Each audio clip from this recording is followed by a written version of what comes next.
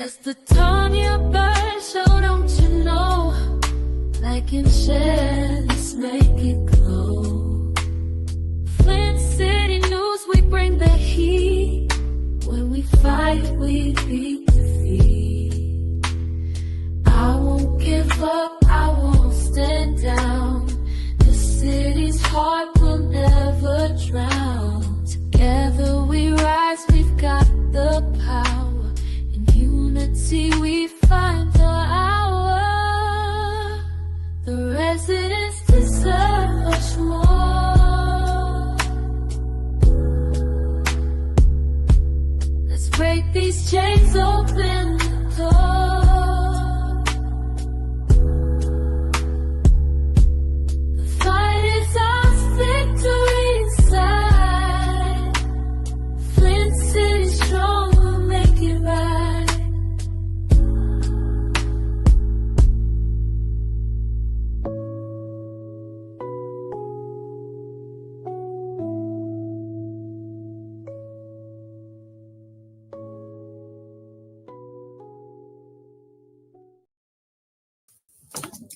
Hey, good evening, everyone. Good evening. Look, I hope everybody is doing better than what I have been doing because I was down and out. So I'm going to try not to laugh. So I'm going to say first to the moderators, y'all have to hold it down because if I laugh, I'm going to cough up the other lung that I don't have. So Tashina Beckton and to Patrick Jean, thank y'all for being here. Y'all, we got a lot to cover. Producer Jay, how are you? What's going on? How are you? Now, Producer Jay, we got a lot to cover tonight. I can't laugh. So we got a lot to cover. A whole lot. And feels like it's been 11 years since we've been on here.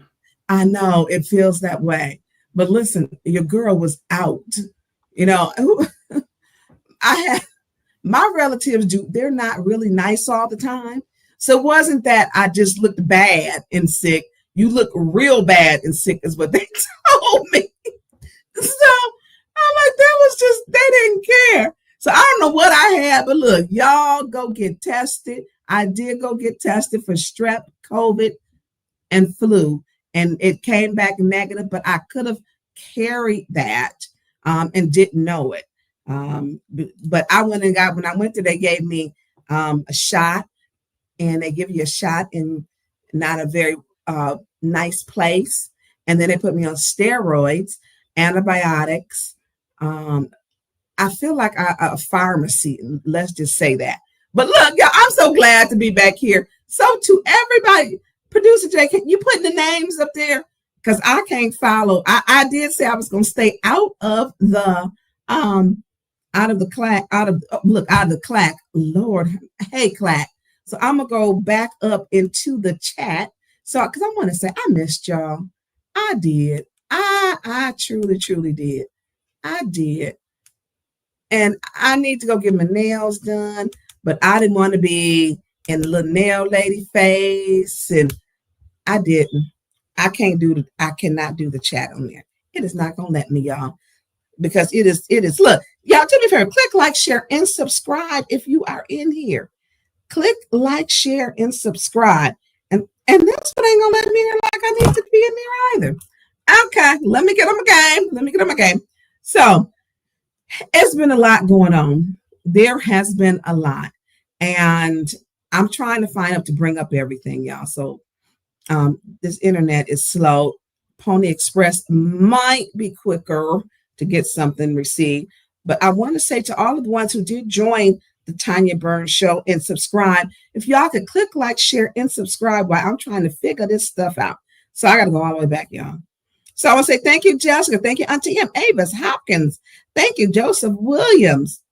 Rhonda Atkins, Maria Carter, you in there, girl? I ain't going. Texas May, eating my steak, waiting on the show. It's like everything bigger in Texas. I just had to say that.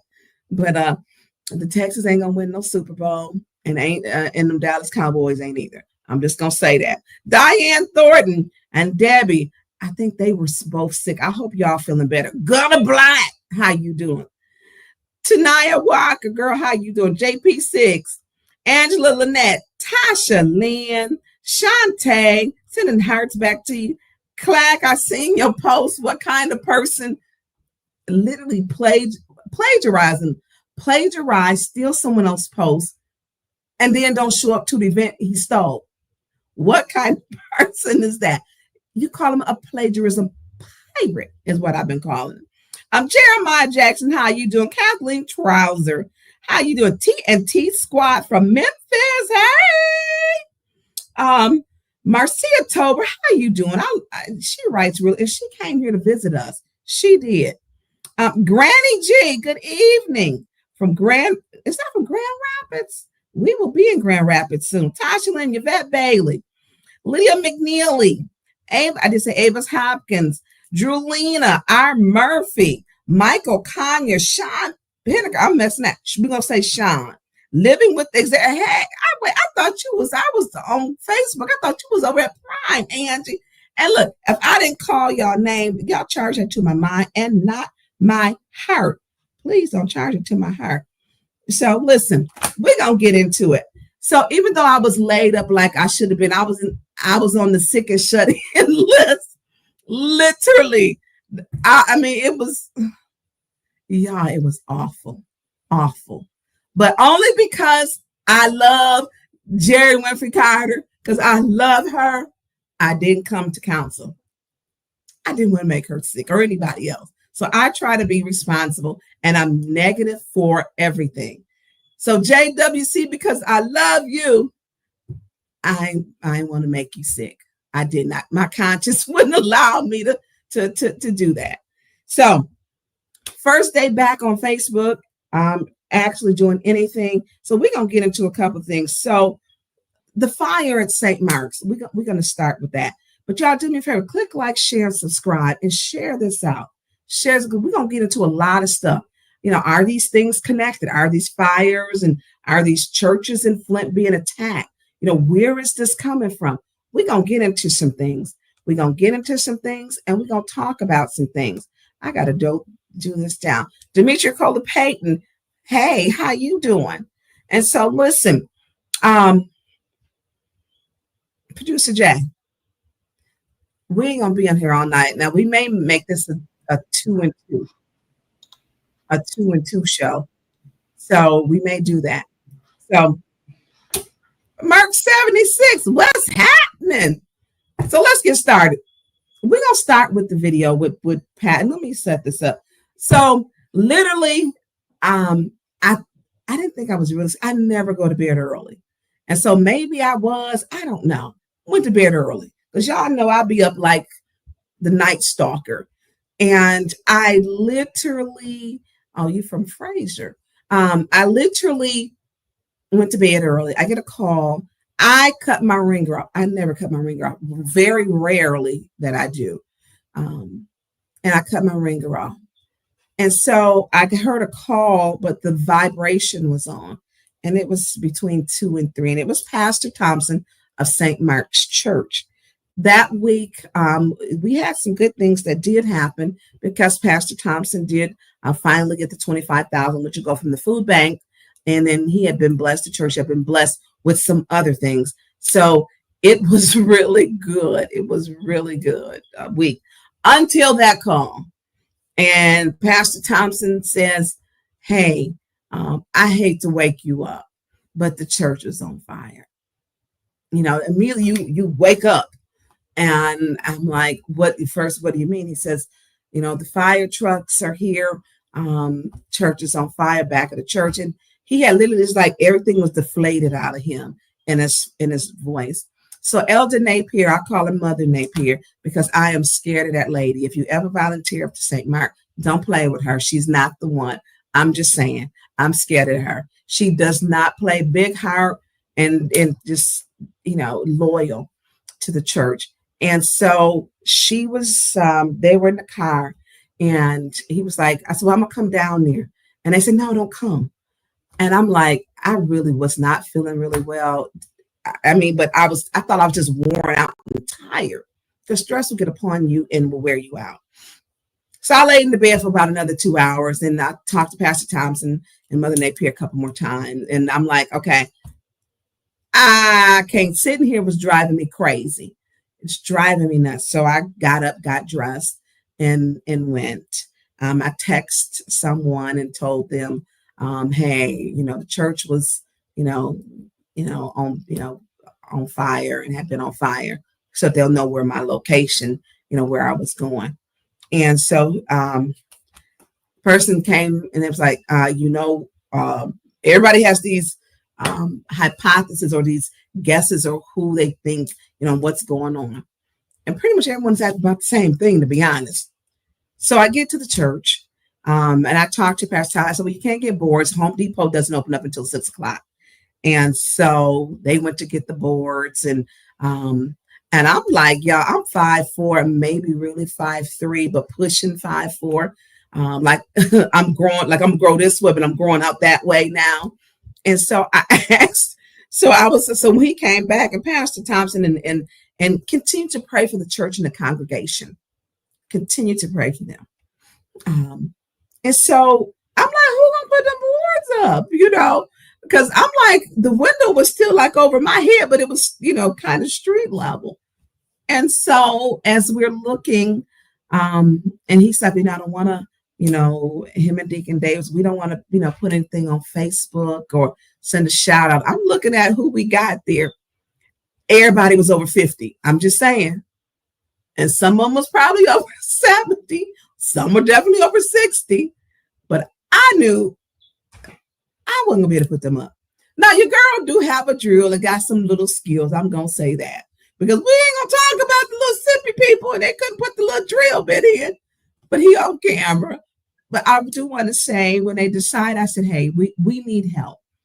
St. Mark has served this community, and we now need help from the community. And I'm gonna tell you this. It brought something that was tragic, brought so much good, and brought people together of every faith. So I did the live. So we're going to play the video and we're going to go from there. And what? Hey, Birdie Baby. Let's play the video. And hey, Jessica. Hey, Reed. Look, while he putting it up, I'm going to be doing shouts out. He going to probably have it up in the next second or two now. So, Pastor Thompson, I'm going to start with you. Okay, so look, good morning, Facebook. It is a good morning. God's grace is enough. We had an unfortunate tragedy. I'm at St. Mark's this morning, and Pastor Thompson, tell us what happened. And look, if you are on here, share the live. If you are a male, can come down to St. Mark's Church on the corner of McClellan and DuPont. We need some help boarding up the building. We need some help. So if you're a man, woman, you can help board up the church. We need your help. We need your help. This is a call for the community to come and serve and help. Pastor Thompson, tell us what happened. Well, approximately 2:30 this morning, there was a call that someone had entered the building.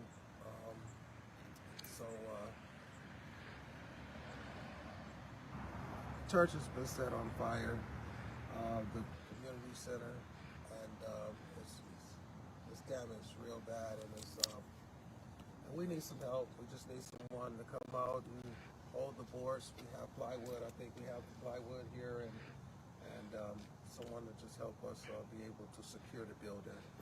I guess that's all I can really say right now until further investigation. But we do want the community to continue to pray for us, as this is a church that's in the heart of the city, with the cities in its heart. And of course, our motto is a lot of prayer, a lot of power, a little prayer, a little power, no prayer, no power. We're asking that you continue to pray for us. We're here with our administrator, Sister Shantae, and also our boy. She already working on one. Tell them who you are, America. great Susan of the SIPI program. She has always been with us. She's been faithful and helping in our outreach efforts as it relates to with the children during our summer programs and things of that nature. And so we thank God for the help of the community, asking some guys to come up and just help us secure the building. So I'm gonna take a walk. I've been in the building, so I'm gonna take a walk, y'all, and we need your help. We have arsonists, clearly. I'm gonna take a walk and show everybody it's the damage. The entire church is smoke damaged, and it's emotional. This church, St. Mark, and its congregation serves this community faithfully.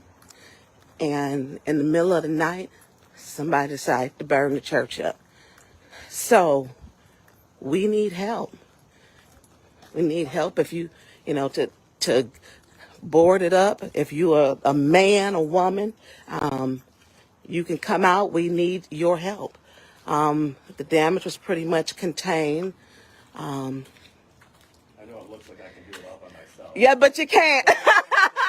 So we are asking people to come and help. The damage is extensive. This back part is done. It's done. So if you can help, we need you to come out. We need you to come out to help. It's not going to take too long, but we're going to take a small walk. And let's see.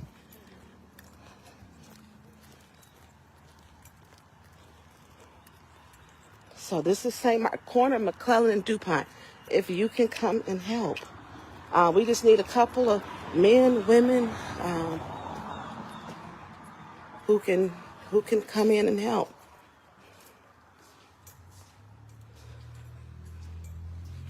So you can see they're trying to get the water out.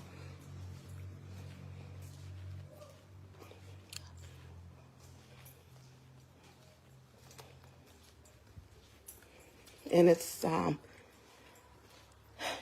sad.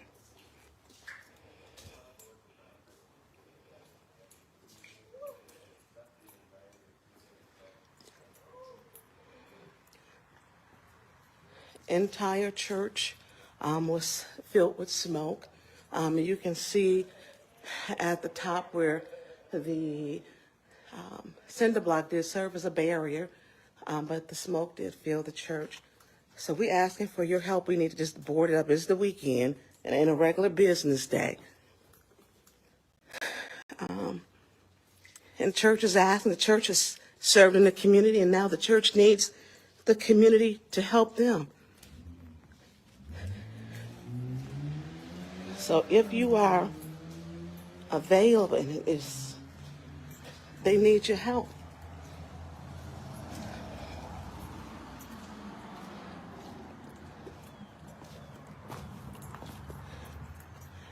And if you're coming, I cannot see.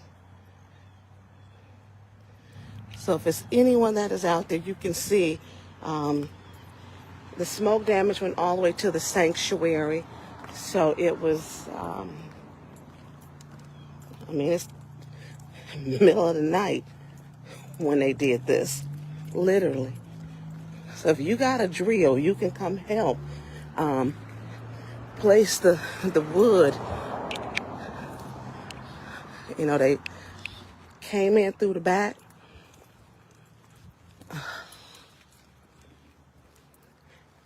It ain't gonna take you long. It's the weekend. We do need your help.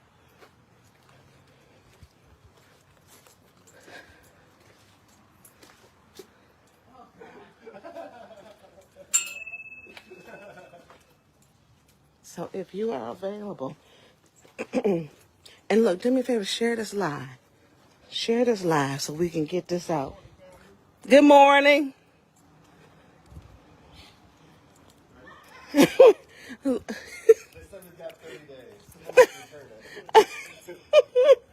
You having too much fun with that. No, I don't know anything about this.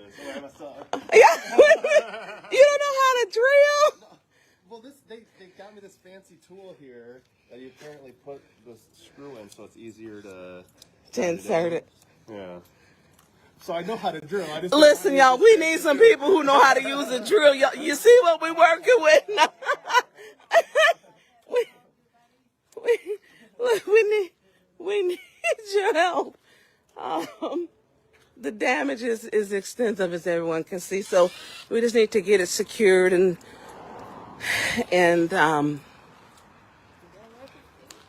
until we can get,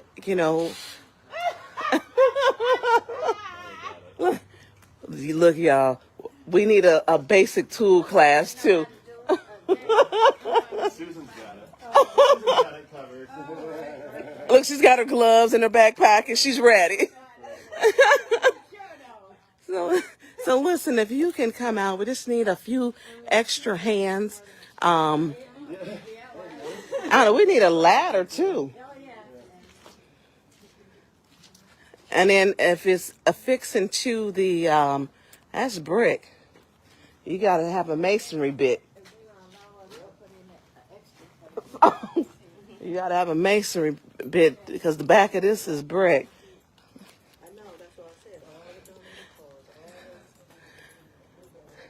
So what was all in this room? The kids? Mother, look. Mother Napier. So, no, we do need it. It's okay. She right. So listen, if you can come out, in the spirit of the community, we can manage that. This does not kill the hope. So if you can come down to St. Mark's corner of McClellan and DuPont, your help is needed. Someone broke into the building and set it on fire. We could use your help.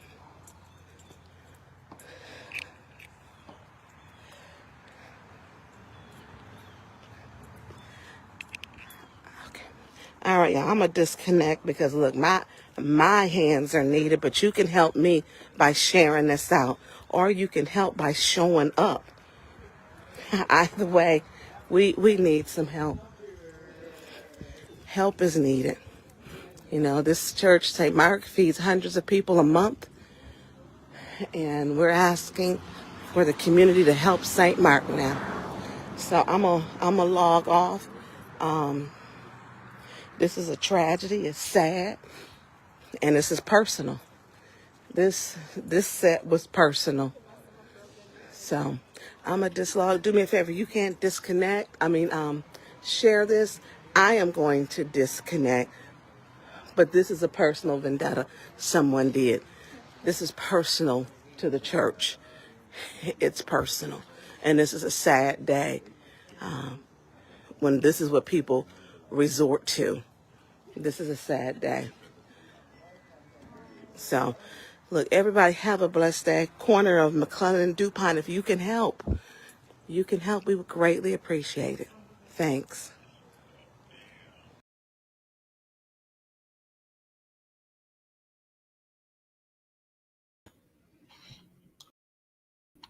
You muted.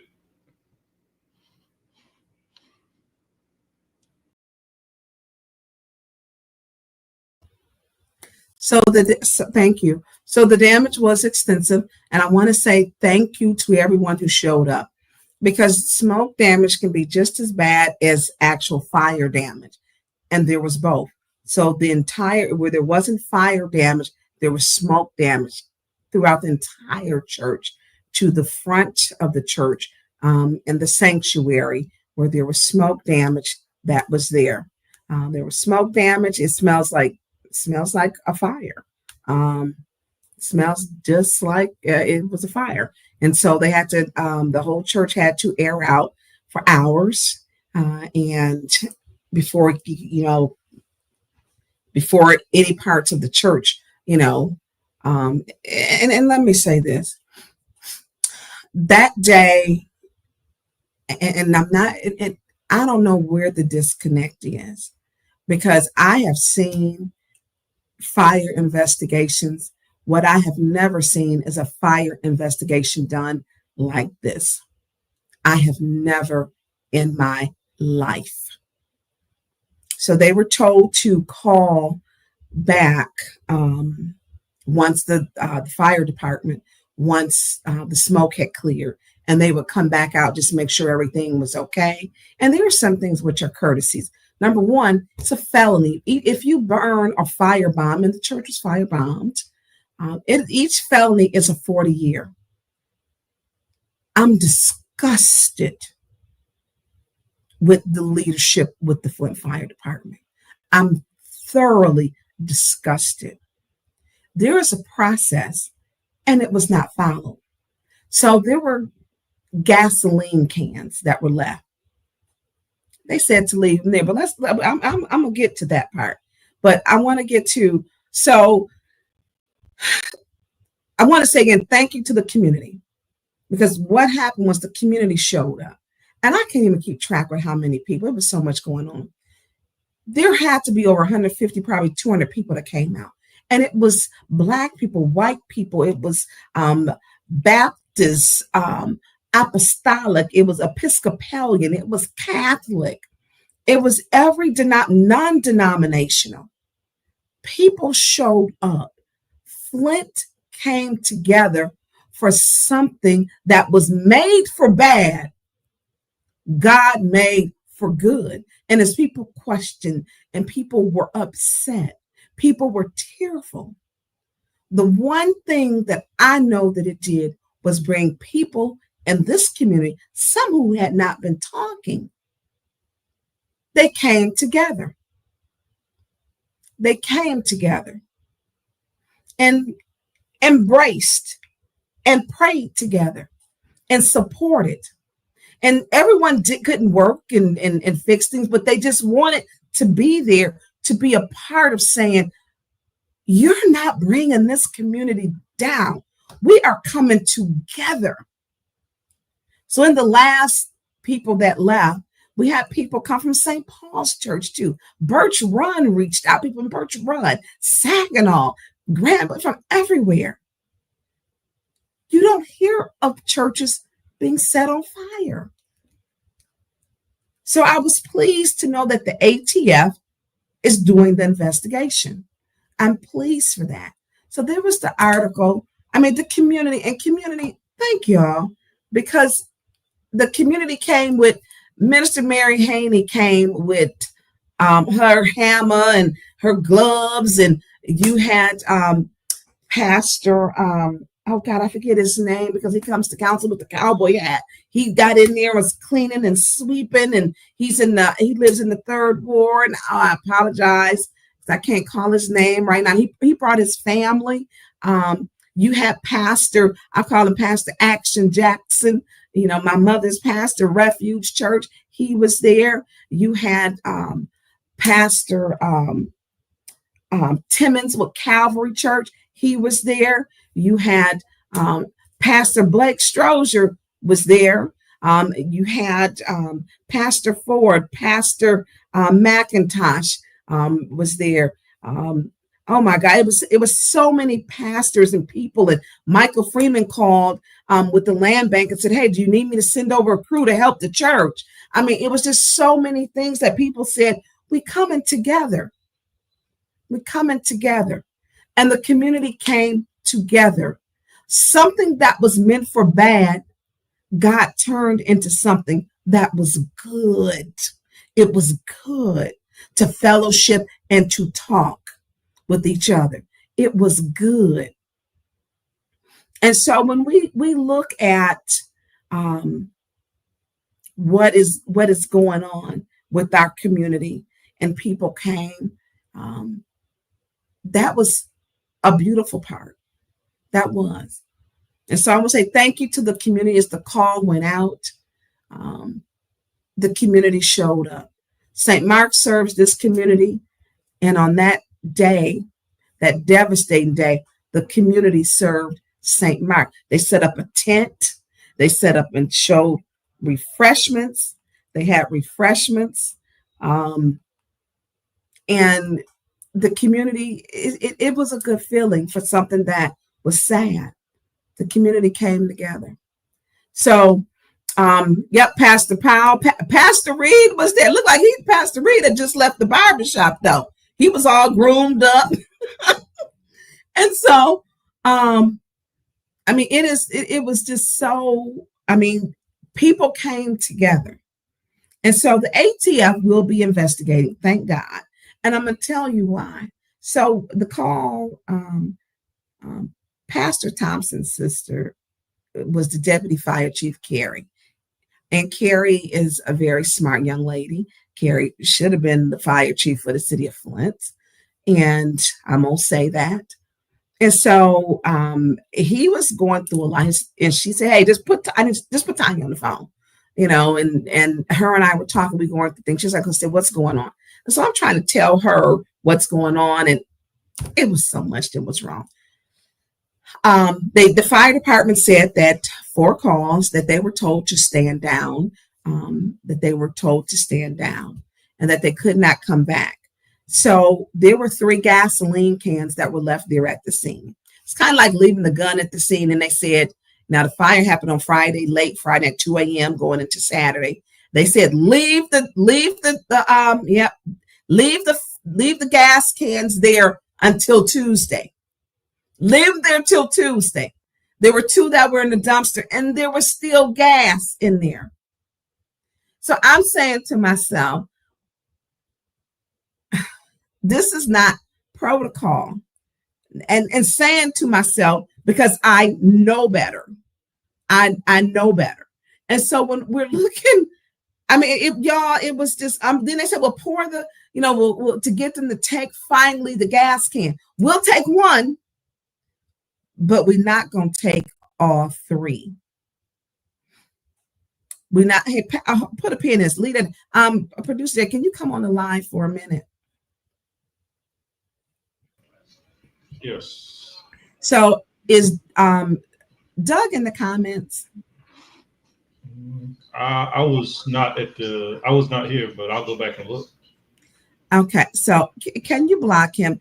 I'm not going to do anybody's foolery. So any dusty people who need lotion and tape to put themselves together can get off of my line.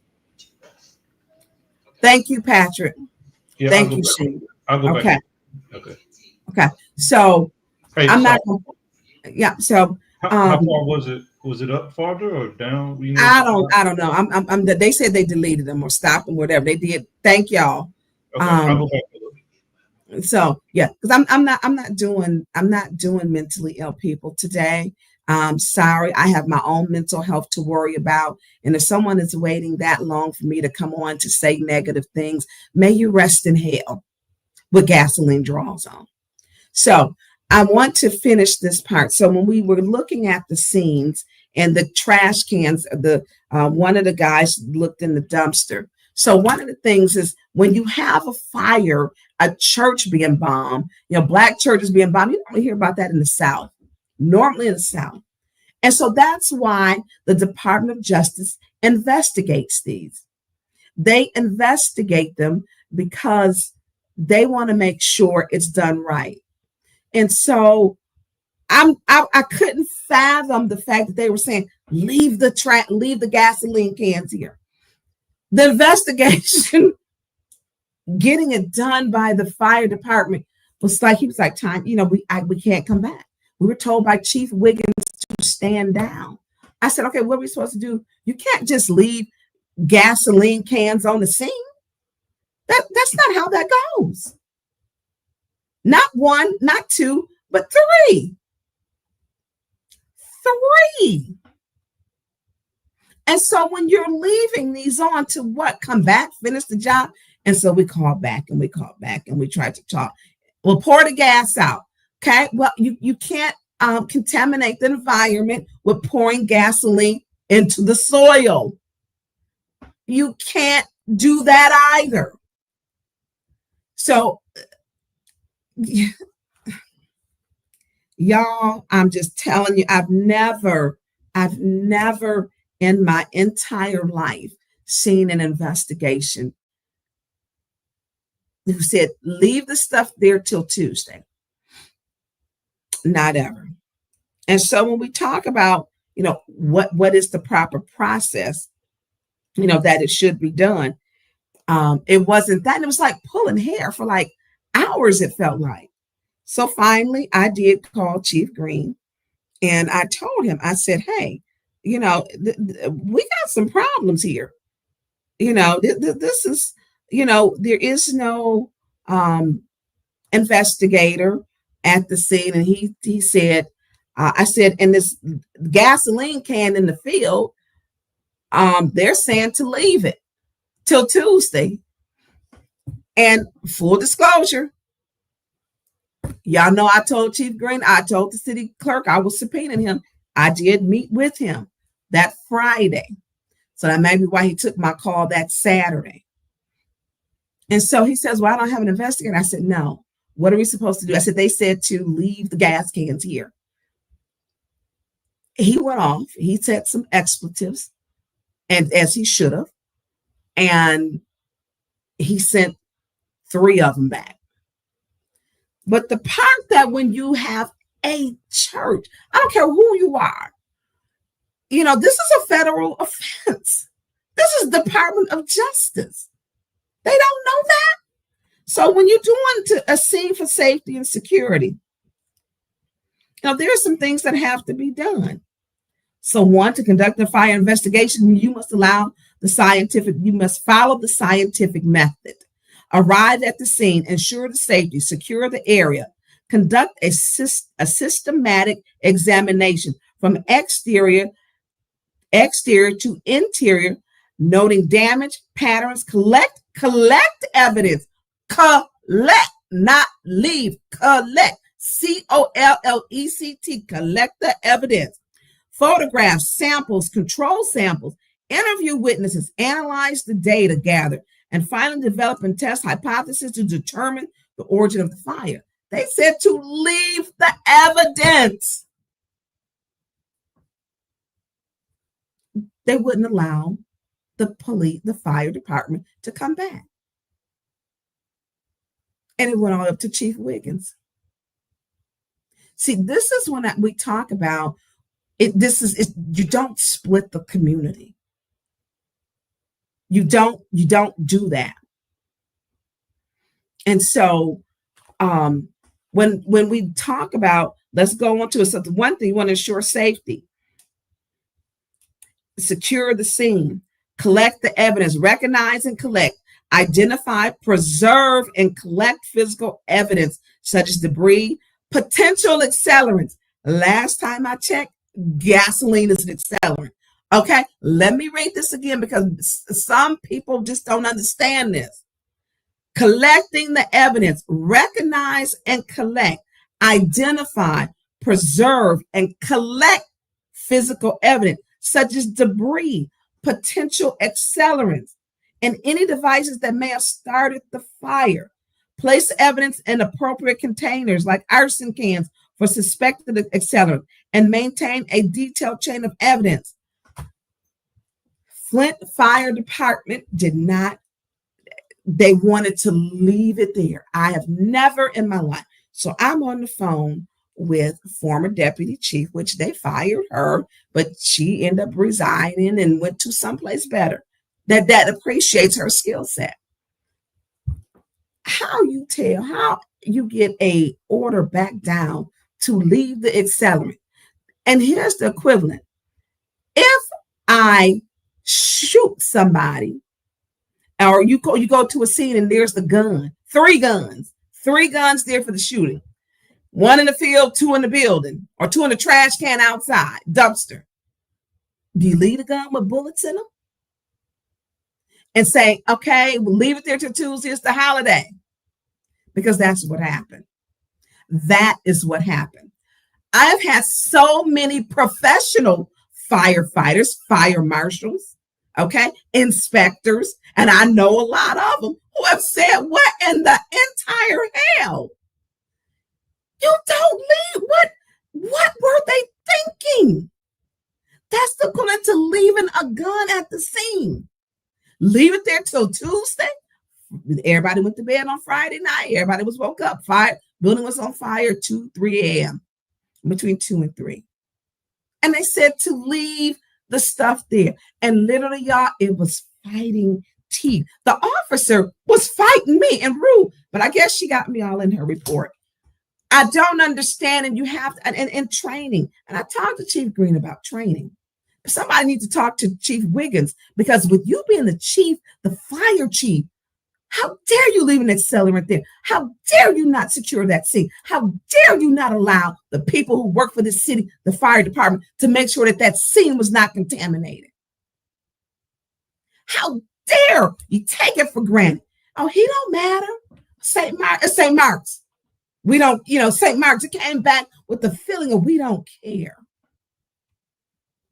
If it was my arch enemy, if their church or house burnt down, I'm not going to I'm going to do what I can do to help, because I want my name on the roll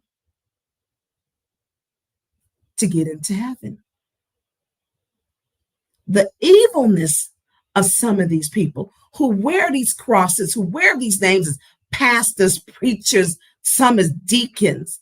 If you got to keep telling people and wearing it all on you, you should be able to see the God in everybody without a Jesus hat, a Jesus, a heart, and a bracelet and a shirt. You should be able to see it in your actions. So I get on the phone with Chief Green, and Chief Green, thank you for taking my call. And he's like, well, I'm going to get somebody out there. Tonya, you're serious? I said, I'm very serious. Very serious. He sent some people. And when we talk about collecting evidence, Michael Clark, you funny trees this event. It's so many different things. Because the church has cameras. And so you want to make sure you preserve the camera evidence too. The videos. They said just to leave everything there. So I don't know if people know, but I do design and fire systems, do fire suppression, and so on. That's what I've done for years. And I worked with my godfather out of Grand Rapids. So I know a lot about fire, more than I choose to know. And I don't want anybody to think because my ex-husband, because he passed the test, not me, but I studied with the test for him. And he was Saginaw's fire marshal. He was Saginaw's fire marshal. He was good at his job. I'm gonna give him that. Very good. And so things that I know, because you just know. And I'm telling y'all, this was so the epic failures were amazing. I don't know where you leave evidence at a scene. Put that can back up, y'all. Let me say this.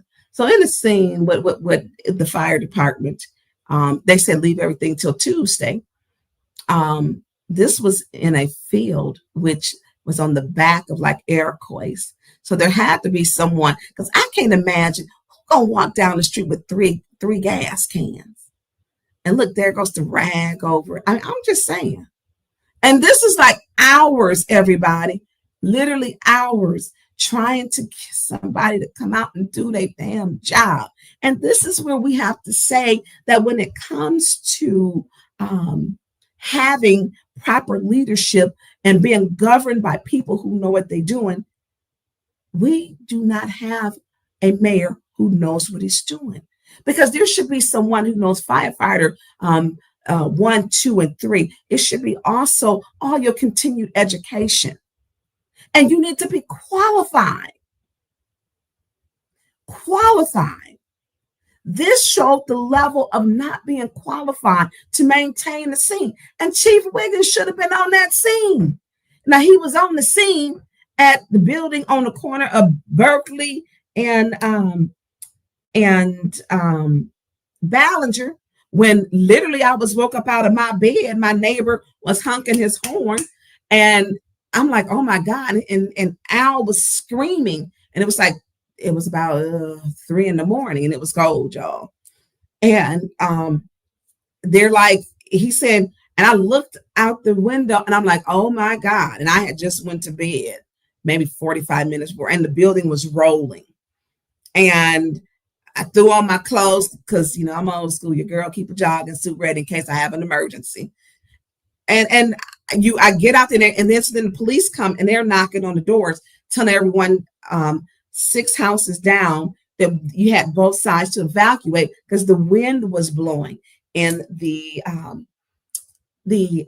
from the flames it was dropping on the houses, on the roofs. And so we had to get up out of our bed. Chief Wiggins was over there for that. He showed up. I spoke with him that night. I thanked him for coming. But where was somebody there for the scene for St. Mark's?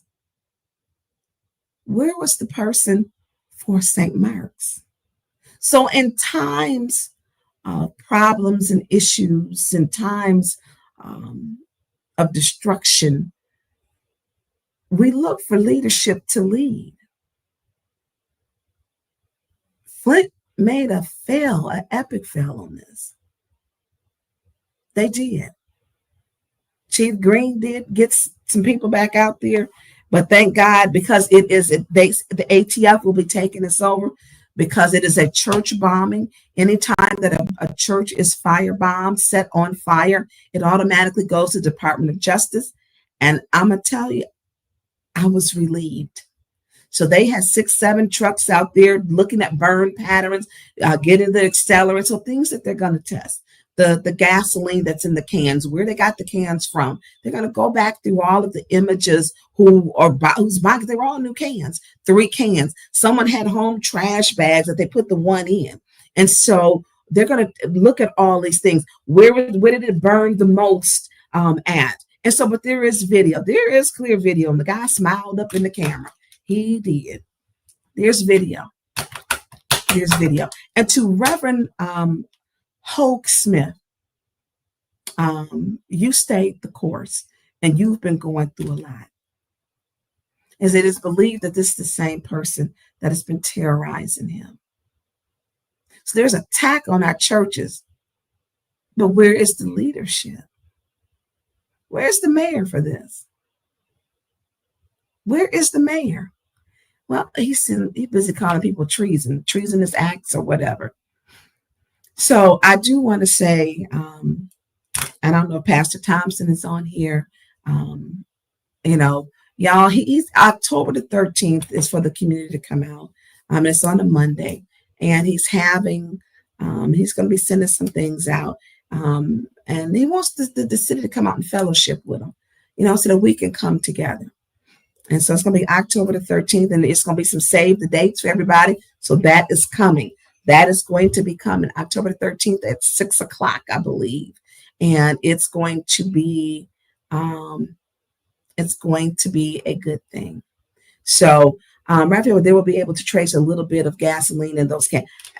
Listen, those cans were not all empty. So there's going to be a lot of gasoline, because people's grades of gasoline is different from different ones. It's supposed to be a certain grade, but they'll be able to trace that too.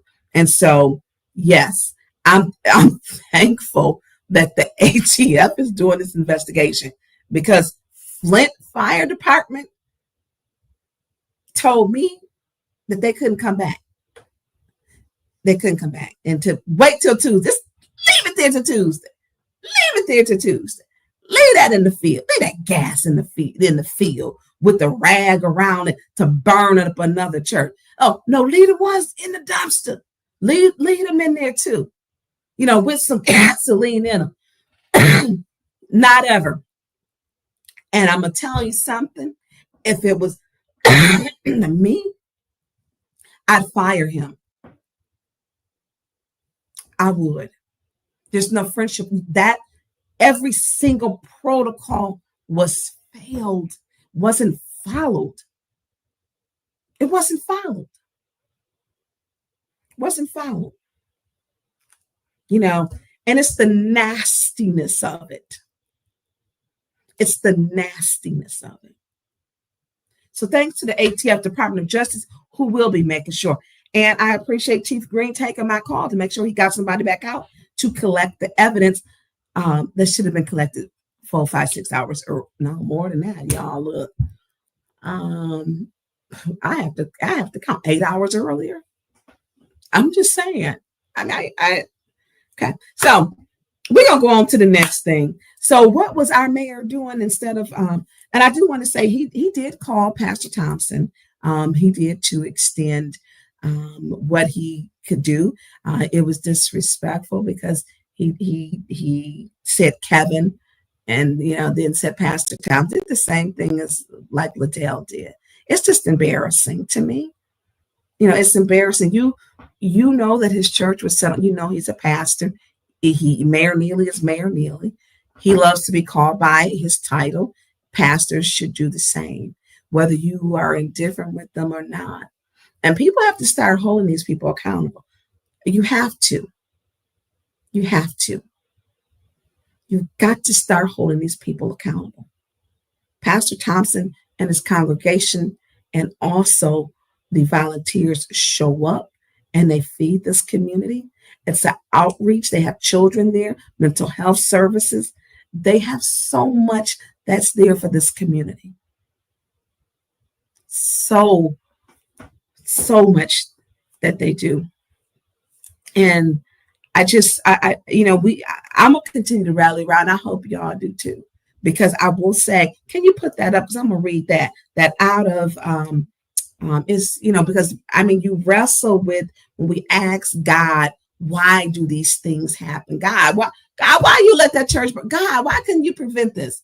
So there are several verses, Romans, Ecclesiastes, Proverbs, suggest that God allows things to happen with a greater purpose, working with them for the good of those who love him and are called according to his will, even if it's not always understood. Yes, God, we don't understand. I had to go search for understanding. These passages emphasize God's ultimate control and his ability to use all circumstances, not some, but all, even suffering, to confirm believers to the image of his son. And I'm going to tell you this. When the call went out, God sent his people. And that part was the greater for the good, to rebuild, to come back stronger, to come back better. And Pastor Thompson has been going through it. And I said, look, but you got insurance and you got community, you got some things that insurance not gonna cover. We're gonna come together, we're gonna fix it, we're gonna work it, we're not counting it out. Because what happened was the people came together. So if we don't understand, like I said, God allows things to happen with a greater purpose, working them for the good of those who love him and are called according to his will, even if it's not always understood. So that to me is upset, and going back. I had not watched that video back. I had not, and listened to my video. That my voice, I don't think I was well that day, y'all. I don't think I was well because my voice sound like it don't sound well. So keep St. Mark in your prayer. Keep St. Mark's in your prayers. We've got to do that. There's a lot that's going on in this city. So one thing, look, y'all, click like, share, subscribe. If you are logging on to here, click like, share, and subscribe.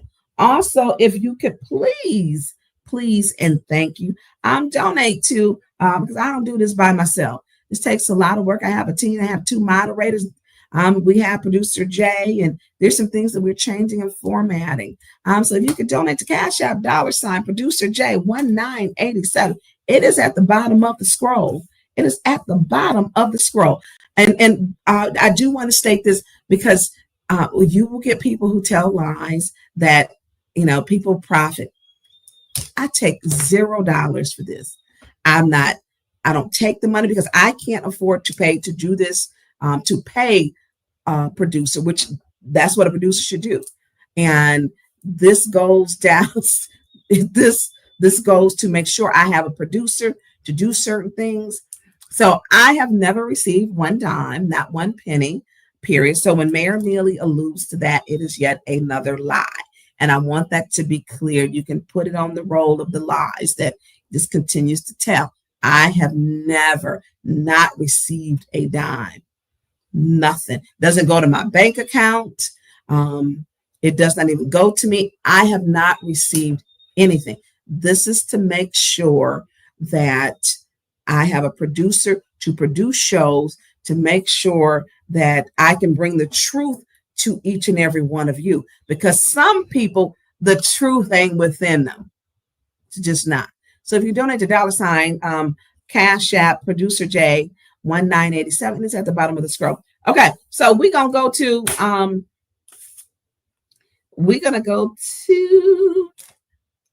you got the list up. You got the list up. Where we going now? Where we going? Oh, I gotta look it up. I'm trying to do too many things. So next thing on our list. By the way, for you, before you go, Pastor Thompson is in the chat.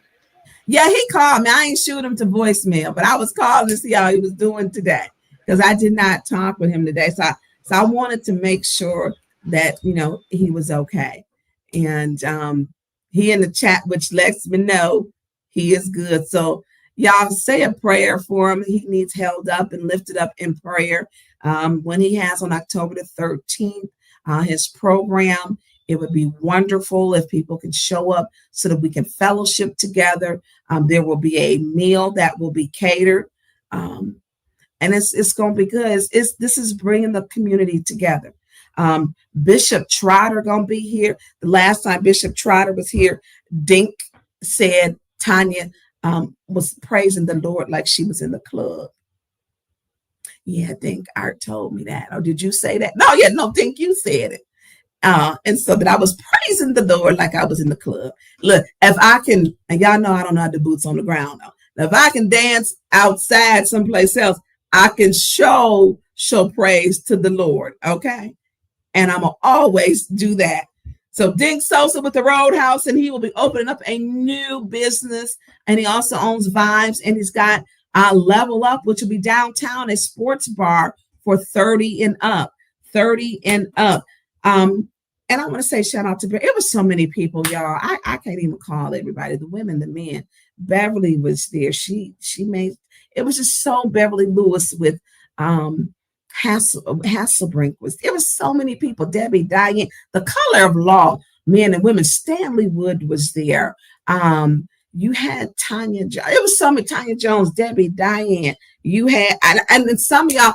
I don't want some people to think I was being rude, y'all, but Carrie Edwards thought I worked for her, I think, that night. Yes, I'm talking about your sister. And she had me working. Then through Chief Green, if he gonna work with, I'm gonna work with him to get something done. He got them people back there. So it was good. It was good. So I do want to say that. So let's go on to our next thing. We're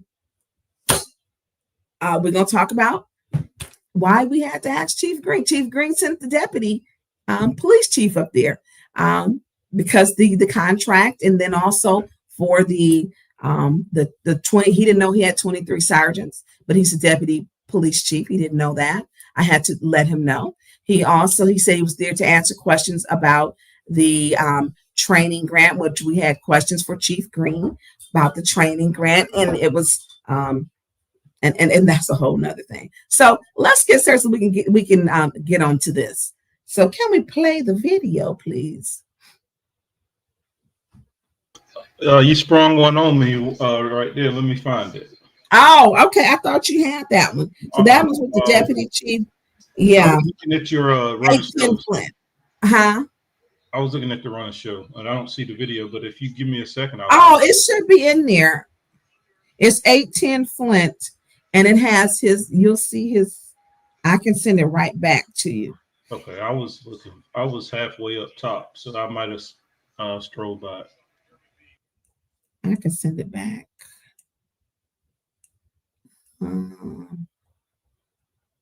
I got it. I found it. Okay. Give me 1 second. All right. And listen, y'all, click like, share, and subscribe. and share this out. And thank y'all for sharing your time with us because we got a lot to cover. There is a council meeting that is tomorrow. I'll be there before 4:30 to put your name in the box because you know that box will be taken up, quorum or not. So don't think that they're going to give you a courtesy because they're not. They don't give their colleagues courtesies. So you aren't going to get one either. So if you want to speak, make sure you are there. Come and speak, be there on time, share your thoughts. It's been a lot happening. So, and he's going to get into what happened. So he's pulling that up. So, and a lot of this is because, hey, your girl been sick. Okay. Can we start at the very beginning, please? Because then I'll stop it and we go to the 13:30. So you want to start at the beginning? Beginning, because he was just rude altogether. Okay, hold on a second. Please. And thank you, Xavier, with 8110 Flint.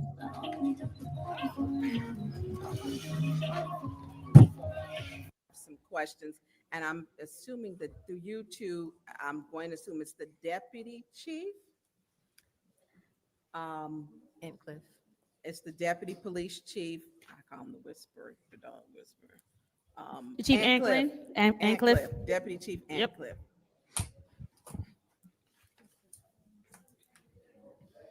Yeah. I don't know. We didn't ask that. Right. Yeah, because it didn't even go through committee. Good afternoon, Deputy Chief Antcliffe. How's it going?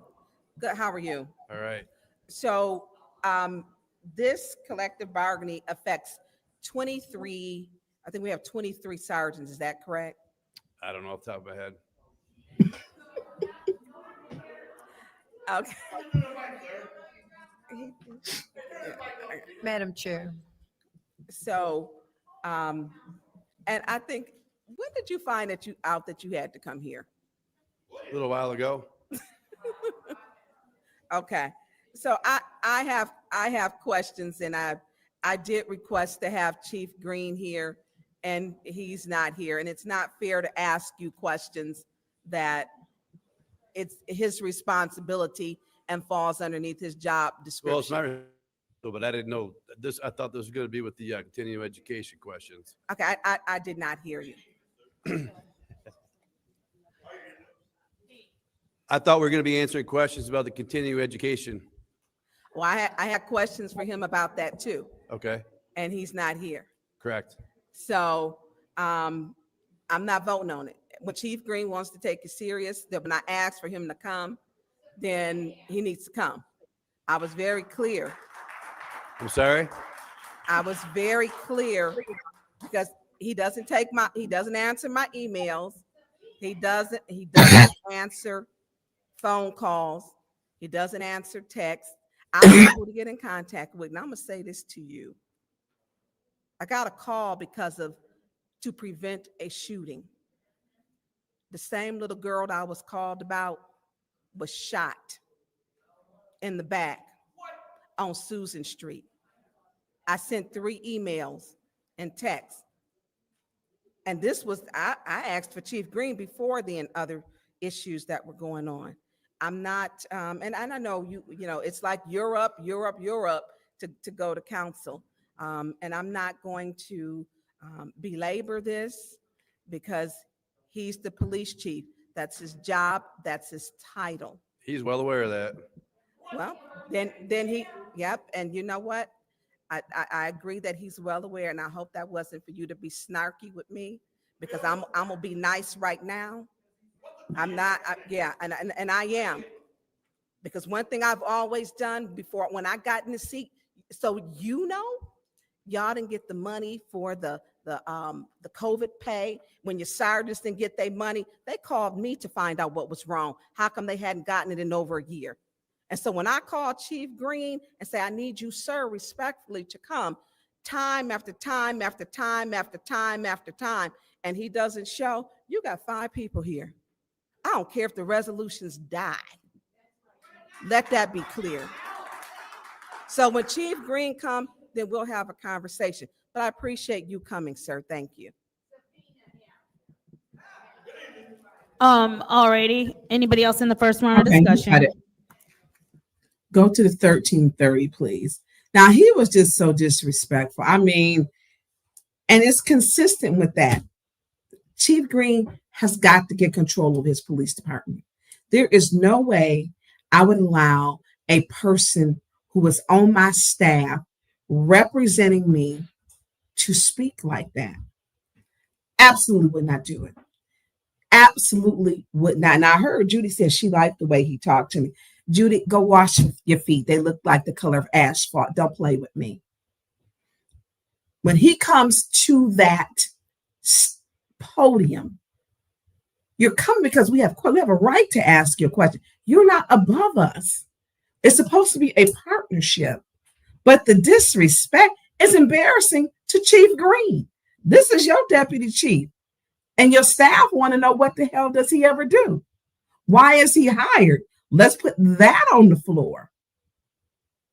What does he do? Is the question. He didn't even know. How do you come to say for collective bargaining and you don't know that it's 23 sergeants?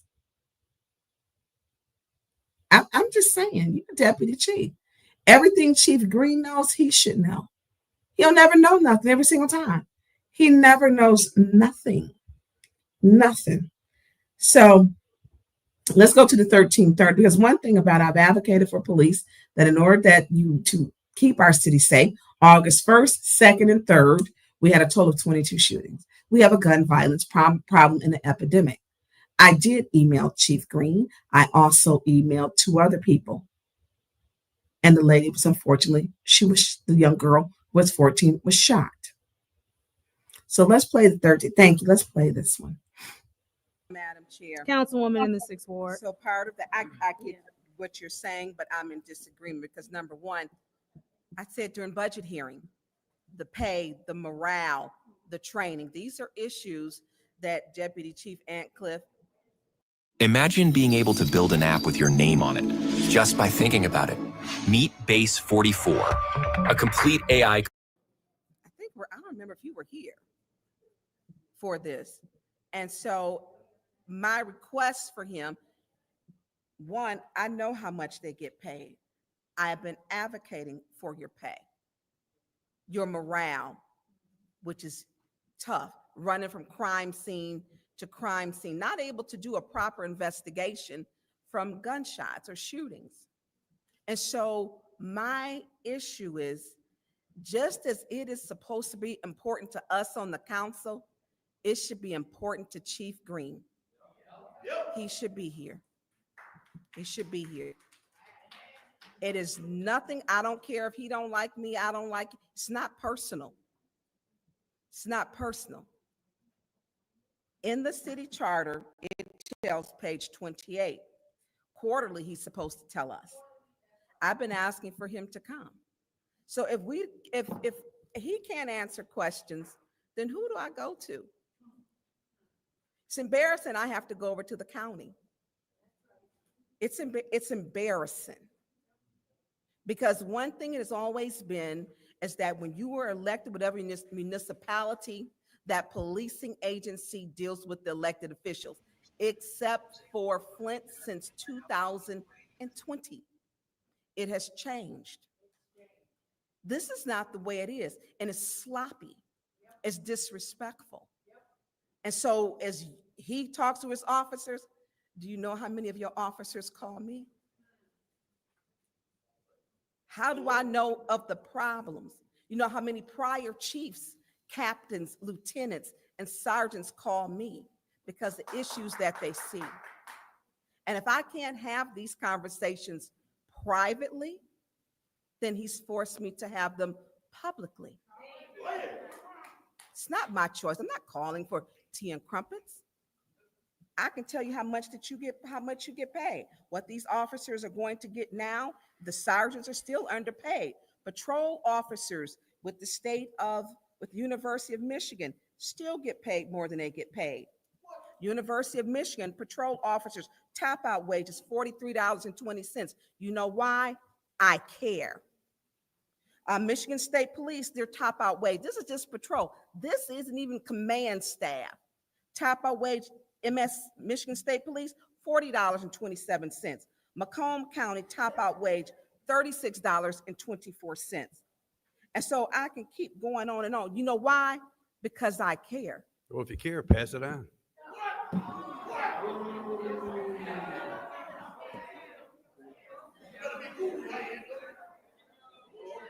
I just want your sergeants to make sure that you is the chief, the deputy chief, was your response.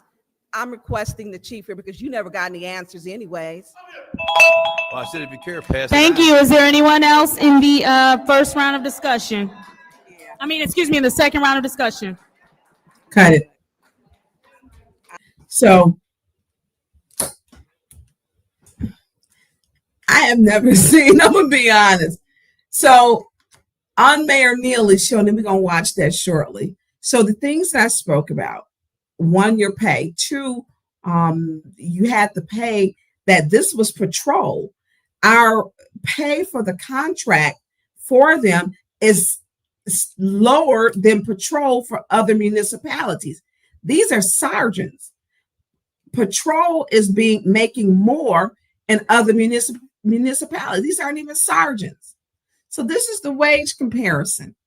And so when I look at this, and the mayor done wooed, is it Mark? He done wooed him in. You can't make this up. Mayor Neely is divisive to this community. Leadership leads by showing up and people that you can trust. We don't have that now. Chief Green sent him up here because he's chief. And Chief Green watches these. He watches them. And me and him had a it wasn't nice, probably the first 20 minutes, 25 minutes. But you don't send your deputy chief up where your sergeants are hindering, or it's hinged on this. I had questions. Chief Green, why are you not advocating for your sergeants to get more money? Their contract may come back up in December, but what are you doing to make sure that they're getting a fair wage? You're losing them because leadership begins at the top. Chief Green, you're the top. Chief Green, you are the chief. And Chief Green knows you talk about crime fighters and which police, who were chiefs and who like to fight crime. You're going to get Brad Barksdale, Tim Johnson, and you're going to get Chief Green. Because he put everybody in jail. He was very systematic. I know Chief Green knows what to do because I've had conversations where we've had dialogue. But and how do you make your community better? If people calling me because a child or it's going to be a shooting and they're saying that we want you to prevent this because we trust you, if you can talk to the chief has a responsibility to call back. I had that conversation with him. And I'm going to keep having it. I'm not going to be quiet about it because these are children. 22 people were shot on April 1st, 2nd, 3rd. August 1st, 2nd, 3rd. 17 in one day on Saturday. When we have these type of problems, we have to work together. I don't have to like you to work with you. And that, to me, is important. I have been saying a comprehensive public safety plan. You have to have one. You have to. And so when I'm asking the deputy chief, who could care less, because he at his desk making paper mache dolls, people trying to figure out what is he doing. He didn't come to work from Flint. He came from the sheriff's department to Mount Morris over to Flint. And he's rude and he's disrespectful. I did not. Thank you, Diane, for supporting. Thank you, Sheena, because I can't keep up with the chat. And so my thing is, in your absence, who you send to represent you makes a difference. Chief Green knew when they sent him, we had asked for Chief Green 3 times beforehand because I got questions. You have a problem keeping officers. What are you doing for their pay? Is it something we can do to offer a bonus? Can we check to see what's left in our ARPA funds? And so you get Mark or Matt over there who got there with the mayor who's over the police union. That was just the most ignorant thing you would have done because you know what, Matt, Mark, whatever your name is, with the union, he's giving Seamus, who doesn't tell the truth, who submits, oh, I got video evidence, just lied on me twice. And this is the thing. I'm looking at the behavior of birds of a feather stick together, liars of a feather stick together, and I'm noticing this. So how does it make people feel who work for Mayor Neely that he's giving Seamus a $50,000, $60,000 raise in a position who many people feel he's not qualified for? How does that feel? I think he'll be making more than Clyde Edwards. And Clyde's been with them, or just as much as Clyde, Seamus will. He'll be making more than Ed Taylor. He'll be making more than, I believe, Shelley Sparks Green. He'll be making more than Tommy Johnson. He'll be making more than Vanessa Pringle. Seamus will be making more than just about everybody. But what is he doing for that pay? Mayor Neely makes $140,000, and he got a $15,000 raise. That's one person. Did any of the police get a $15,000 raise? No, you didn't. You didn't. So when I'm asking Chief Green, because I want to stop the bleeding with leaving, it's not a question that I'm going to give to the deputy chief. Matt, Mark, you need to know those questions are for who are in front of us. And yes, I do happen to care. I wonder, Matt, Mark, was it your pay that I helped to get? Because some of y'all sergeants didn't get your pay. It was stuck. They didn't know where it was at. And so when we look at these things and we're saying we need Chief Green, and he's saying just sign it, to be so cavalier to speak in that tone is disrespectful. I wasn't disrespectful. There were 5 of us there. Me voting no meant it didn't go anywhere. Bring the chief. What does Chief Green do? This is the lowest amount of officers we've ever had. Flint used to have, I was speaking with someone yesterday. They were like, when I started, we had over 400 officers. Then it was like, oh, well, in the 80s, we got, in the late 90s, we got 250. Then it got decreased down with emergency management to almost nothing. So how do we, and so we know that people are picking off, like University of Michigan, Michigan State Police, Oakland County, other ones. What are we doing to maintain them? Do we need to give them a better bonus? And see what Matt, Mark, whoever the union, y'all need to get another union rep, because I would not be, if I'm in the union, have my union rep go on. And he needs to understand, council and the mayor are co-equal branches. One isn't better than the other. But when he says on there, council makes the final decision. Why would you come on there and cater to them? One before people watching that show, and one of them was me, so you had 3. And so we look at this, who we have in the police department, because I value those who put their life on the line. I want them to go home every day like we do. For those who care, now me and Chief Green had a discussion. I haven't even had a chance, honestly, y'all, to process it. I have not all of it. Because he's going to be the chief. He's not going anywhere. That I know of. And so how can we as a council let him understand the things that we see with our constituents to make the city safer, better? And a lot of these problems that we get come from the mayor. They come from the mayor. I know Chief Green knows what to do. I know his record. I know the things that I've had with the conversations, but getting it applied, what is going on? It should have never reached this embarrassing level. The conversations with the spraying and the shootings with the gangs, and it was some tough questions. We got a lot of work to do. And it's literally rolling up your sleeves, getting the work done. It's not easy work. The problem in all of this, the problem is it's the mayor. The mayor doesn't want council to talk to. Now, if you work in the city, you can't talk to council. He's called everybody in there and made them loyal to him. Chief Green, get your police department under control. Make your people that work for you underneath your command loyal to you. Yep, that's it. Community, this past Saturday wasn't before people watching. I was one of them. So it was 3. It was 3. And so when we talk about how do we move this city forward, the mayor is divisive. He called us treasonous. Not funny, but the fact that he would go to that extreme to tell such a flagrant lie and be comfortable doing it is ridiculous, shameful, disgraceful. So let's go. Let me pull up my other stuff. Look, y'all, click like, share, subscribe, and donate. It's down at the bottom of the line. I got to pull this back up.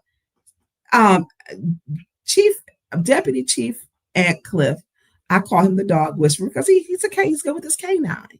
And he kind of like deals with the canines. That's more where he's suited, not as deputy chief. Just not. You don't come to council and genuinely, I'm asking. He came up there and showed his behind. He handed me his. Just do it. Who are you talking to? I'm trying to see what we can do to help your sergeants. You don't know how many sergeants you have. I know these sergeants have families, but you don't care because you're getting your pay. Shameful and a disgrace.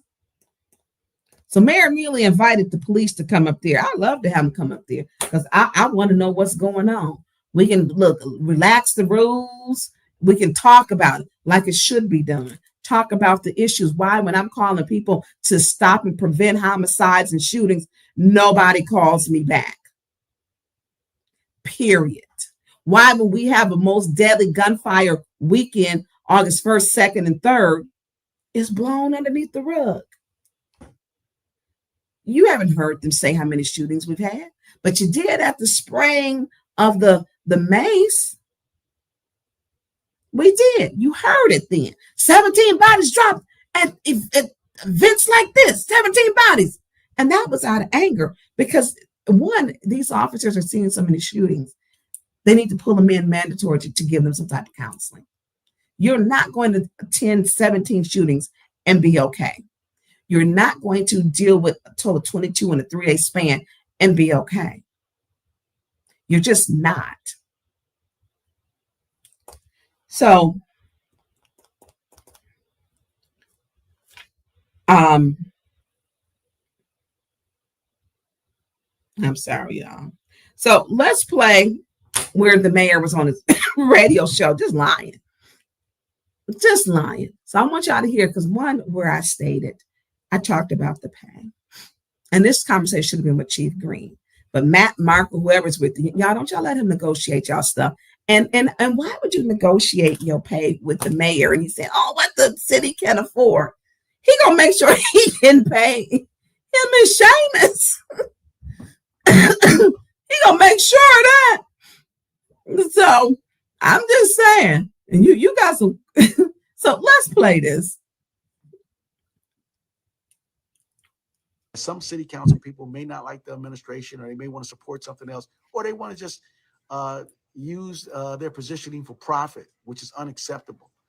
We need to push back against that, and it's time for the residents of this community to be able to step in and engage those places where these individuals are doing wrong. Last step is for it to go to city council for approval, and once it goes through and gets approved, then we receive our financial compensation, and the city has an endured contract with our union. But unfortunately, that didn't happen this time. For whatever reason, the contract was laid before city council, and it didn't seem like any of the terms of the contract was discussed or anything like that. It was just simply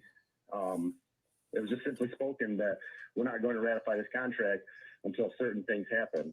So it didn't seem like city council had any issues with the contract or the terms of the contract. It seemed like it was more of a personal thing that this contract was not pass through the city council. Thank you, Madam Chair. I don't think anyone is denying the sergeants or officers their raises. However, I think that Chief Green needs to be here. We have questions. He needs to be here.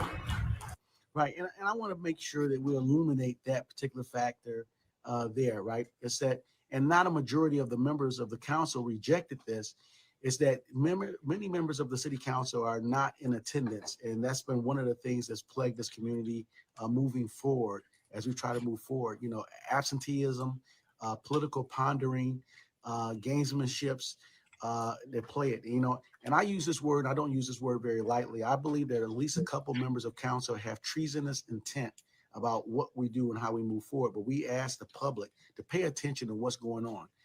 Far too often, we just turn the page and says, this is just, you know, just foolery, and I'm not going to pay attention to it. But it has a deeper impact to our community on what it impacts. Now it's impacting the working men and women of the Flint Police Department, as well as those that we serve. So this is going on a period of going on 4 weeks. We will put this contract up again for the ratification portion from the city council to be able to vote on this. At the last city council meeting, out of 9 council people, only 5 showed up. So in order to have anything passed, you have to have, because you have 9 in total, you have to have 5 affirmative votes to move anything forward. So when only 5 show up, that means all 5 have to vote in agreement. At this particular meeting, 4 voted to ratify the contract to be able to go ahead and get the compensation needed for the Flint Police in the sergeant's area, and 1 voted no. The 6th ward voted no.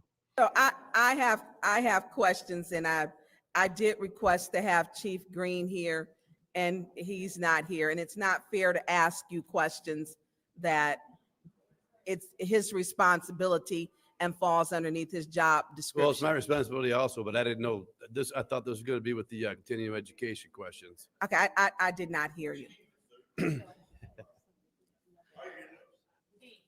I thought we were going to be answering questions about the continuing education. Well, I had questions for him about that too. Okay. And he's not here. Correct. So I'm not voting on it. When Chief Green wants to take it serious, that when I ask for him to come, then he needs to come. We have another city council meeting coming up on Monday. And as a team was going through what resolutions are we going to be setting up for council to be able to push forward, we still have reports of some people are not going to be in attendance to that meeting. But definitely we don't want to continue to have the police officers wait for their very earned wage. Right. And as we move forward, we talk about the political divide and the level of dysfunctional behavior has normalized itself in our society. Because you ain't safe. Fuck you think you're talking to, evil. Do something. What's up? What's up? What's up? What's up? I better stop. Thank you. Walk it out, bro. Walk it out. Thank you. Yes, you did. Yes, you did. Yes, you did. Yes, calling people bitches. You ain't doing that. You don't intimidate me. You ain't intimidate me. Everybody has a cell phone and everybody becomes a critic. Shares and likes, images are what people chase. And we believe that a few city council people are creating content to be able to monetize that, to be able to get money in their pockets. Just the hold up government is ridiculous. And then what I'm saying to you plainly is that on your cell phone, if you create a program and if you get likes and shares, there's ways to cash that in for money. And creating content is that when people are more susceptible to look at things that's dysfunctional than not. And that's the appetite of America, right? When we don't have control.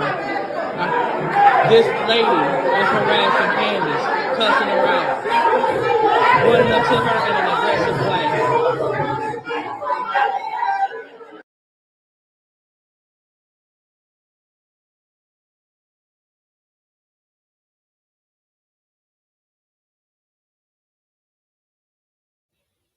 So let's be clear. Tonya Burns has never whipped out her cell phone and videotaped people. I have not done that. Liddell Lewis does it all the time. Liddell Lewis does it all the time. I've never whipped out my cell phone and recorded. I haven't done it. I have not done it. They have. Liddell does it all the time. It's like she was, yeah, this is what you want. This is what you want. This is what, yeah. I'm like, oh my God, look at her. She's done it every single time. She whips out that cell phone and records, takes pictures. Pictures come from that side. Are they coming from Judy? Are they coming? Oh yeah, there she go. Yeah, yep, that's her. Yep, right there. Yep, she's pulling it out, yelling and screaming. Yeah, that's what she's doing. That's his girl. That's Mayor Neely's pick. She is doing exactly what he said.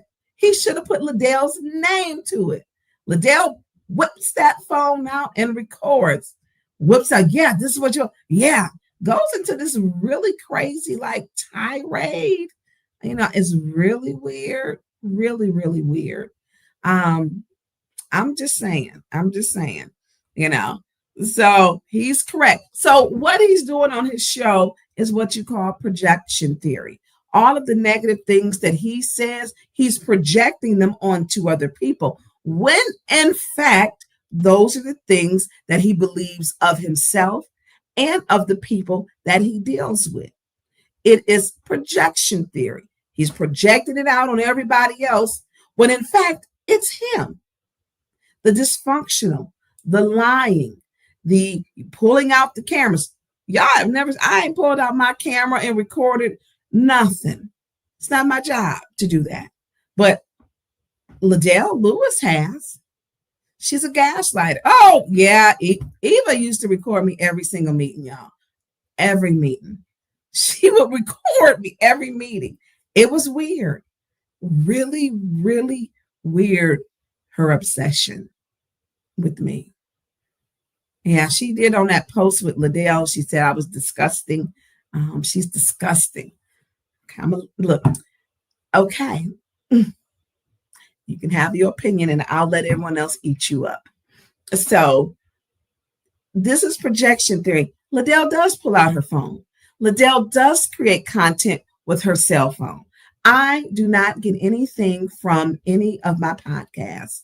I make sure that I do them to make sure I can bring them to you, because the truth doesn't get out. And some people have no relationship with the truth, or a very strange relationship with the truth.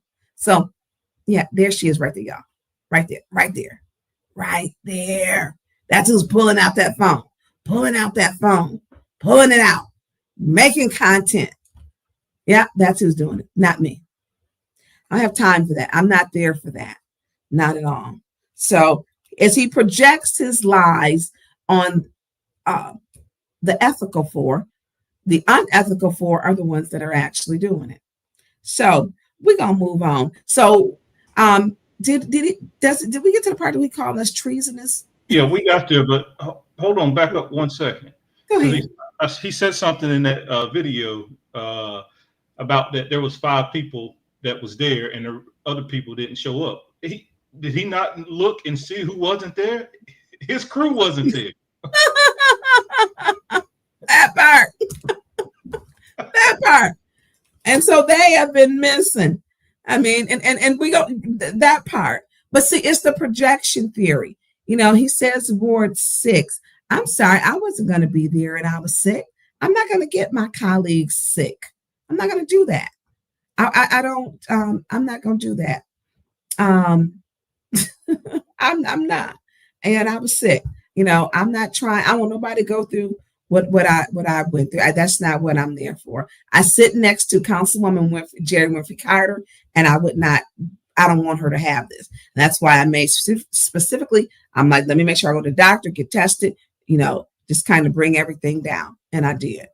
But yeah, you are correct. You are 100% correct with that. 100%. And hold on, because we like to bring facts here to the Tonya Burns Show. Let's just pop it up so everyone can see. Just give me a second. I'm gonna pop it up because we get the real time fact checker. Real time. facts over here. So hold on a second. Real-time fact checker. Yeah, and so look, because we need this, because y'all know that they will tell some lies on us, and we got more stuff to come, you know. And I did not really want to do this. Y'all look, yeah. So it's number one missing. Leon is missing. Leon El Alamin. Liddell Lewis is missing. LaShawn Johnson is missing. Oh God, which one? Which one is that one? There's 1, 2, 3. Okay. So in the other 4, we only had one. He was missing. They were missing what? 3? 2? 3. So 1st, 2nd, and 3rd ward were. Oh wow! You know. Wait a minute. Oh, so their 3 were missing. Okay. I mean, that almost needs to be a little clip with Overland, with him lying and something going across. So when you have a mayor who continuously has a strange affiliation with what we call the truth, interesting. Why is this thing up on my what's the name in the corner? Can you hear me? Yeah, we can hear you. Okay, so that's interesting. So 1st, 2nd, and 3rd ward were missing, and I would have been there. And then here's the funny part, and he can quit playing with me because I didn't tell Chief Green. Number one, which they refused to give me anything for death threats or whatever, and I've had to do other things. Going to the Michigan State Police and also with the county sheriff. It is technically, and we short. And so I did find out why, because I went to get a new gun. I did find out this Wednesday because it was holding it up, and it held up some other things. And I'm gonna sue some people's asses, and I mean that. That I mean, I'm not gonna play with people anymore. I'm not gonna do it. So we're gonna get into later where Leon actually took a personal PPO out on me. Like you can't make this stuff up. So I want to go on to his people, projection theory, y'all listen to him. The stuff that he's saying is the stuff that he's actually doing. You know, when he says all these vile things and crazy things, you know, which is just crazy. But I do want to say this part about the pay. Chief Green did state to me he would be there. There are things that have to be worked through. He is the chief. There is no other chief that we're going to get. And I am going to continue to push and to work with him to get him to do what needs to be done that I see in this community, what the people are saying, what the community is saying. And he said, hey, Tonya, I hear it. And I don't know where the disconnect, and the disconnect is the mayor wants to be the police chief, the DPW, the fire chief. Mayor Neely is a micromanager and doesn't allow people to do their jobs. He should not be calling in the workers, making them beholden to him, which makes those officers, chiefs, the chief he should be meeting with, the deputy chiefs, the sergeants, the captains. He should not be meeting with them like that. And I'm going to tell you why, because the command staff is supposed to be loyal to the chief, and they have a certain protocol, their procedures and their protocols. But when you have got a mayor who continuously breaks the chain of command, it poses a problem for Chief Green to effectively do his job, because Mayor Neely is interfering.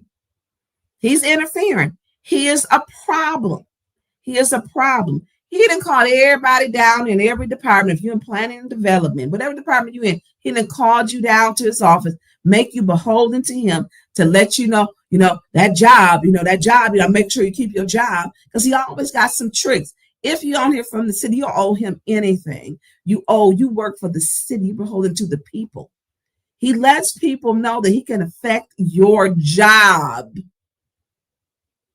And so as he micromanages, calls down these people, It's a problem. So police department command staff protocol establishes a clear hierarchy for incidental command and internal department operations, emphasizing seniority and rank when determining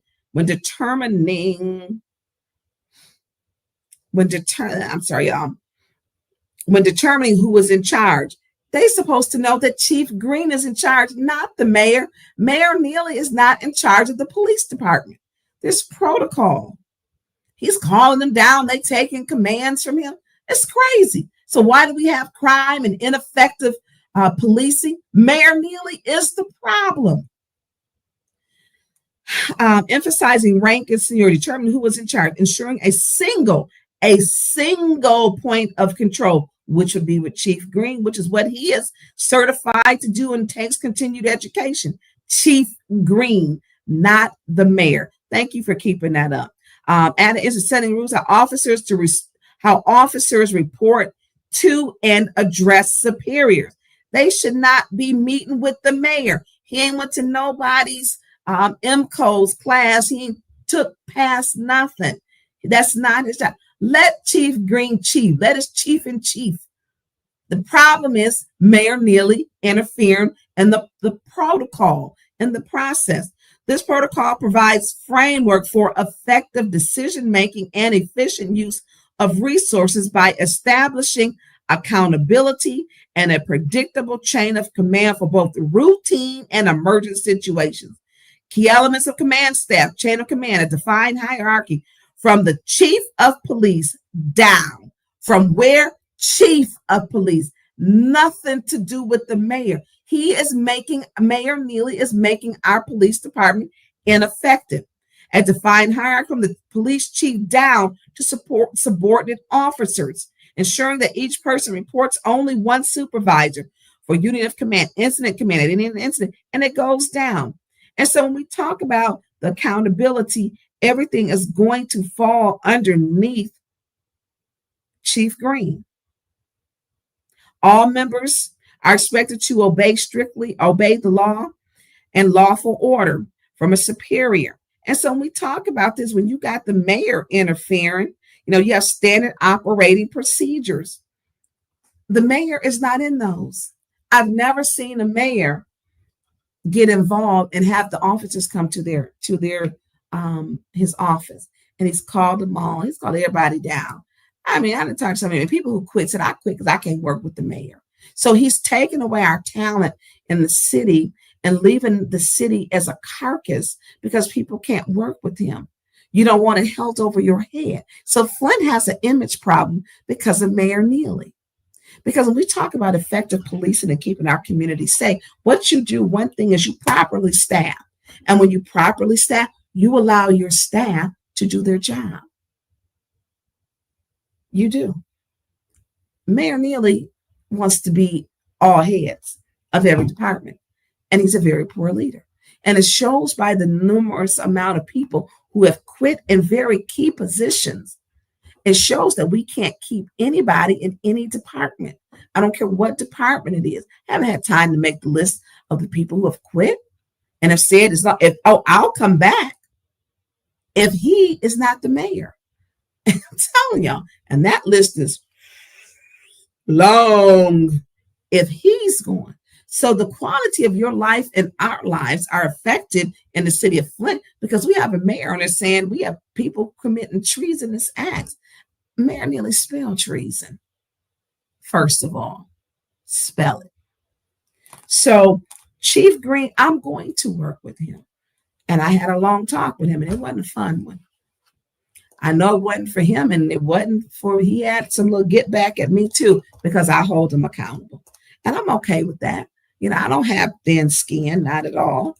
Not at all. He gonna do his job and I'm gonna do mine. And both of our jobs should be for the betterment of the people in the city of Flint. But the problem is the mayor needs to get out of the Flint Police Department. You like how much I worked that deal, how much the city can afford to give you. Can the city really afford? Because we always have money left over. Mayor down there lying to the union. The union accepted a deal that patrol, and these are the sergeants that patrol your first entry when you get on the police department. that he didn't convince them, swooped them, swayed them, because he's a swayer. If you believe him. And they're being still paid less than people on patrol, but they're in a command. You a sergeant and you make less than patrol in other departments still, and he's convincing you and lying to you and placating to you and just telling you he don't know what y'all do, because you know what, he getting 140,000 when his last raise was 15,000. How much he's giving Seamus? What, 50,000 plus? But Seamus tell me, you see it's right there on the paper. Oh no, Seamus, I'm not done with you yet. And I'm with Pfeiffer. I wasn't at that meeting. Show me. I don't trust him. Show where it's deducted. Why is it not in here? And I don't trust Judy, because Judy be lying too. Judy be lying. And so here's the thing. We look at the people who the mayor has around him. I know Seamus, because Seamus said, I went after him at the Ethics and Accountability Board. There's a video that shows it and put a timestamp to make it real. You a whole lie, because the timestamp showed nobody turned their head, nothing happened, and it is on video. A video showed Seamus, who wants to make 50, 60,000 more, lied. And so when you have a department head who lacks integrity, who lacks character, who lies on city council, who's going to be able to work with him when he made himself a liar? So was that the 60, 50, 60, $70,000 lie? Go after Tonya Burns, Seamus. Write Tonya Burns and put this lie, and I'm going to give you this position. So if he's taking city money and grants that still comes to the city and said, your payment for lying on Tonya Burns, I'm going to give you a chief somebody and give you a $50,000, $60,000 raise, and you're not even qualified. I think Shelley got down there, 4 degrees? She worked for Halliburton. We look at who else is down there. You got Ed, this is guy. Clyde. I mean, come on. Seamus gonna be making as much as the mayor. So what are you doing? I mean, you talk about just strain. And these are things that council has a responsibility to make sure that we are checking the balance. And see, they can keep thinking that they wearing me out and depleting my funds and keeping me in court. I got all kinds of court cases. And if people tell me every day, walk away, why do you do this? Everybody can't walk away. Everybody can't. But I'll be DAMD if they don't get on my NERVE. And they be pissing me off. And so when we look at this stuff, these people don't care. It's about them. And the lying, just the lying, that just bothers me. If you threw holy oil on them, they would singe. Their skin would burn. So I want to go on to the next. So so you still there with me?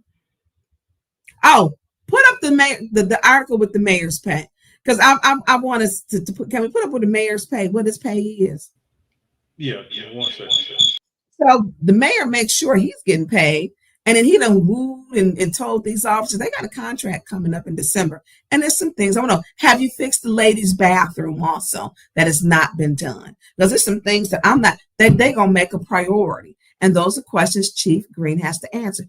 Chief Green is the chief. He's the top of command. Mayor Neely needs to get his nose out of the police business, period. Those people are loyal to the chief. So here it is. Some Flint council members don't like it, but mayor's $15,000 raise can't be blocked. $15,000 raise. Mark, how much were you getting?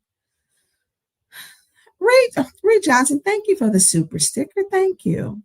So thank you. That's very kind of you. And so when I'm looking at this, and he's saying, the guys in there, he was just talking about council. Mark, whatever your name is of the union, that comes back up for approval. You talk about people who genuinely care about getting you more money and better working conditions. And then you got the one who just has a strange relationship with the truth, who call us treasonous. And you go on his show where 4 people are watching, and just happened to be one of those was me. So there were 3. And so union people, make sure you have somebody. Don't get in that bucket with Neely. Don't do that. I want to make sure your working conditions. I want to make sure you qualify. I want to make sure you're well trained. One of my conversations with Chief Green was, and look, you got a problem with these cases going over to the county. The paperwork is terrible. Your paperwork is why some of these cases aren't going through. They need paperwork training. They need it. They need incident training, and they don't need a module. Everybody doesn't learn the same. They don't. He said, how do you know? Because it's my business to know. Because I want to make sure that when you get a criminal and they need to be incarcerated, that they are, or to be rehabilitated. But if we don't have the paperwork can't get done, and then the prosecutor's office is saying, we got to let them go because of the paperwork, or how the investigation was done. And so there should be continued training and continued training on how to perfect the paperwork. And he agreed. So there were some good things that came out of the meeting. First 20 minutes, it was not really good for both of us because he was angry and I was angry too. But that's what you do. You work through it for the good of the people. And there were things that have got to be done. I addressed that. I got a problem with, the police arresting people. I got a problem with that. And you're arresting them in city council. One guy got arrested for saying thank you. I mean, and that second warning come through like that. No one wants to work, and none of the officers want to work at city council. And I don't blame them. And I told them, one, you got some false arrests because one, they claim in certain things, which are public safety rules and other rules that just aren't true. They're not true. And so he puts the city at risk again for lawsuits. City got a ton of lawsuits. Because one, they don't know the Open Meetings Act. They don't know the Flint City Charter. They don't know council rules. They don't know the Michigan Constitution. They don't know Robert's rules. And so these officers come in here and they don't know. So what happened to the ones who were learning them? Metcalf said, hey, sayonara, I'm done. I'm not putting up with this. What happened to Liddell went so off and kept running to the mayor. So Liddell and Candace are the reasons why Metcalf and why Villarreal left. They demoted to Villarreal because they kept going to the mayor on these officers, Liddell and Candace, because they want everybody arrested. And he says, everyone can't be arrested. And you're right, they don't know them. But here's the thing. You have they're terrible chairs. Their goal is to throw people out. Throw them out, get them arrested. The evilness and the vileness is crazy. So we're going to go on to the next one, y'all. So treasonous. Can we put the definition? The treasonous intent. He called it treason. We were treasonous. And so, I mean, you can't make this stuff up, we're treasonous,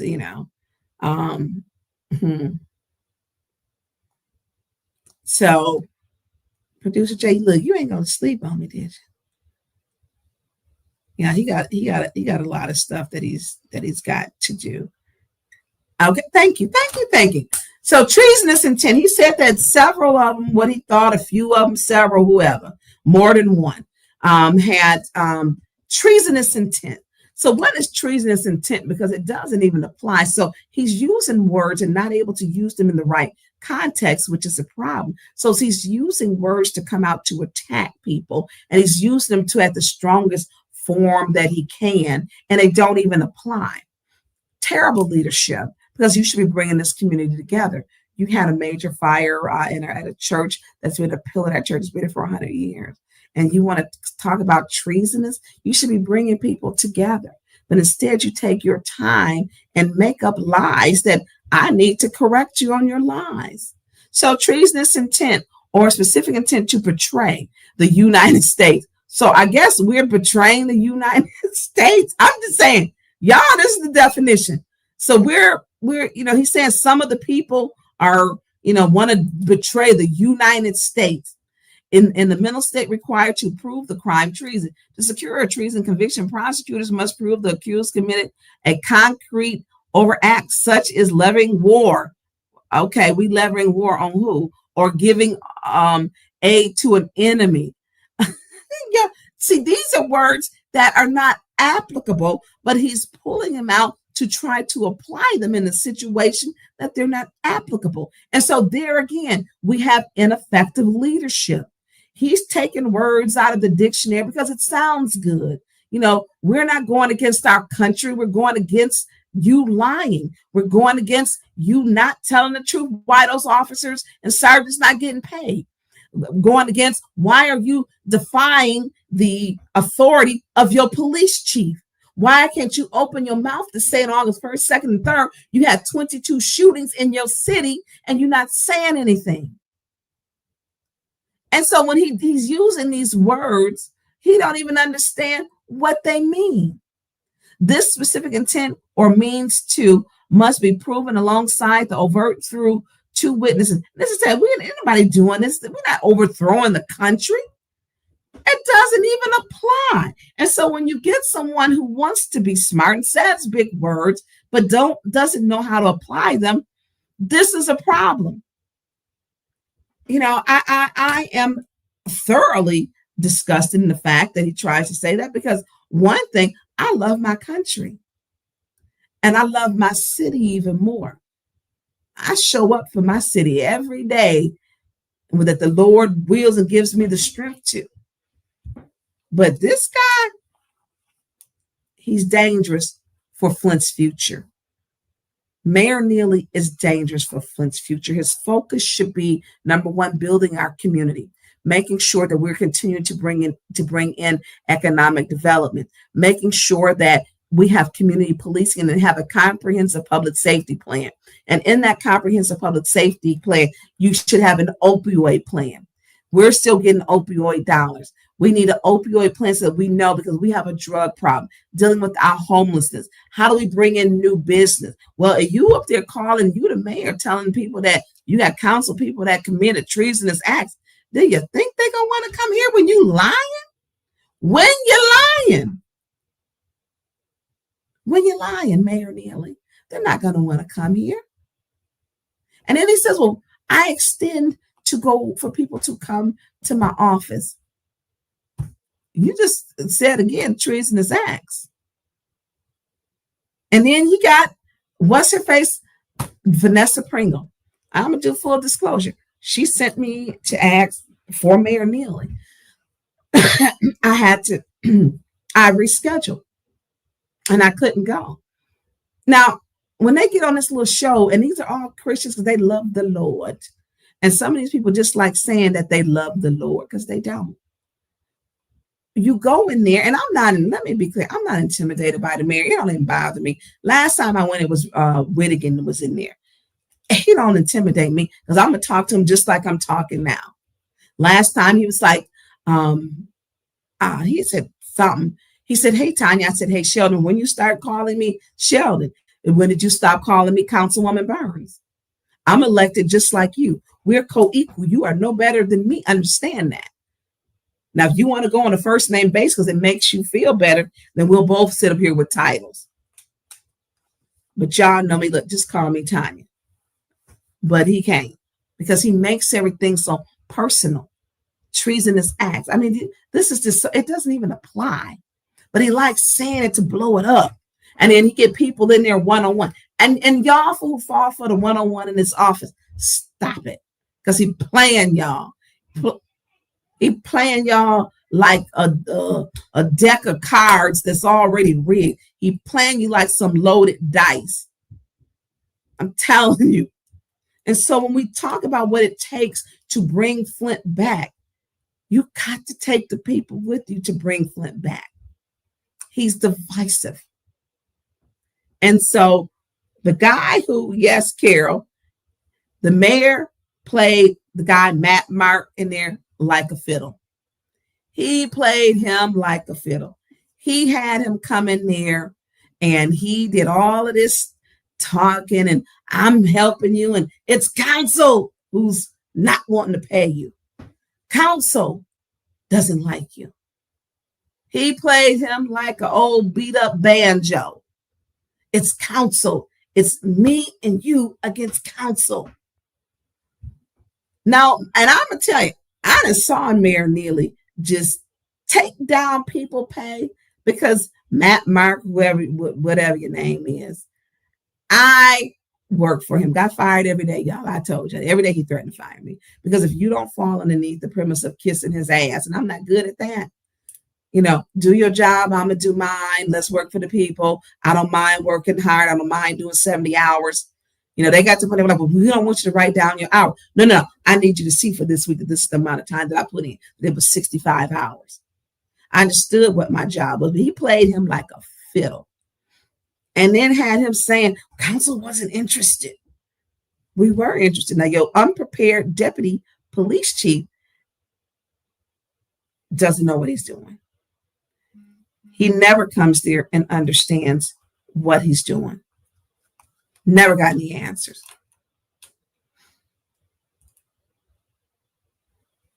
So, Clack, he probably is trying to get them to take over the school district. I wouldn't doubt it. So, what he did was played him. He played him like a fiddle. So, we're going to go on because tomorrow's meeting is going to be interesting. So, Mayor got $15,000. I bet he wasn't advocating for y'all pay like that for each year. I'm just saying. Some for the council. And we want to, he shouldn't have got that because you're dividing the city. Dividing the city. What he need to do, we're gonna see. So we're gonna go on to we did the tree.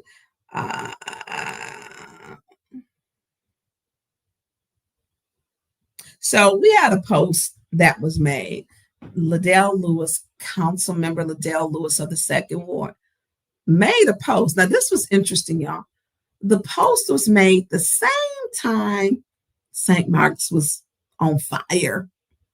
While people were in their beds sleeping all snugly, preparing for the weekend and resting, that they could probably sleep late, I was clearly on Liddell Lewis's mind.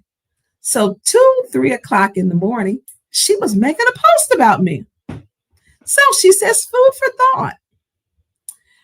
It's uplifting to see the vice president of Flint City Council promoting peace, yet disheartening that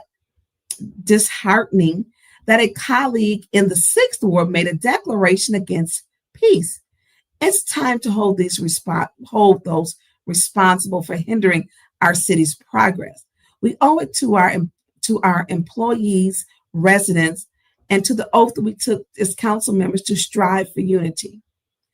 Okay, so what she did was take from June 2nd a clip, literally. Now remember, the church is on fire. She hates St. Mark's pastor. She hated him. She didn't cuss him out not once but twice. Called him a fake A pastor. Told him shots fired. Told him you ain't SHIT. Cussed him out at the Flint Public Library. That security had to come out to tell her, get yourself together. People need to stop covering up for people. This person, she's a menace to society. Liddell Lewis is a menace to society. So I have told Liddell, no, I don't like you. You don't have one redeeming quality.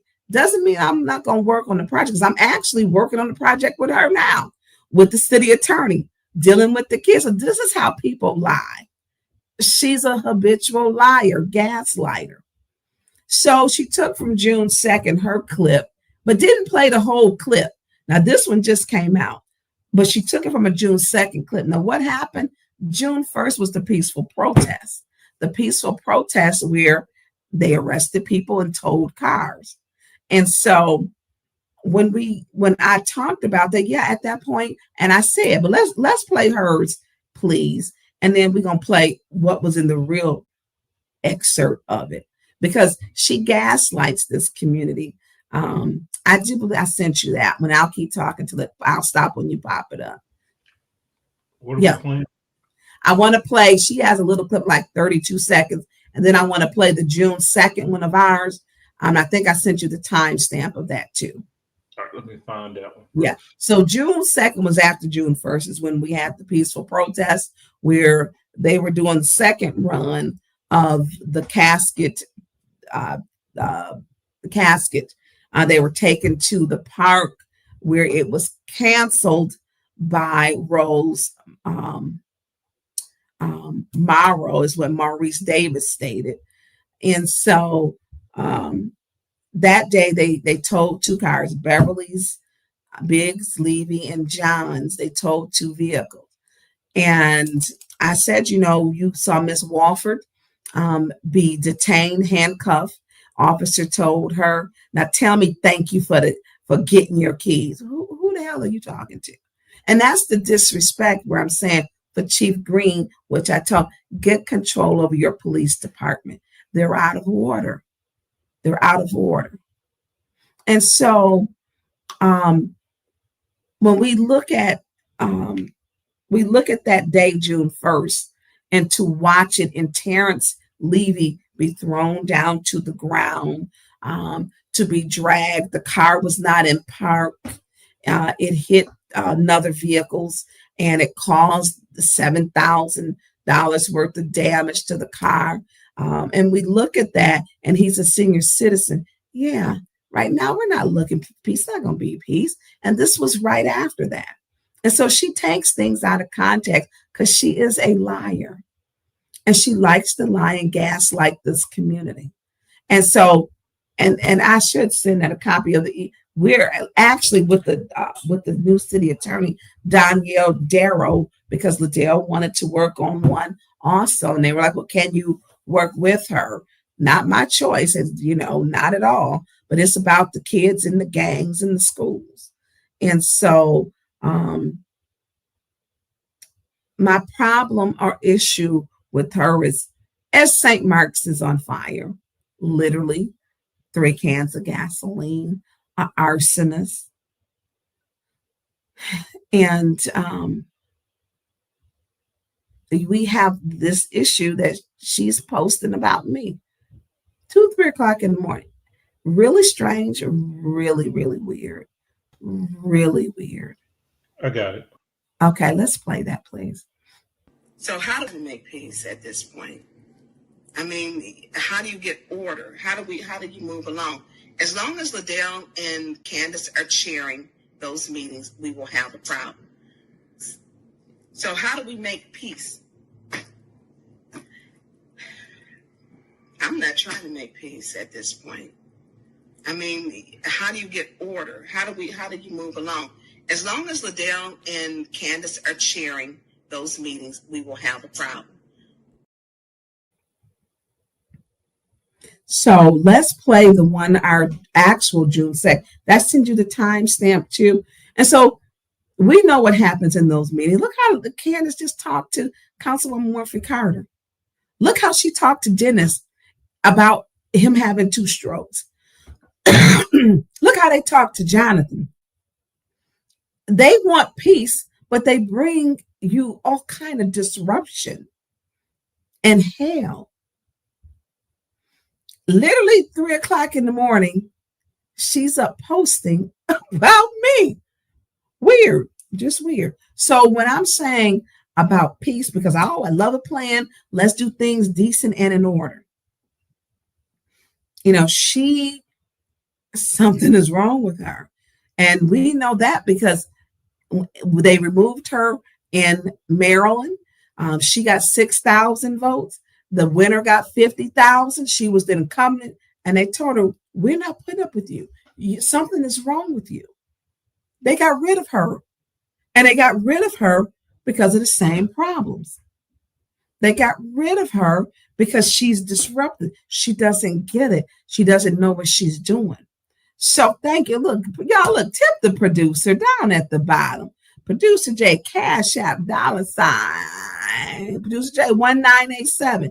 Tip the producer. Thank you. Those who have given, thank you. Thank you. So we look at the numbers. So the person who won received, her name was Angela Jones, received 52,101 votes. Liddell was the incumbent, and Liddell had, was it 5? Is it 5,000? 6,119. She had 6,119. So total bottom of the totem pole. So she came in and she held the seat. So she did such a terrible, leave that up there, job that she came in last leadership. And so you had Angela had 52, the other person had 30. So let's say 80. And then you got a person got 17. So 97. We're going to rob. So almost 100,000 people who voted said they didn't want Liddell. Now that tells you a statement. Almost 100,000 people said, no, we don't want that type of leadership. And she brought that here. She called everybody here janky. You're janky. You're janky. You're janky. Your water is janky. It's janky. Your schools. It's janky. Janky. Janky. I mean, come on. You know, and these people told her, you gotta go, gotta go, gotta go. And 100,000 people voted against her. And that was a very strong statement in Maryland. And then she came here and ran. Flint, stop letting people lie to you who don't show up for you, who don't do what they say they're going to do. They throw a Jesus hat on her and then go on Arthur Woodson page. They over there in a chat again, a group chat. They're going to learn about them group chats. Over in the chat talking about some more people. I don't know, these pastors, some of them in another group chat. And so 100,000 people said, no, we don't want that. We want someone that we believe in. We know that. I'm going to say Miss Ann was on here. Candace turned in a complaint that Miss Ann, Mr. Jean's husband, her name is Michelle, that she had tripped her. She didn't. She filed a police report. They had to look at the footage and said it didn't happen. She lied on her. This is the stuff they do. How many times has Liddell bumped into somebody? This is the stuff they do. And it is unreal. It's unreal. Yeah, so but I want to play. Did you find ours where the actual June 2nd? Can we put that up? I gave you the time. Yeah, thank you. Yeah, some of this stuff, it's just so she took that snippet to try to, she's going after my character, her, Mayor Neely. You know, they just love going after my character and integrity. This is what they do. So this was, I was talking about, why are people angry? And people have to understand, where is the pain coming from Flint residents? Before you play 11 years, pipes still have not been changed. I can't see it. I needed it big. And so, thank you. Residents want home repairs. Sunday's peaceful march, police brutally assaulted, and assaults were committed against senior citizens. No one has been to prison for poisoning the city of almost 100,000 people. No one has received their water crisis. So no, there won't be peace, because this is what the residents are upset about. Why are residents angry? And so Liddell tried to flip all of that into a little clip. And there's some folks that keep just clicking onto her BS and going along with it, because they act like they don't read and don't know. Like, oh, I made a declaration against people. Let me tell you something. That's like you sitting down having dinner with someone. Look, she don't like nobody. We're going to take her for her word because her actions show it. So when she's posting, I'm saying there's not going to be peace. Residents are angry. And this is why they're angry. And she flips it from June 2nd to act like I said it 7-8 days ago. She's a habitual pathological liar. So can we play it, please? Are all seemingly like little dots on them. You know, it's not the same. It's not the same when you go to the suburbs. It's not the same when you go just outside the city limits. So when we talk about this, what people want, it's like people are talking and this is they're not listening. People in the city are not listening. They don't care. They got their hands over their ears. So who's getting money? Candace's $300,000. It's headed to the state. It's on State Rep Cynthia Neely's budget to be or earmarked. Liddell has been paid $50,000, then another $25,000. I don't know how much Leon got and where he got it from. Now they said that I voted for the one that he got. I asked him to send it to me and show my vote. I ain't got it. I know he's gotten 150,000. He's gotten 39,000. He's got 30,000. He's got 8,750. Wait a minute, did I name them? It's 5 times he been paid. The 150, the 30,000, the 39,000, 8,750, and another 3,900, I believe. And so when we look at that, everybody gets paid, but you, no one gets taken care of. And so when they try to tell you, as they were pleased as put in there, and Kermit had said, hey, she was gloating. Absolutely, she was gloating, because that's what evil, maniacal people do. So she rushed to social media with her friends and talked about her colleagues. So how do we make peace? I'm not trying to make peace at this point. I mean, how do you get order? How do you move along?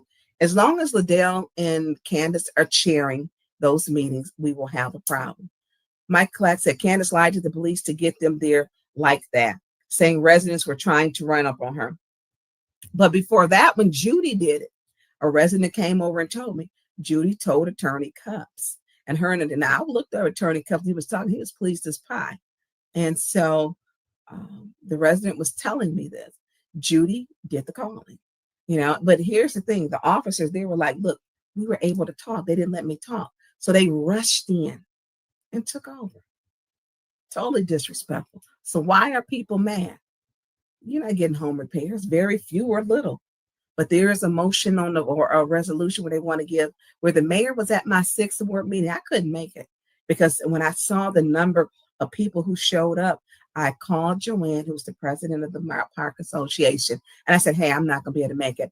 I had set up about 3 weeks ago for Commissioner Lloyd to go because I want to show that there are people in government who can work. So Commissioner Lloyd, I called him. I said, hey, it's too many people. I said, I'm not going to be able to leave. I want to hear what the public has to say. He says, no, I got you. So what's going on, everybody? Tori and John here. And welcome back to yet another video on how to help you with your gender reveal.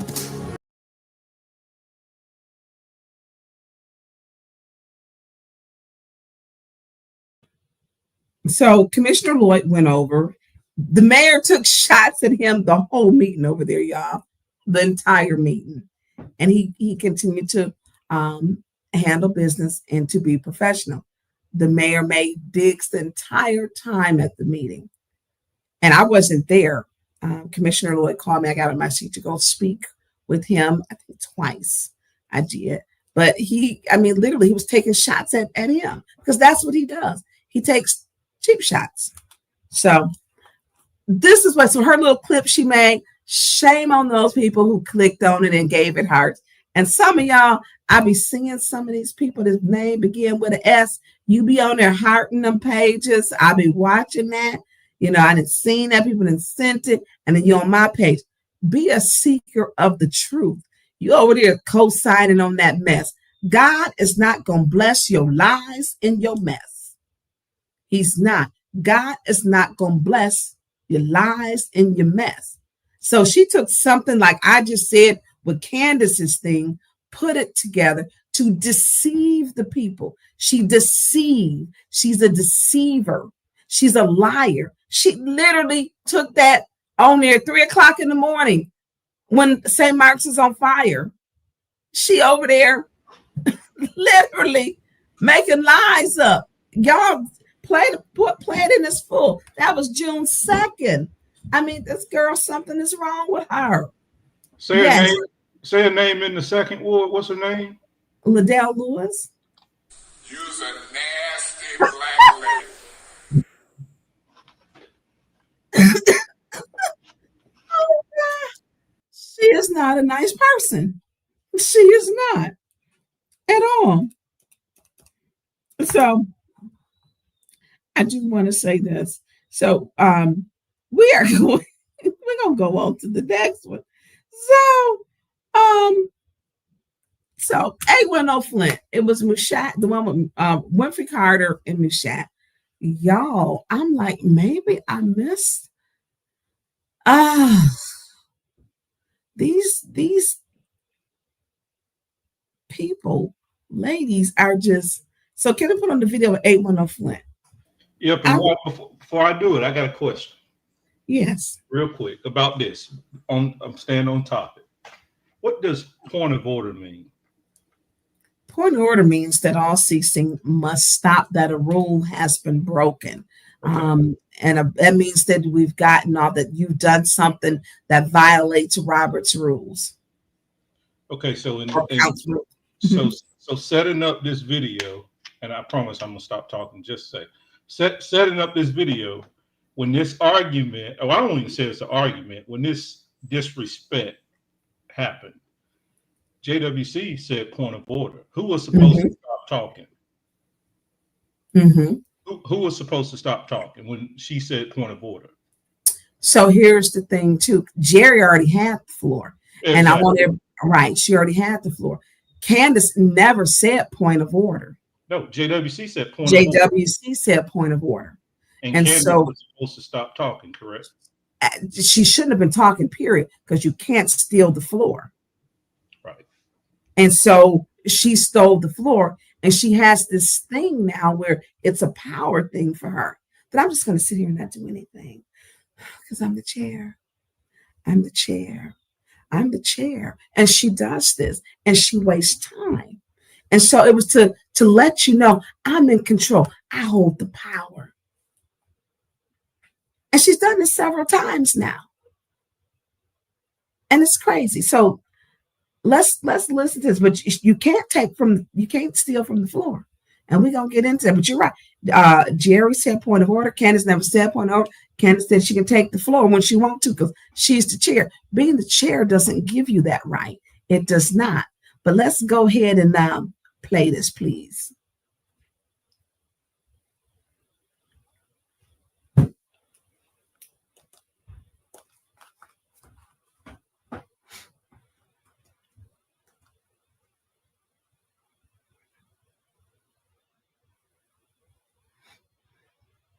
When I did the resolution, I had to keep in mind that as council members, we cannot suspend our members. We don't have that authority. We do. Well, after a certain amount of time, we don't have that authority. I know what I'm saying. And you know what? First of all, point of order. You shouldn't even be talking while I'm talking. So, actually, please pause our time. Please pause our time. I actually have not been doing that all night. Second of all, yes, I can understand your frustration. However, I'm going to ask you to be respectful and not spread misinformation. And I'm going to ask you to be respectful. Actually, the chair has the floor right now. But you and so what we're going to do? No, I have the floor right now as the chair. You said point of order, so I have the floor right now as the chair. As I was saying, I can certainly understand your passion and your frustration, but one, we're not going to spread misinformation about what's been happening all night because I've not been talking at all, actually. And then the second thing, what we're going to do, I have the floor as the chair and I've not relinquished it. You will get your time back when I relinquish the floor. As I'm saying, Mr. Wood, that's your first warning. As I was saying, that's cool. So as I was saying,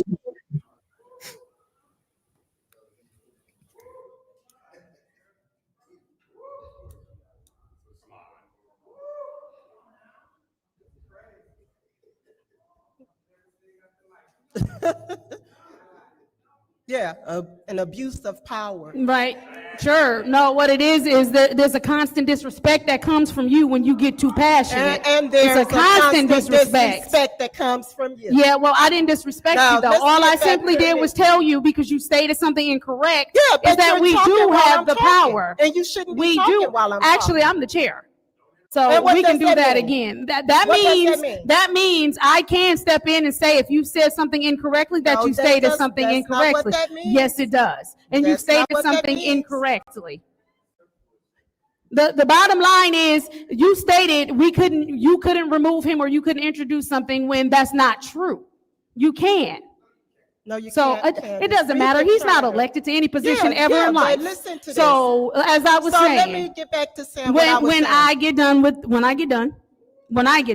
You know because what? you I'm gonna leave misinterpreted this meeting. because you misinterpreted me as me saying you had a right to do something as me trying to interrupt you. That's fine if you want to go. That's fine. That's fine. That's fine.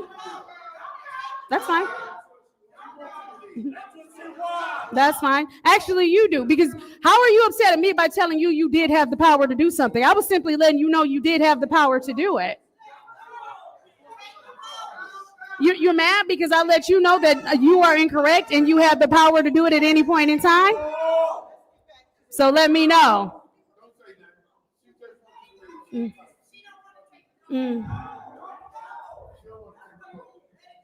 Yes, ma'am, Miss Mary. Go ahead.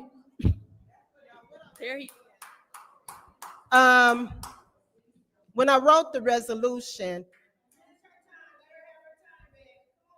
because of a court case that we had, whereas we had Tonya's. Okay, can we pause right there? So does it do like a smaller size? So I want to correct Candace in this because one, she's rude, she's disrespectful, she lacks decorum. But Robert's Rules of Order tells you, Robert's Rules of Order, a presiding officer who takes the floor from a member speaking is violating the rules and must relinquish the chair until the pending question is resolved, as they are not allowed to, to participate in debate while serving as chair. If a presiding chair officer acts improperly, the parliamentarian or other members can call a point of order to correct the action or even initiate a motion to remove the chair, which would then require a majority vote. So the chair's role is to facilitate the meeting, not to control it or participate in debate. Any action by the chair that violates this fundamental principle can be challenged through the appropriate procedural mechanisms. So you cannot interrupt. It's not her place. So can the chair take from the floor? And so can the chair, and the question is, take the floor? She didn't say point of order. For her, in this delusional mindset of abuse of position and power, it's crazy. That's nobody's kids. And so the chair cannot take the floor from a speaker in the middle of their speech under Robert's rules.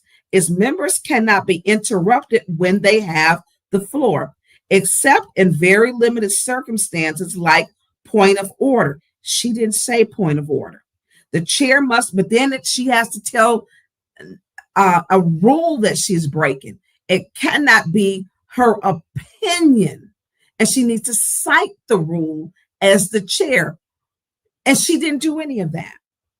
So the chair must recognize the chair must remain impartial and only recognize members who have the floor. If a member is violating time limits or the rules of debate, the chair should first provide a warning.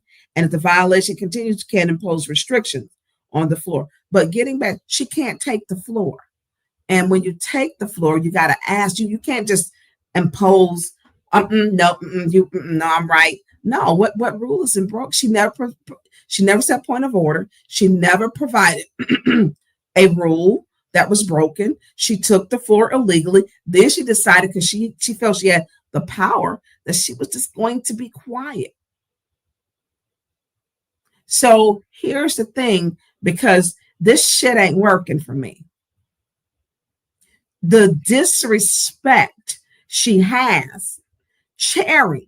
They didn't like the fact that Jerry brought forth a resolution to ask Councilman Leon L. Alameen, who allegedly lives in Mount Morris Township, to step down. And so she came out just from, you cannot take the chair. So again, the chair cannot take the floor from a speaker in the middle of their speech under Robert's rules, as members cannot be interrupted when they have the floor, except in limited circumstances, but you have to cite the rule. She didn't. No, you were wrong. That's not what you do. That was a piss poor example of one of the times she has chaired. And just nasty.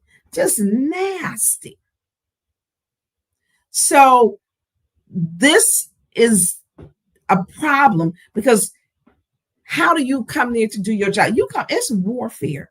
You coming in there knowing, this is war, and it is. This is war dealing with them, because she asked for a resolution for him to step down temporarily. One, he has a residency issue, a very real one, that the city clerk has turned it in. He fills out on all his paperwork and all these PPOs that he resides at 3375 West Sherman Street. He does that and then signs himself. So when you sign in a PPO and any other legal document that goes to the court, you're stating and attesting that the statements that you have written on that paper, that you are attesting that they are true and factual. So if it's true and factual with your signature, which is not into a court record, you live at 3375 West Sherman. That's not in the city of Flint. So he has a residency issue. He has an issue with keeping his hands to himself, allegedly, with Layton charging him with a felony. Prosecutor David Layton charging him with the felony, charging him with the misdemeanor, the felony less than murder with strangulation. And so when you saying these things and they're defending him, no, just no. And so let's finish playing, because she showed out after this. She has no business chairing. She shouldn't be chairing nothing, because she doesn't have the ability to remain impartial. She does not have the ability to remain impartial. Finish playing it. Thank you. Y'all, look, tip the producer Jay. Is down at the bottom, because he doing the work. Also cannot suspend our colleagues. And I know a couple of people have spoke on that. We don't have that authority. We do. Well, after a certain amount of time, we don't have that authority. I know what I'm saying. And you know what? First of all, point of order. You shouldn't even be talking while I'm talking. So you've been doing that all night. So actually, please pause our time. Please pause our time. I actually have not been doing that all night. Second of all, yes, I can understand your frustration. However, I'm going to ask you to be respectful and not spread misinformation. And I'm going to ask you to be respectful. Actually, the chair has the floor right now. But you and should so not what be we're going to do? While I'm talking. No, I have the floor right now as the chair. You said point of order, so I have the floor right now as the chair. As I was saying, I can certainly understand your passion and your frustration, but one, we're not going to spread misinformation about what's been happening all night, because I've not been talking at all, actually. And then the second thing, what we're going to do, get back to what I have the floor as the chair, time. and I have not relinquished it. You will get your time back when I relinquish the floor. As I'm saying, Mr. Wood, that's your first warning. As I was saying. That's cool. So as I was saying,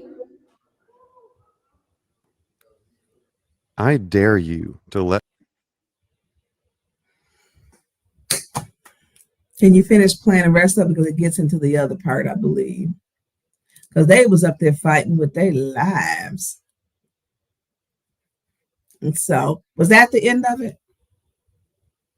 Producer Jerry. Oh, thank you. Yeah, an abuse of power. Right. Sure. No, what it is that there's a constant disrespect that comes from you when you get too passionate. And there's it's a constant disrespect. that comes from you. Yeah, well, I didn't disrespect Now, you though. let's All get I back simply to did it. was tell you because you stated something incorrect. Yeah, but is that you're we talking do while have I'm the talking, power. and you shouldn't be We talking do. while I'm Actually, talking. I'm the chair. So And what we can does do that that mean? again. That What does that means mean? that means I can step in and say if you said something incorrectly that No, you that stated does- something that's not what incorrectly. that means. Yes, it does. And you That's not stated what that something means. incorrectly. The bottom line is you stated you couldn't remove him or you couldn't introduce something when that's not true. You can. No, you So can't. it doesn't matter. He's not elected to any position ever in life. But listen to so this. as I was so saying, let me get back to saying what I was when saying. I get done, You know because what? you I'm gonna leave misinterpreted this meeting. because you misinterpreted me as me saying you had a right to do something as me trying to interrupt you. That's fine if you want to go. That's fine.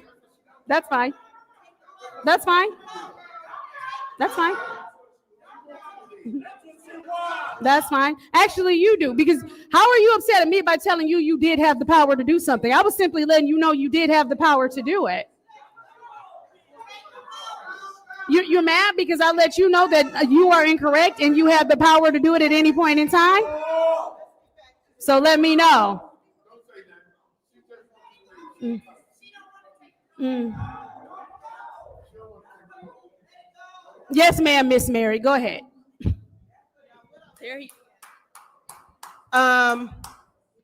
When I wrote the resolution, because of a court case that we had, whereas we had Tonya suspended as well as Councilman Mays, we as a council cannot suspend our colleagues. And I know a couple of people have spoke on that.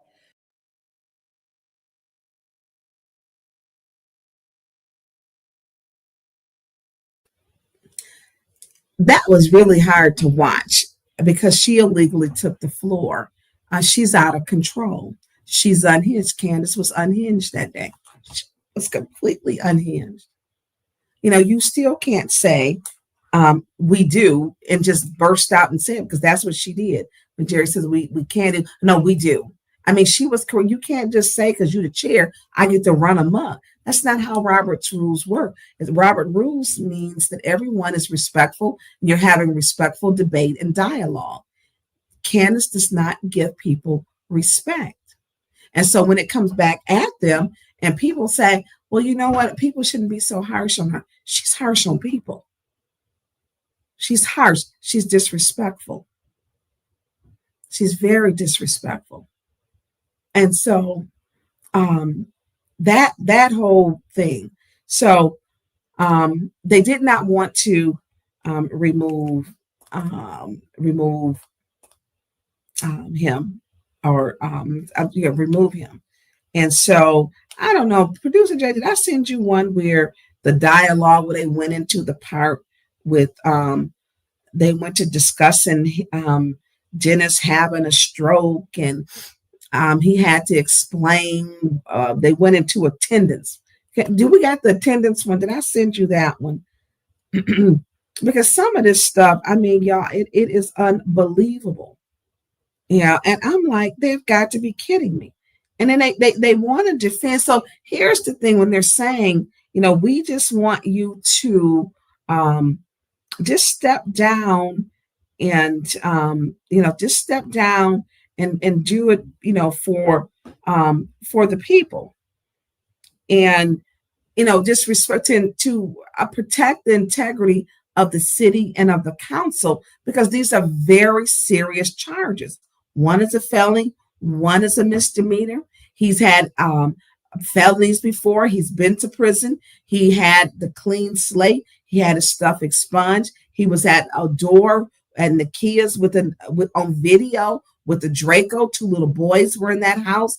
One little boy, according to Nakia, stated he urinated on himself. And so when we talk about all of these things, I think that it has to be taken serious. and maybe this is the one, volume 2. Where are the? I didn't give that one to you. I mean, here's the thing. It was one, and it was, they were talking about attendance. Now, here's the thing. You can pull my attendance. Y'all took me out last year. So, and we know that attendance might not be a requirement for all of them. And there's some things you cannot do. You can't make it to all the meetings. You can't. And it is a respect thing. One, they had a whole complete riot up in there where no one was arrested, October the 14th, that they planned. They planned it. The people went home, did a video of it themselves, that we was there to get Tonya Burns. So if you ever think that I'm going to be there when somebody's saying what they going to do, you out your mind. Then it was this dinner stated it was conduct. They're not talking about Leon being removed because of his attendance. They're stating his conduct and his residency. Is a signed affidavit that states he does not, or is a lady, I seen the affidavit that she signed, and it was on social media. And so we know that these are things which have happened. And so when we talk about what's going on, the problem gets to be that they don't want you to say anything. They want to control the dialogue, switch it up, and lie. And then you have to correct them. I mean, when you become a professional liar, like Liddell did, 2:00 in the morning, she posting about me, about a lie. These are why the people are mad. I mean, and then you throw people out. I mean, and people that they've called their friends before, but now when they feel that they've become elitists, now that they're elitists, they don't feel like they have to comply. I'm above you. You do as I say. You're beneath me. I sit upon thy throne. And so this becomes a problem. And so when people aren't respected, people are going to come back out to voice it and to retaliate. Yes, Producer Jay. You can finish your point and then come back to me after. No, I'm done with the point, but it's the attendance thing. And so, and let me be very clear. This is so stressful and they wear you down, City Council. So some of these council people, we need grace and we need prayer. I don't want everybody praying for me though. But I want it to be understood. We've had our council members, because of the stress that's induced. And see, they hold back. And people are like, oh, Tonya didn't say nothing. I ain't holding it in. I'm going to get you straight where you cut up. I'm going to get you together at. Because you know what? You should not have to, if you want to do business, conduct yourself like a lady in business. Conduct yourself like a professional. And what they don't, just like she interrupted Jerry with saying, oh, we do. She's talking. That's taking the floor. Warn yourself. Warn yourself. Give yourself your first warning. Because right then she should have. Because you can't interrupt. She would interrupt then and have put out other people for not saying point of order. She didn't ask for the floor. There was a speaker. Being the chair does not give you the floor to take it to interrupt like that. It does not. It does not. What's an elite is someone who thinks that they're better than any and everybody else, that they are the top of the top and they're the most, I'm the best, I'm the most educated. They're the elite. They're the elite. They're the richest. They're the best. Everyone else is beneath them. And they act as if, well, they call themselves council leadership. I ain't never heard of that. That's not nowhere where it says y'all council leadership. We're council leadership, failed leadership. And I'm going to tell you why. They can't bring together the council. They can't. A good leader is able to bring people in. A good leader can bring people together. A good leader is when the call goes out, the community shows up. A good leader is going to say, let me work out the differences and aren't afraid to deal with controversy. A good leader is going to say, I'm for the people, because those are who our bosses are, is the people. So do we have the video with the attendance thing? Because then they went to explain. Huh? I don't know, but we're going to get to that in just a second, but I found something I need to play. Oh, go ahead. And Candace better find somebody else to play with. Because okay. Because JWC done told us, you know, she don't play around. You know what? Don't get funny acting up in here. May I please provide? Because I'll turn this out.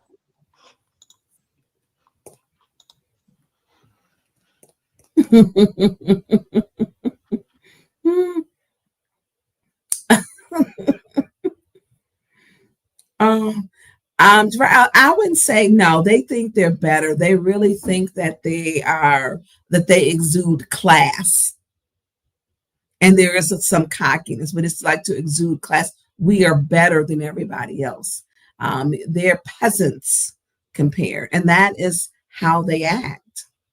That is how they act. And when you do that, it was always a day karma, you know, comes back around. It can be, you know, it can come back around. So did you have that?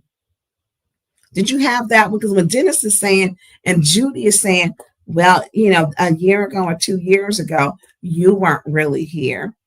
You know, and here, these people, mind-boggling that they uplift themselves with their own nonsense. I mean, just, I don't know. So producer Jay, we don't have that one. I think that one would be in the video that you sent, where it says Flint councilman's absence raises questions from council. Yep. But it's a news clip, so I don't know if that would be. Nope. No, Okay. Because there was actually yeah. I don't know where. I mean, I can pull it from the meeting from the other night, but I don't know where it's. Yeah, let me check if I can find it. Yeah, because I and let me tell you something. So when Dennis to say, well, I had 2 strokes. I mean, for him to come back and say, let me tell you about his strokes. So he was doing a ride along with Officer Metcalf, and he was doing a ride along over in the 6th Ward area. And he said he thought that Dennis was looking a little strange from when he, you know, and then he said, next thing I know, he like passed out. He said, thank God, Tonya, I was in the cruiser. And I took him right to McLaren because I was right there. And so what if he wasn't in McLaren? And this is the seriousness of it, where Judy and Candace are being so cavalier and just nasty. He is a father, and he is a husband, and he is a brother. And what if he didn't? It was, I mean, if you're going to have a stroke, and you know, no one wants one, heaven forbid, but he was in a cruiser to where you get to go through the lights to get him right there at the hospital. That saved Dennis Pfeiffer's life. It saved his life. And then during this, where they literally were making, you know, well, you know, you were gone and you weren't here for quite a while. Oh yeah, well, it was almost 45 days. And let me tell you, it is not the same when you're talking about, let's be very clear, someone having a stroke, someone having MS, someone having a virus that attacks your system.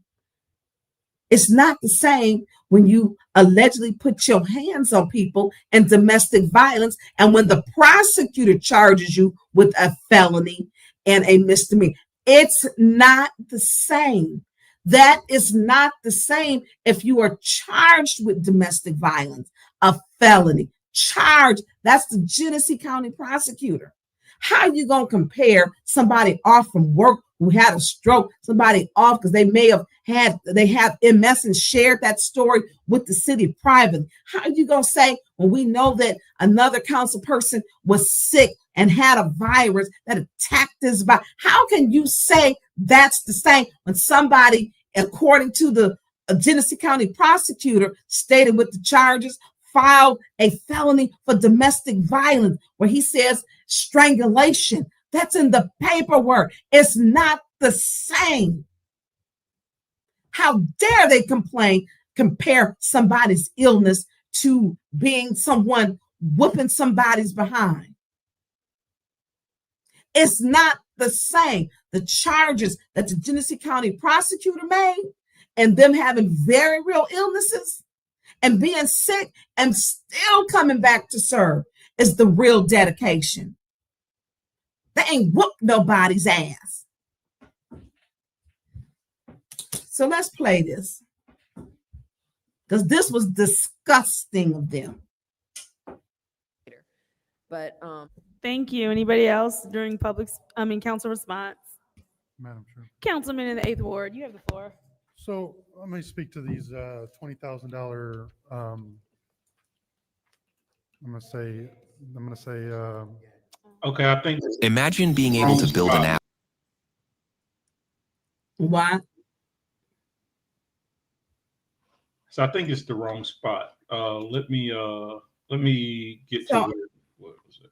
So I just think that, when we talk about, you were almost 45 days, but why? His 45 days is not the same.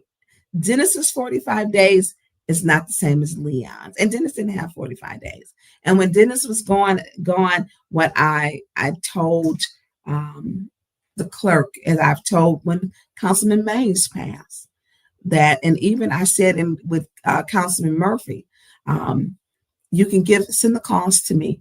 I don't want service for the city or for the residents to be dropped. Let Dennis get well, and with the two passing on, the calls ended up going out to, I believe some of it was being shared with everyone. But my issue is, you don't compare someone who's been charged by the Genesee County prosecutor. You don't compare that with someone who had a stroke, not once, but twice. Okay. In the first round of discussion. Yep. Councilman in the 8th Ward, you have the floor. So I will be supporting this. I think that this is probably a couple weeks overdue.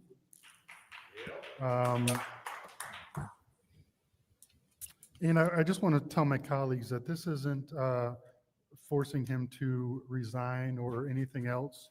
This is basically this is required per charter. In case you guys didn't know, this is required per charter. So I'm going to read the part of the charter that mandates that we have a vote on this.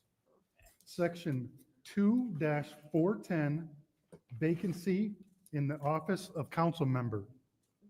Subsection C, when a council member is unable to perform their duties of the office, the council member may request of the city council to be excused from duties, which he has not, for a period not to exceed 45 consecutive days, consecutive calendar days. And the city council shall vote to excuse or not to excuse. He never requested, so that hasn't happened. If the council member does not request to be excused and the council member does not perform the duties of their office for 45 consecutive days, 45 consecutive days was a few weeks ago. The incident that stopped him from coming to council happened on July 10th. 45 consecutive days, calendar days after that would have been the 25th of August. If the council member does not request to be excused and the council member does not perform their duties for 45 consecutive calendar days, or if the city council votes not to excuse them, which we didn't, the city council shall vote on whether or not to declare the office vacant. Shall. It doesn't say may. It says shall. Where in the hell's the EAB board now? Where's the EAB board at this? Because that is part of the charter, and he has not been here and next week will be 2 months, 60 days. So this right here, this vote is to excuse him until the end of his legal obligations or whatever process that is. So this right here is the city council excusing him and not giving and not voting his office vacant. What is, 24. So this right here is above and beyond. We could have a vote and declare the office vacant. This right here is almost in his favor because we're excusing him not to come here until his legal obligations are resolved. So to me, I don't know, this right here is in his favor. This is basically, I don't know, excusing everything that he's, going through and saying, don't worry about showing up. We're not going to vacate your office and deal with your legal obligations. That's what we're saying. That's what this resolution says. So by charter, we could do the opposite and declare his office vacant. We could have that vote. We could have that vote because it's required. It shall. We shall have that vote per charter. So I don't understand if my colleagues don't support this. I don't understand what they just don't want to talk about it. We're going to put earmuffs on and pretend that he wasn't charged with domestic violence. We're going to pretend that he hasn't been here for 2 months. We're just going to, if we don't talk about it, it'll go away. So to me, I'm going to support this, and I'll leave it at that. Thank you. Thank you. Is there anyone else who wishes to speak during public speaking? I'm sorry, I'm tripping. This is anybody else in round one of the resolution. Thank you. Yes, Madam Chair. When I did the resolution, I had to keep in mind that as council members, we cannot suspend our members. We don't have that authority.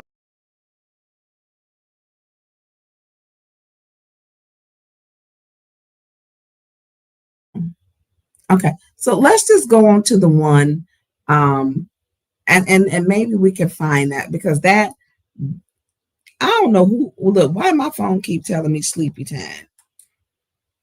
I didn't press some, y'all, and it's been doing this for about 2 weeks. So, and we can play the one. So they voted no, and so they're comparing Genesis. We really need to play that part. Is it not in that one where they were literally in Genesis saying, well, I had 2 strokes, and they're just like, we don't care. It is something that's serious. And I'm surprised that, and I want to say this.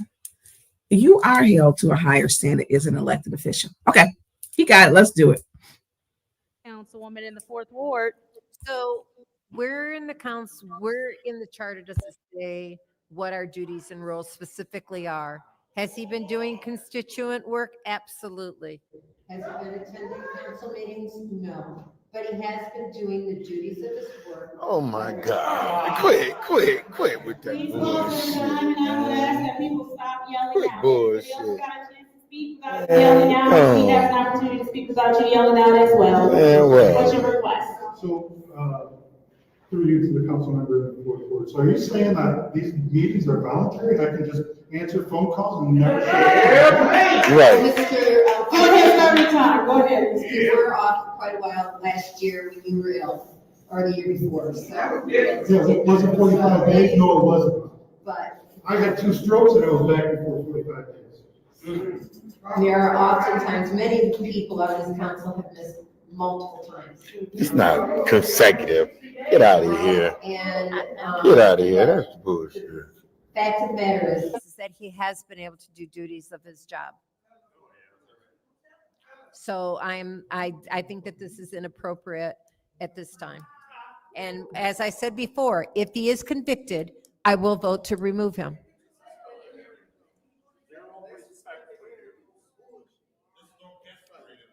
All right, is that all? All right, thank you. Anybody else who wishes to speak in the Madam second Chair. round? Councilman in the 8th Ward. Through you to the city attorney. The city attorney, are these meetings optional? Because if they're optional, I'm done.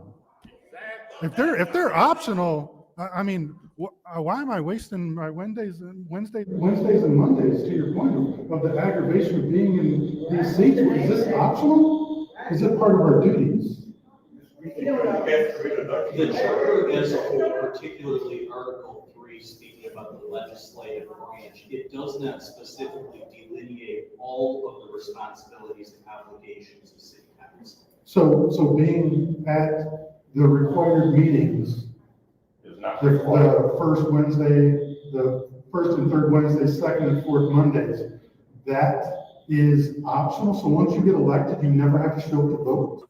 I think attending meetings certainly is one of the requirements of a city council member. Okay. It does not speak in one place comprehensively to all of the obligations and duties of a city council member. No, I agree. And it I agree doesn't with that. speak to specifically how many meetings Okay. a city council member has. Well, public, this is my last meeting. I'm not coming anymore. I'm not coming anymore. If this is optional, if this is optional, and we're not going to hold members responsible who take 2 months off because they beat their girlfriend allegedly. Like, if this is optional, I mean, it was nice knowing you.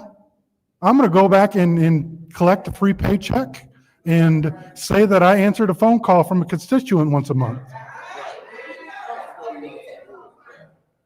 This right here is the most asinine argument that a council meeting is not part of your duties. That is ridiculous.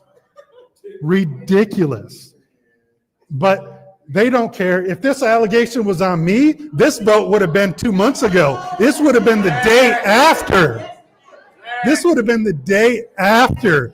And I promise you, there would have been a press conference by the little guy downstairs. But they don't want to hear any of that. They just want their fifth vote to get up here and pretend like that didn't happen when there's a real victim out there. But they don't want to talk about that. And part of this resolution clearly states, in order to protect the integrity of city council deliberations. Obviously, they don't care about that. They don't care about that. We'll just leave that name tag up there, and we'll just continue to pay for the next 6, 8, 9 months. Who knows? No, I'm taking it to court. Because they don't have good lawyers. They'll say anything and everything. We the people.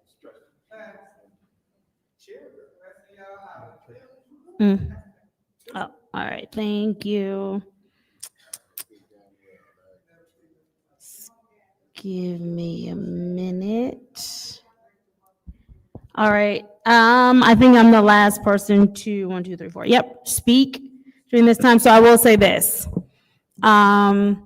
There are a couple of things that Ms. Priestley did state correctly, and that is, and even the attorney reiterated, is the fact that there are a lot of duties outside attending meetings. Obviously, I'm not going to say that attending meetings is not important and it's not crucial, as the person sitting up here with the best attendance on this council, who has not missed a meeting on this council. Clearly, I am committed to being at meetings. We can't sit up here and act like attendance is just such a huge thing, or that's what this is really about. Because there was a whole FOIA pulled on all of our attendance, and the attendance on this council is abysmal. It's disgusting. As a matter of fact, the only people that have really good attendance on this council are 3 people in leadership: myself, Councilwoman Priestley, and Councilwoman Lewis. Everybody else, Shit, she done missed 3 damn meetings. Go somewhere. Get on. But you can FOIA it. There was a whole article done on our attendance. And so I don't have to lie. It's already been FOIA'd. So again, that's cool. Ms. Biggs, that's your first warning. All right, and now that's your second warning. Leave the meeting. Leave the meeting. Pause my time. You are damn liar. You are liar.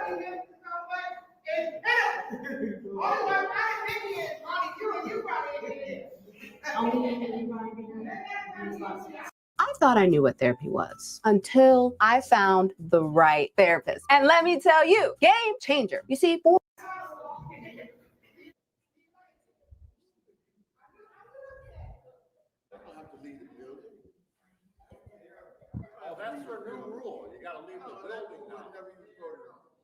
All righty, start my time.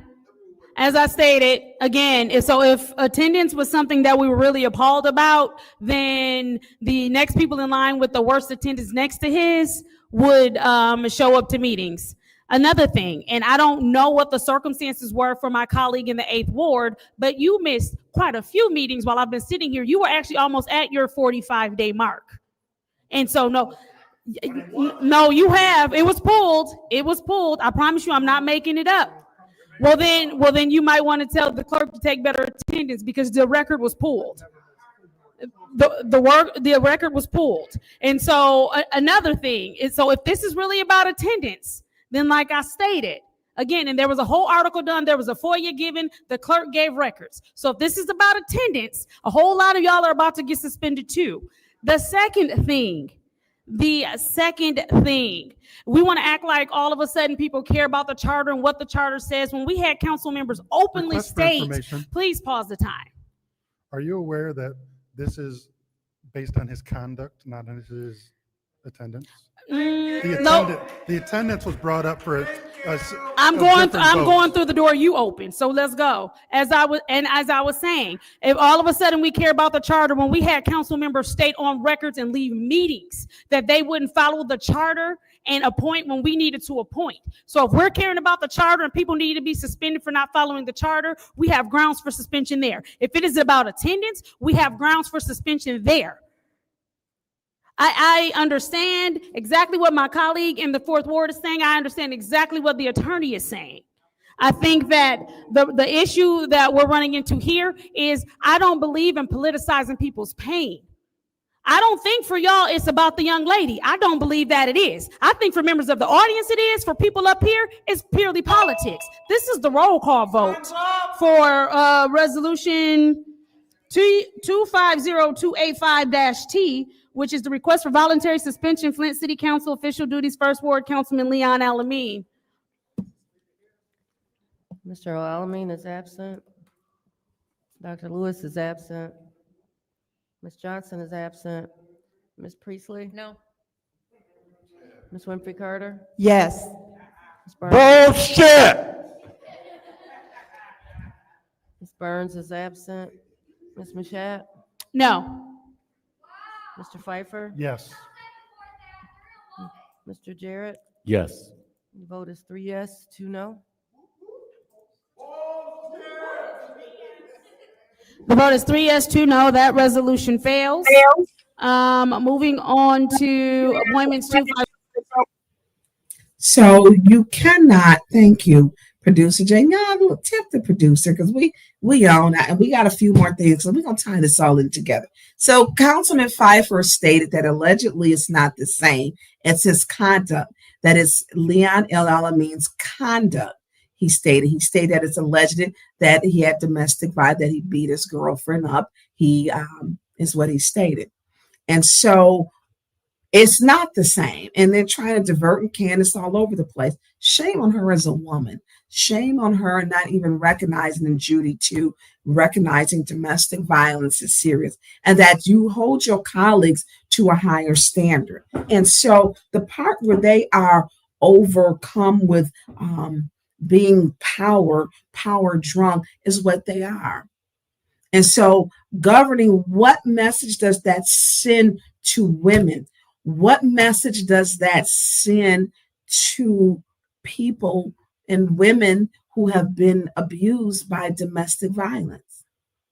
What message does it send as elected officials that it's okay? Because it's not. I didn't know her. She sent me 2 emails through someone else, and one was 7:13, the other was 8:30. It was 8:13 and 8:39, and I sent the email back and said, if you need help or have questions, call me. Her and her mother called me. I urged her to go to the hospital. She had already had the police there. And so what message are we sending and saying to protect the integrity of the council? So he's shown us who he is. We have to believe him. He was given a second chance. We have to believe him. And so when we look at the things, because he's proven himself to not be truthful. So let's put the next video up.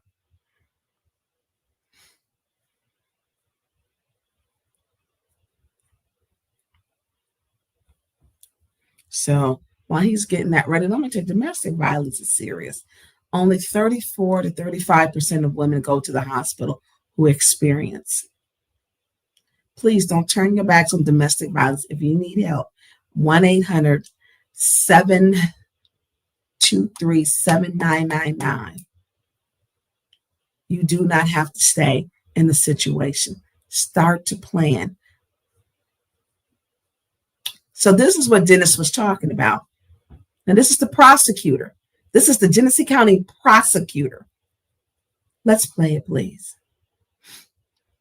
Flint City Council member is facing assault charges tonight after being accused of punching and choking a woman on Thursday. Genesee County Prosecutor David Layton said that Leon L. Alameen, Flint's first ward councilman, faces charges of assault with intent to do great bodily harm less than murder by strangulation, which is a felony, along with the misdemeanor charge of domestic violence. Prosecutor Layton says Mount Morris Township Police responded to a call for help from a woman who had locked herself in the bathroom and called 911.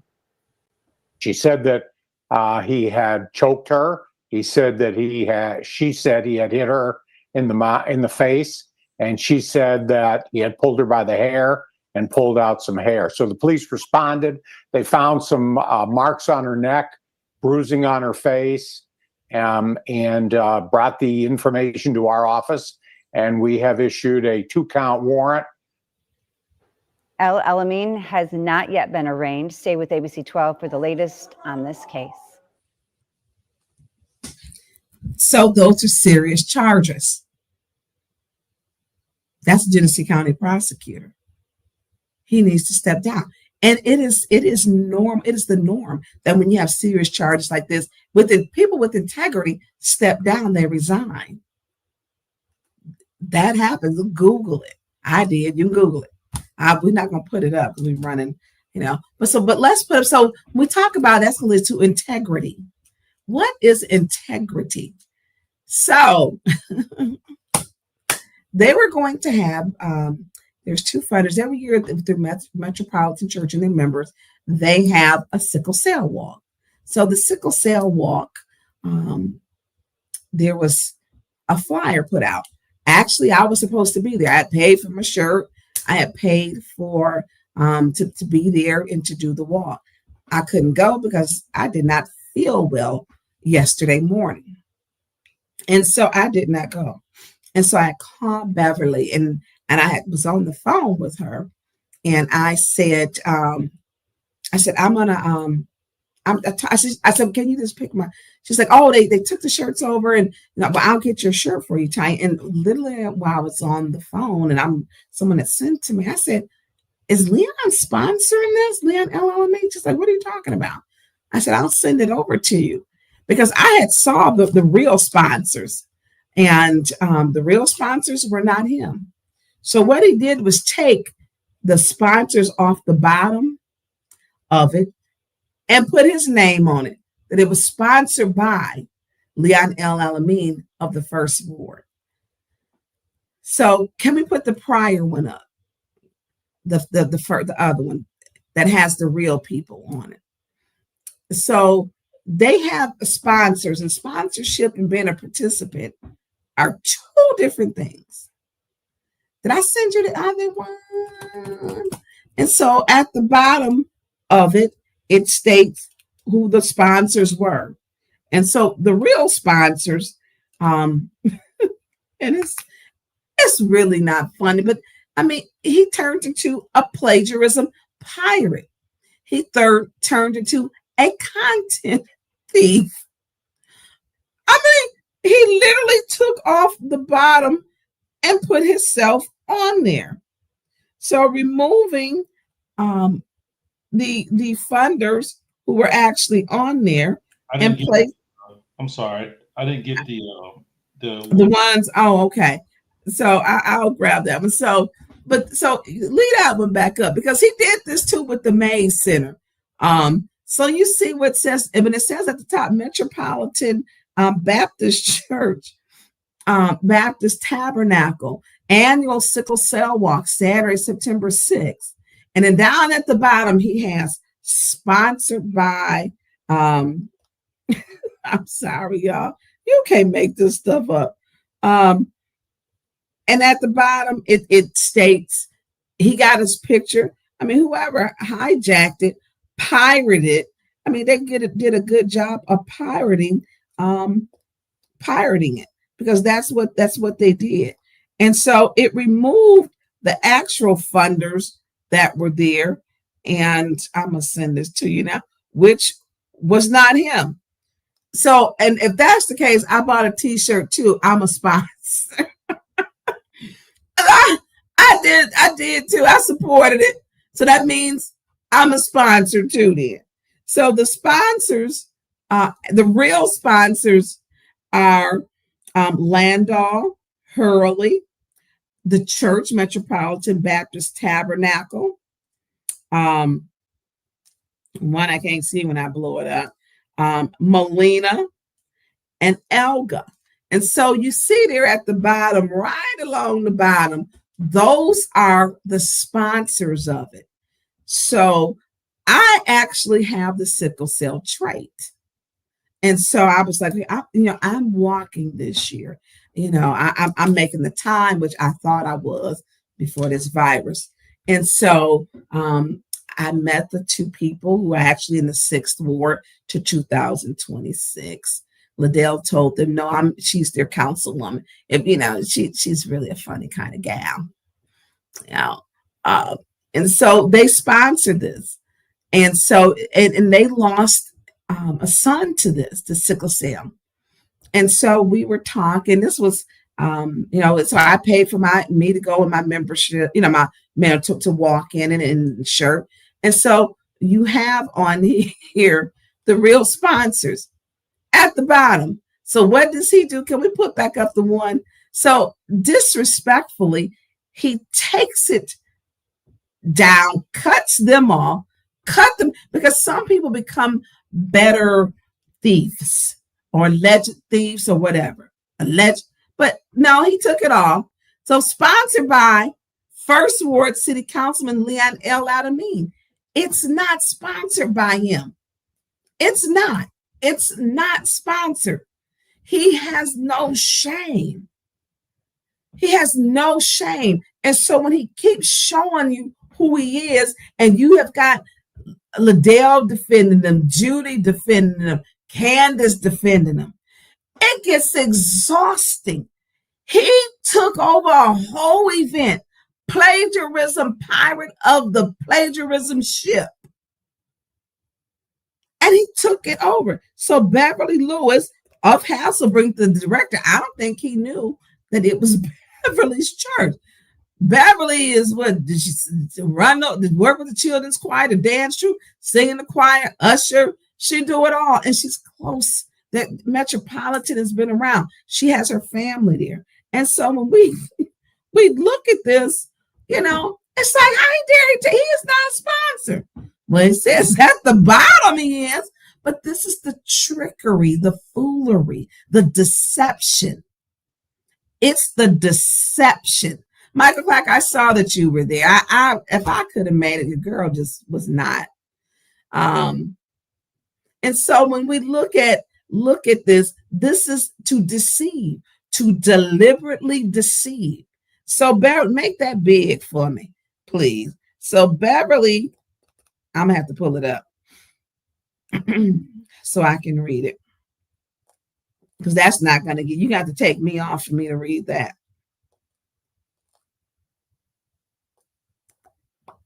Because I can't. So when someone deliberately deceives And that's what he did. Now that's today big enough.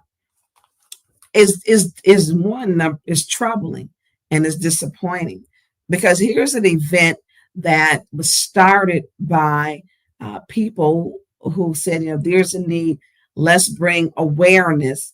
And he found a moment to come in and be a plagiarism pirate of the plagiarism ship. And he did. He stole that. So Beverly Lewis wrote, she says,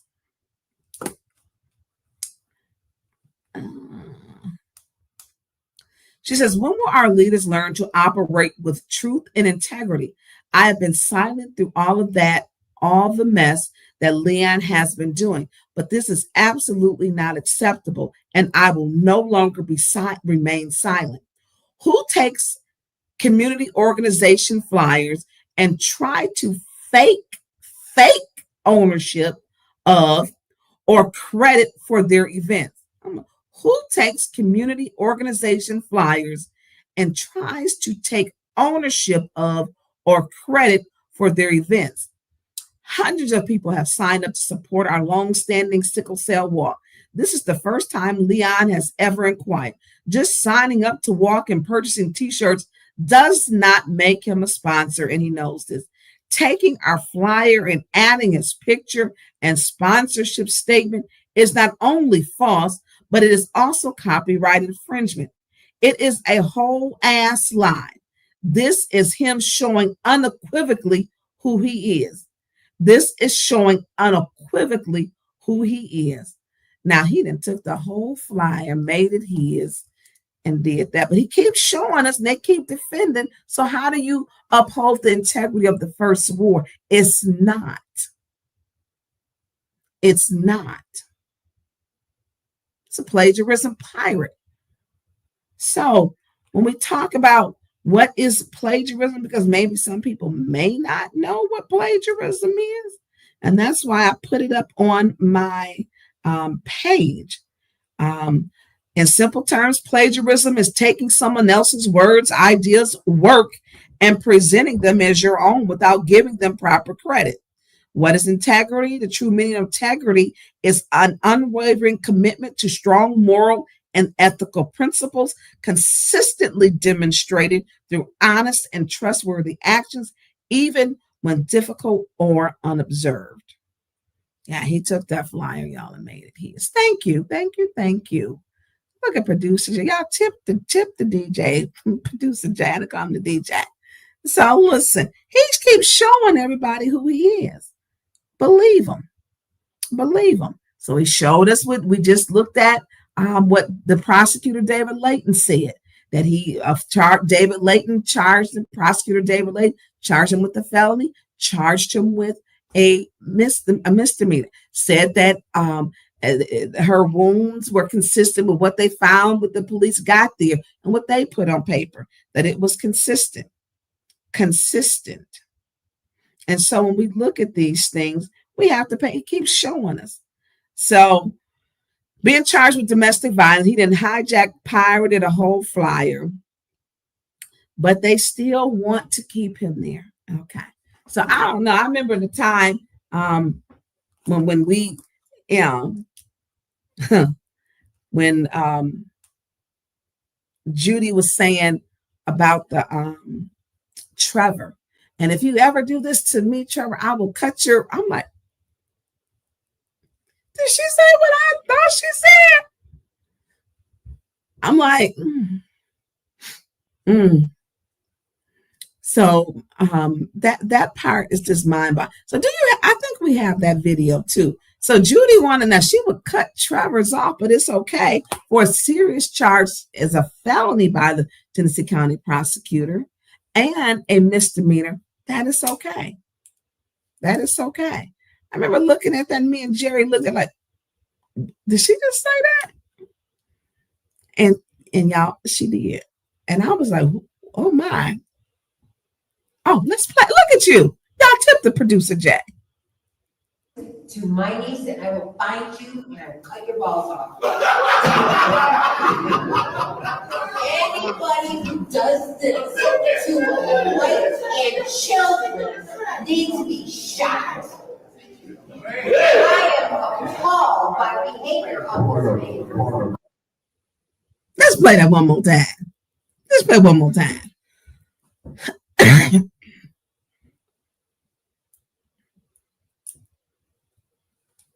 Yeah, where's all that vigor? That vigor. They should be shot. She want to shoot people. She want to cut people. Where's all of that? Who does that to a wife? Well, if she's living in, she's a common wife, and they have a child. Where's all that vigor for that? She want to protect her, but no protection for Kiki. Kiki isn't deserving of protection. Yeah, let's play that. Thank you. Mr. Trevor Berryhill, you do this to my niece, and I will find you and I will cut your balls off. Anybody who does this to a wife and children needs to be shot. I am appalled by behavior of this man. Yeah, she said that. But Kiki doesn't deserve protection. She does. And so when we speak to integrity, plagiarism pirates, serious charges from David Layton, Genesee County prosecutor, who said no deals. And he's did two of them that I've seen as cases that were in the news. They're clamping down. And so when we look at these things, and this lady is on the run, it's affecting other people's lives, he has to be mad with himself. He should be mad with himself because those charges that David Layton made, the Genesee County prosecutor, strangulation, when someone has got their hands around somebody's neck, strangulation, to cut it off from breathing. Those were some serious charges. Very serious. And so that's me and Councilwoman Winfrey Carter like, did she say, Trevor, you bet? And then I don't know what that little rant she did about Trevor and her nephew, he's not in her family. Just crazy stuff. Kiki is deserving to be protected also. And if you're protecting someone for your political, and Candace tried to say it was political, oh no, honey, definitely not political for me. Definitely not political for me. Definitely not. And the fact that this young lady's life has been turned upside down because she's went from victim to survivor. She's starting all over. She's finding herself, and she's smart. She's smart. You know, she doesn't trust people.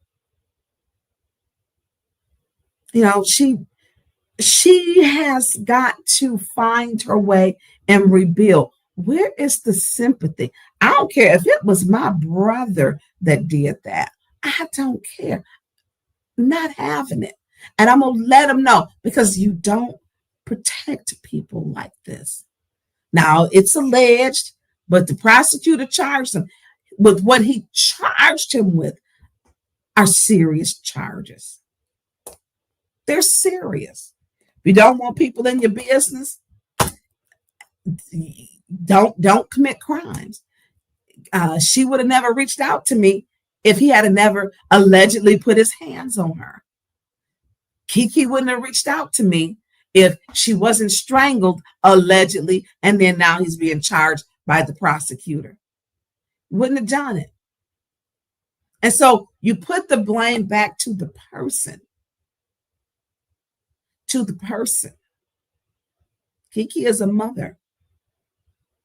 Kiki has to rebuild her whole life. We're saying step down to take away Leon's negativity until his case is fixed. But he has a residency problem because he's signing them papers like he live at 3375, like they passing out Willy Wonka tickets. I live at 3375. You keep passing them out and putting them on. And so these are the things which are a problem. So let's play the one. So Judy said he'd be getting, let's play 8110 Flint, where Leon's calling. So his phone was disconnected. So how's he doing his duties? He ain't coming to council. They counting Dennis' days, but they don't want to count Leon's days. They don't want to count Leon's days. And then, they're upholding this. And Dennis had a stroke. The other one was something volunteer. Dennis can control that. But you can control putting your hands on people allegedly. But the prosecutor, it is a fact that the prosecutor charged him with the felony. It's a fact that the prosecutor charged him with the misdemeanor. It is a fact that he did. So let's put the one, I think 8110 Flint, when they did the ring, ring, ring.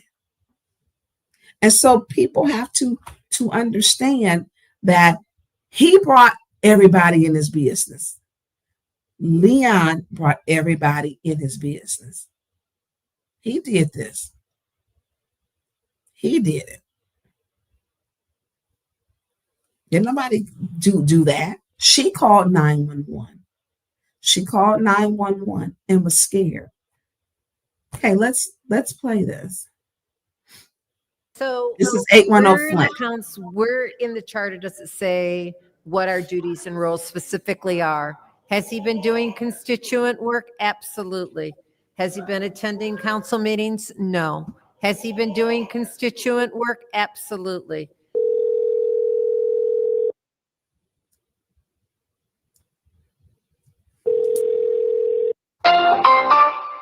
The wireless customer you are calling is not available. Please try again later. Has he been doing constituent work? Absolutely. You see the work, right? You see the work. You see the work. The wireless customer you are calling is not available. Please try again later. You see the work, right? You see the work. You see the work. So where in the charter does it say what our duties and roles specifically are? Has he been doing constituent work? Has he been attending council meetings? But he has been doing the duties of his work by doing his. Please pause the time, and I would ask that people stop yelling out. Everybody else got a chance to speak without you yelling out. She has an opportunity to speak without you yelling out as well. What's your request? So, through you to the council member in the 4th Ward. So are you saying that these meetings are voluntary and I can just answer phone calls and never show up to a meeting? Well, Mr. Go ahead, start our time. Go ahead, Ms. We were off for quite a while last year when you were ill, or the year before. So, and yeah, was it 45 days? No, it wasn't. But I had 2 strokes and I was back before 45 days. There are oftentimes many people on this council have missed multiple times. Mm-hmm. And but the fact of the matter is that he has been able to do duties of his job. So I think that this is inappropriate at this time. And as I said before, if he is convicted, I will vote to remove him.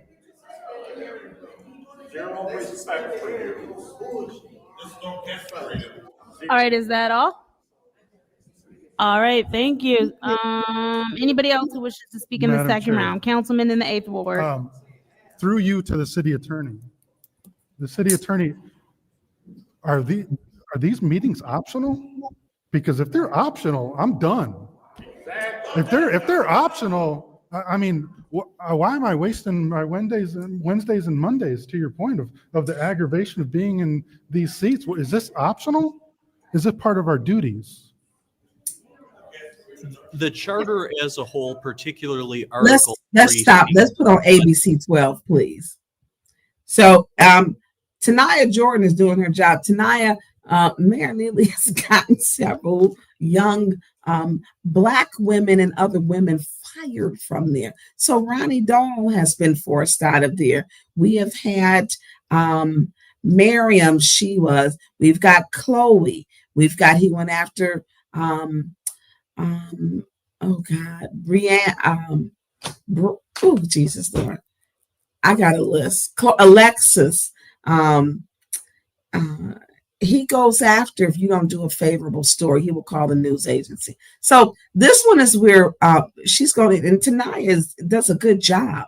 And she's young, she's a journalist, and she puts her stories together with fact and truth. She has journalism integrity, which is what we need. And so, Tonya, keep up the good work, because the people appreciate you bringing us the truth. The people do. Okay, let's play the video clip. Tonight, First we are week. following up on last night's Flint City Council meeting, where the chief deputy city attorney said council members are not bound by the charter to attend every meeting. ABC 12's Tonya Jordan talked to residents who say a lack of council attendance feels like a lack of representation. No set rules, no requirements. Residents told me when city council members don't show up to the meetings, it's their voices who get left out. Section 2-410, vacancy in the office of council member. Subsection C, when a council member is unable to perform their duties of the office, the council member may request of the city council to be excused from duties, which he has not, for a period not to exceed 45 consecutive days. Flint's 8th Ward City Councilman Dennis Pfeiffer says after those 45 days are up, council shall vote to excuse or not to excuse another member. He's referring to 1st Ward City Councilman Leon L. Alameen, who was charged with assault with intent to do great bodily harm, less than murder, and domestic violence. Residents like Arthur Woodson say they question how an elected official can miss that many days in a row and still fulfill their duties to the residents. The language wasn't to suspending. It was to ask him to voluntarily step down until he resolved the issues, personal issues that he had going on in his life. And that's only fair because of the simple fact it safeguards the integrity and the trust of the people here in the city of Flint. In response to Pfeiffer's claim that when a council member is unable to perform their duties, including attending meetings, Chief Deputy City Attorney Joseph Cups referenced Article 3 of the city charter. I think attending meetings certainly is one of the requirements of a city council member. Okay. It does not speak in one place comprehensively to all of the obligations and duties of a city council member. No, I agree. And it I agree doesn't with that. speak to specifically how many meetings. Okay. He know that in the charter, your duties and under the duties, it states coming to city council meetings regularly. Woodson says his concerns go beyond the number of days the 1st Ward councilman has missed. Where do you honestly live? And in the charter, it states that you're supposed to be a resident of the city of Flint. Woodson also has another concern. Matter of fact, his cell phone, the city cell phone doesn't even work. So how is he in touch with the constituents? I reached out to the cell phone number listed on the City of Flint's website for Leon. The phone number was not in service.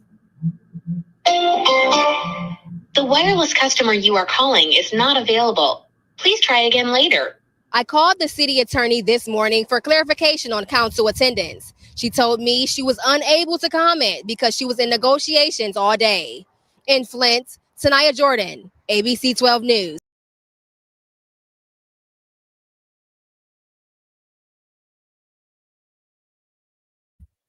Believe them.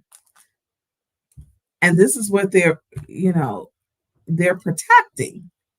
So Judy just told a lie, because if the phone ain't working, how can people reach them? When you lie with a straight face and you lie when you sit in your seat, just a problem. Just a problem. Yeah, and that to me is just disgraceful. It's disgraceful. So let's go on to the PPOs. So I did not know yours truly had a PPO out on her. Did not know. And so Leon L. Alameen took out a PPO on me. He put his address as 3375 West Sherman Street. And he put mine as in Flushing. My legal name is not Tonya, it's Del Tonya. So you ain't even do that right. He put his, now here's the thing, then he put Flushing. I never got it. I found out, I think Wednesday, and I went and put in, I go to court on September the 15th, because I don't want that on my record. Now, he may like records and is familiar with that. Not me. Not me. So he lies, and he lied. This is not my address. I don't know if this is. So here's the thing, when he goes to court, either he's going to have to say, because he signed this, that he lives, because you have to put your legal address. He got an ex parte, so I was never served. He acted like I stabbed him, shot him, or something. I mean, it was really a soft move to me to do something like this. It really was. And so he put on here his address. Now, 3375 is not in Flint. It is not. And it is, it's not there at all. And when he decided to put this up, I'm like, or to file it, I had no idea, because it was never given to me, because I don't live where he's saying. I never got it, never knew it. So I am licensed to, yes. I'll check your message.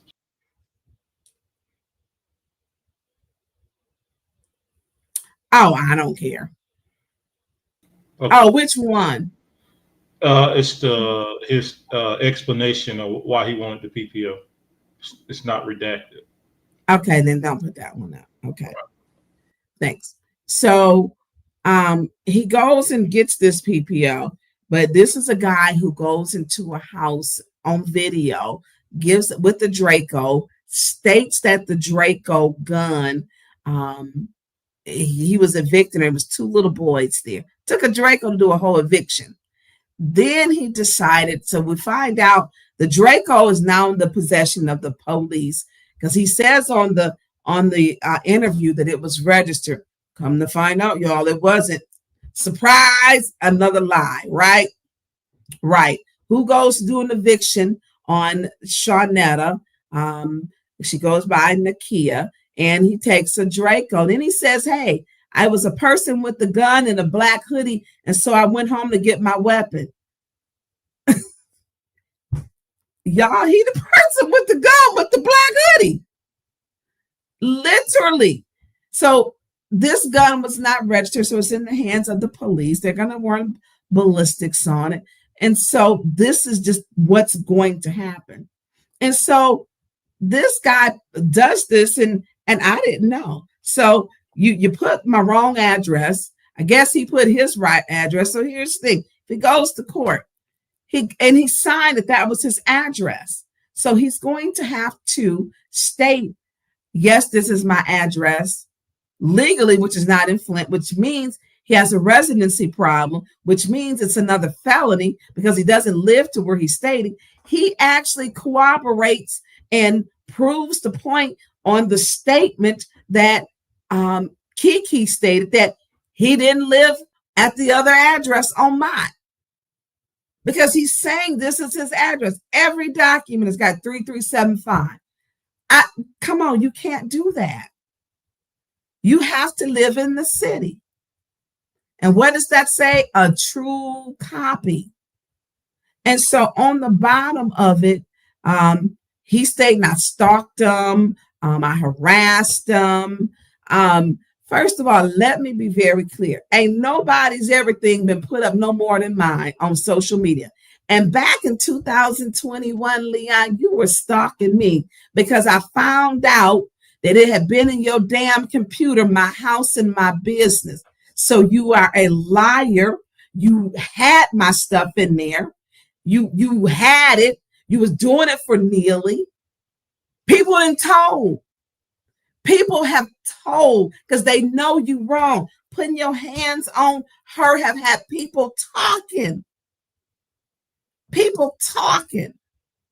Why would you be looking up or have me and my stuff from 2021? I don't hang with people like you who according to David Layton, Genesee County prosecutor, are charged with domestic violence, a felony and a misdemeanor. It's what you're charged with. And so he puts this out.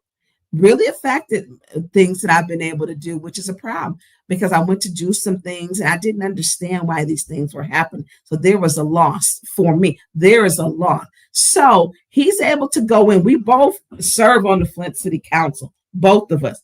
Why would the court allow them to and accept that he lives in Mount Morris Township and him saying that I live in Flushing? Now, he can take his ass to Flushing if you want to, but Ken is retired from the Flint Police Department, and I don't think he's going to play with anybody.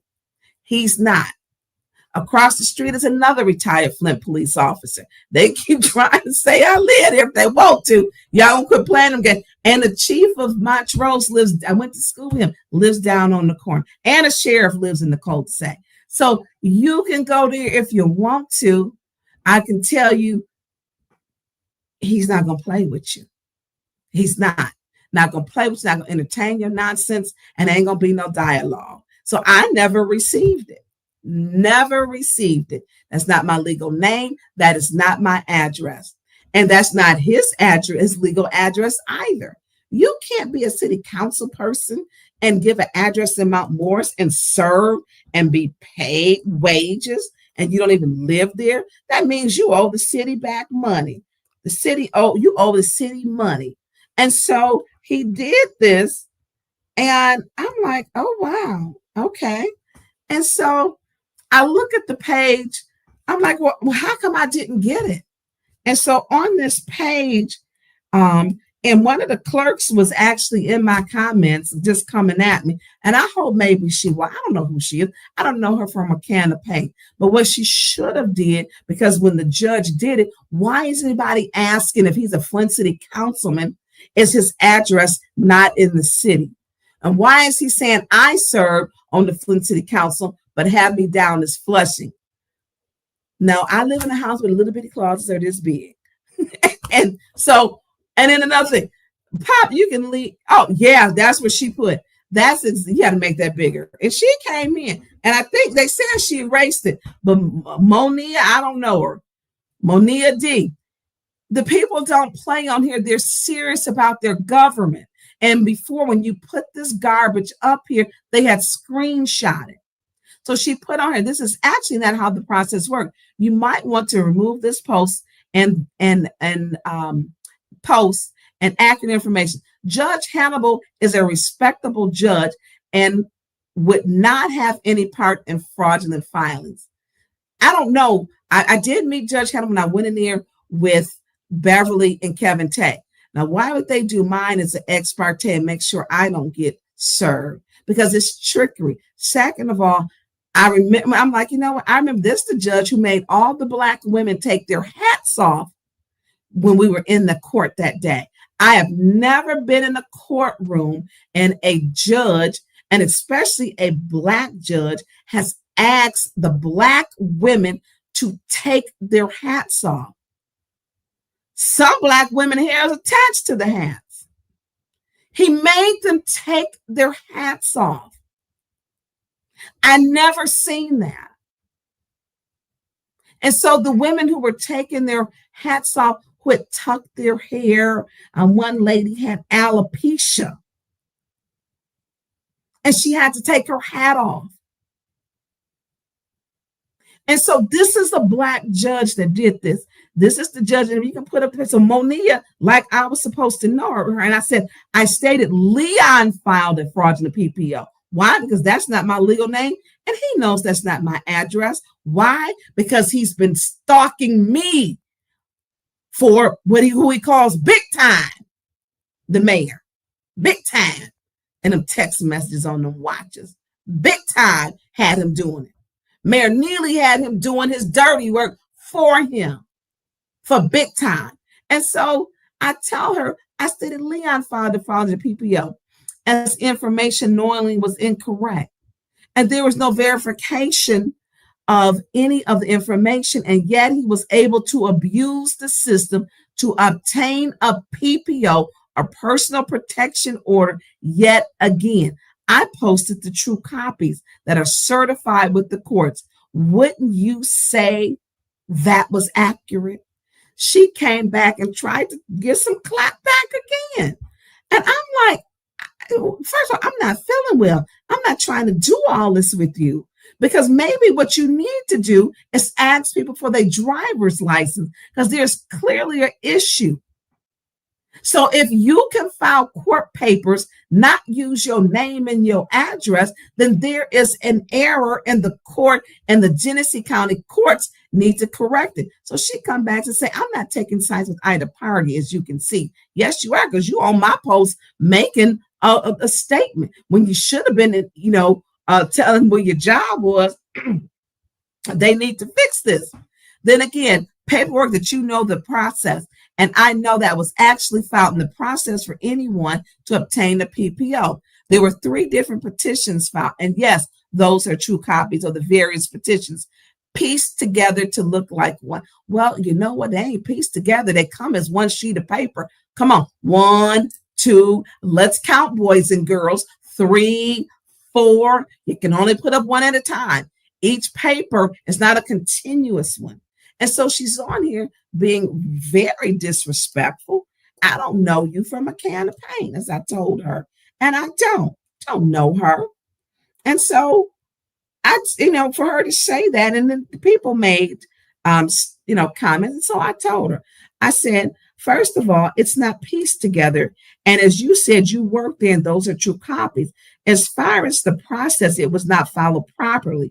That is not my legal name. It is not my legal address. Furthermore, he does not reside in Mount Morris Township, serving on the Flint City Council, as it is mandated that he must be a resident of the city of Flint. That should have been your first question that was asked when he made false statement. So let's be clear. When you sign your signature, you are swearing that the statements are true and they were not true. And so I'm like, am I missing something? And I said, and as far as your name being on the paper, that goes with the job. And I did not know. I don't know her. I wouldn't know you from a can of paint. As far as your name being on the paper, that goes with the job. And I actually didn't notice that until you said that, because I would not know you from a can of paint. I'm going to hope that this is the last time that you come on here with this foolishness. We should be able to see what now this character and integrity has come into question numerous times with that individual. My focus is now protecting the victim, who is now the survivor. And so she kept just having stuff and going back and forth with people. And I'm like, is she kidding me? Fix the process with your job. This isn't it is my problem. It is that. But verify. And if you see a problem with your job, you need to go to them and tell them to fix it. Hey, Leon Al-Amin came in here, filed one, used 3375. That's not his legal address. He has a responsibility to put his legal address. How you going to ask for protection outside in Mount Morris Township? And let me be clear, you can ride by people's house all day long because he does it. How you going to ask for protection for something that you have done for big time? And big time is Mayor Neely. We saw that in the watch with the text messages we showed y'all that were first given out by 810 News Media Group, went to Simiki. So big time, I mean, you asking for something. You don't own the streets. You don't own the sidewalks. You can't stop people. No one's stalking you. Thank you. Look, there goes the big time is the mayor. Big time. And so when we talk about this and we look at this, yes, you should question, because it affected my life. It affected how I live. It affected so many ways. And so I'm not allowing him to criminalize me. I'm not the criminal here. And so he goes and gets this. Now he's got to go to the court and tell them, I live at 3375, or not show up. But how you gonna be a Flint resident and put a Mount Morris address and then try to put Flushing like you're catching me up? And by the way, yeah, Ken and Arnold saw you drive down the street in a black car and back down. Yeah, they saw it. It's on video. It's on camera. Do you not think it's not? They saw you do that. So, Producer Jay, you can lead. I don't know. Can you pop on? Tell me what happened, because we gonna, because they keep trying to say this garbage. So you decide to come from. You are in Atlanta. You have been getting threats. You got 205 phone calls. Then the threat with you think you can't reach you in Atlanta. Yeah, but you know what? Y'all got the FBI gonna be all on y'all asses. You cannot make threats. And yes, I turned it into the FBI. Absolutely. Because you plan with shit that you shouldn't be doing. So they made the threat to you. But when you came up here, what happened? Oh, well, you're talking about when I woke you up about the Amazon package. Right. It wasn't the Amazon package. Oh, yeah. So, no, I pulled up to your spot and woke you up, and you came out on your porch in a bathrobe. You said the package is gonna be there at 8:30. I'm like, oh man, I was up late. I gotta, But he came up. Was it June 1st? I think it was the day before. Because he was here too. He got video footage of the peaceful walk that they were trying to do. And so this is the part. And so they keep trying to press this narrative. Look, you can play on Parkwood if you want to. Ken is not going to play with you. And none of y'all, ain't none of them. They're not going to do it. And this is the thing, the games that he's playing. He's a plagiarism pirate. He took someone's whole flyer, put his face across it, did not care. Did it also for the Mays Center. He was at the bottom of that one with Team One. People called Team One saying, Team One, you are supporting a person who is charged with domestic violence, with a felony and a misdemeanor. People called the credit union. And so when you get and you play these games with people, I mean, and no one, who is he listening to? Someone should be telling him, look, you need to resign, give a plea, hope your baby mama get off of your behind what you did. He's got problems, and he continues to perpetuate more problems for himself. So the PPO, let's put the page up where the judge signed it. So when I look at let's do which one? Let's do the processing. So the process page, I'm like, are they kidding me? And so he's saying, I'm stalking. Yeah, you're not that interesting to me. Sorry. I'm not the one where you're rolling up a blunt and any of that. I'm not the one where someone jokingly said that she liked him. No, thank you. Not ever. I'm not the one that you'll make my day, send me some inspiration. I'm not her. No, wrong person. And this is where we get into problem. So this is where it's signed by the judge. And I'm like, well, I never got it. So I went up there to get copies. And I'm like, is this active? Yes, it is. I'm like, oh my God. Okay. And so they gave an ex parte, didn't know anything about it. So a judge signs this and doesn't ask questions that neither one of these city council people live in Flint, according to this paper. According to this paper that Leon L. Alameen signed, he didn't live in Flint and I didn't live in Flint. So why are they granting something where he's saying we got to be on the Flint City Council? Crazy. So let's go to the next one. This was signed by the judge. Now, they need to fix the system at Genesee County Courts because they allowed him to victimize me. They allowed him to do that. So can we put the next one up, please, which shows. And so on it was stating it wasn't attempted to be served. It wasn't of course signed. Let me read it. So it states on it the process, proof of service. The proof of service is just blank. Blank. Who in the world, was it big time got him this? Mayor Neely gave him this favor with the judge. I'm deeply disturbed because you are affecting my life and not giving me what I'm entitled to. Proof of service. And states, I serve. Nothing is checked. Certificate of service. I serve. Then it's about for personally. By registered or certified mail. No, I attempted to serve. It is nothing. The whole page is blank. He gonna get an ex parte like I was in a relationship, an alleged relationship with him, and I beat his behind.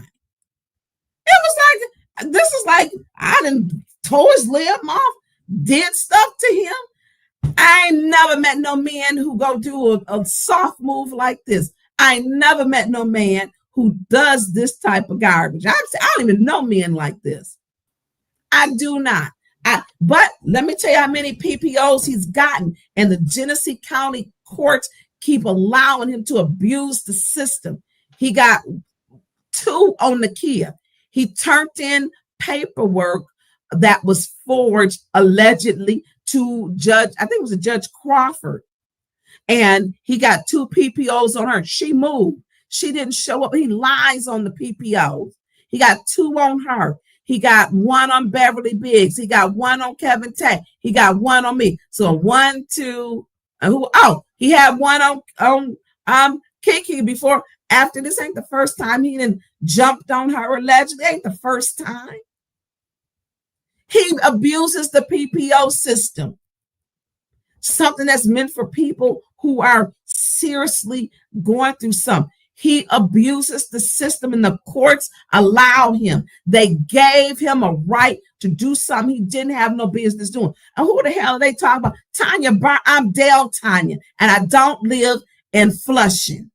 He deliberately did that, and he ain't supposed to live in Mount Morris. So his whole paperwork was flawed, lied, and he signed it. He was wrong. He's using the court. He done gotten the Kia 1. Not 1 that got her 2. He done got 1 against Kiki before. He done got 1 against Beverly Biggs. He done got 1 against Kevin Tay. And he got 1 against me. And the court ain't doing a damn thing about it.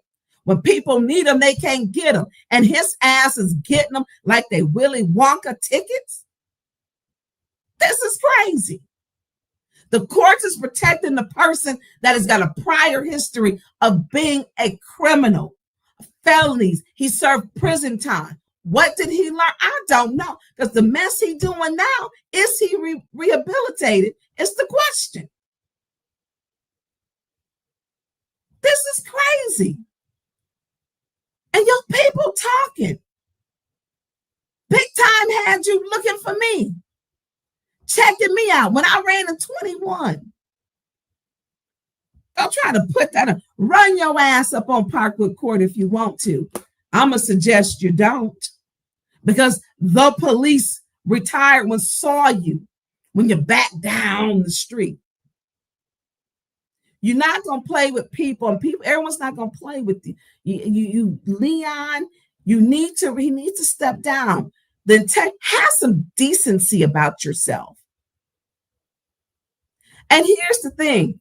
He had been at council with me since he got the little PPO. He been there. He came. This was in March. He's been there with me since then.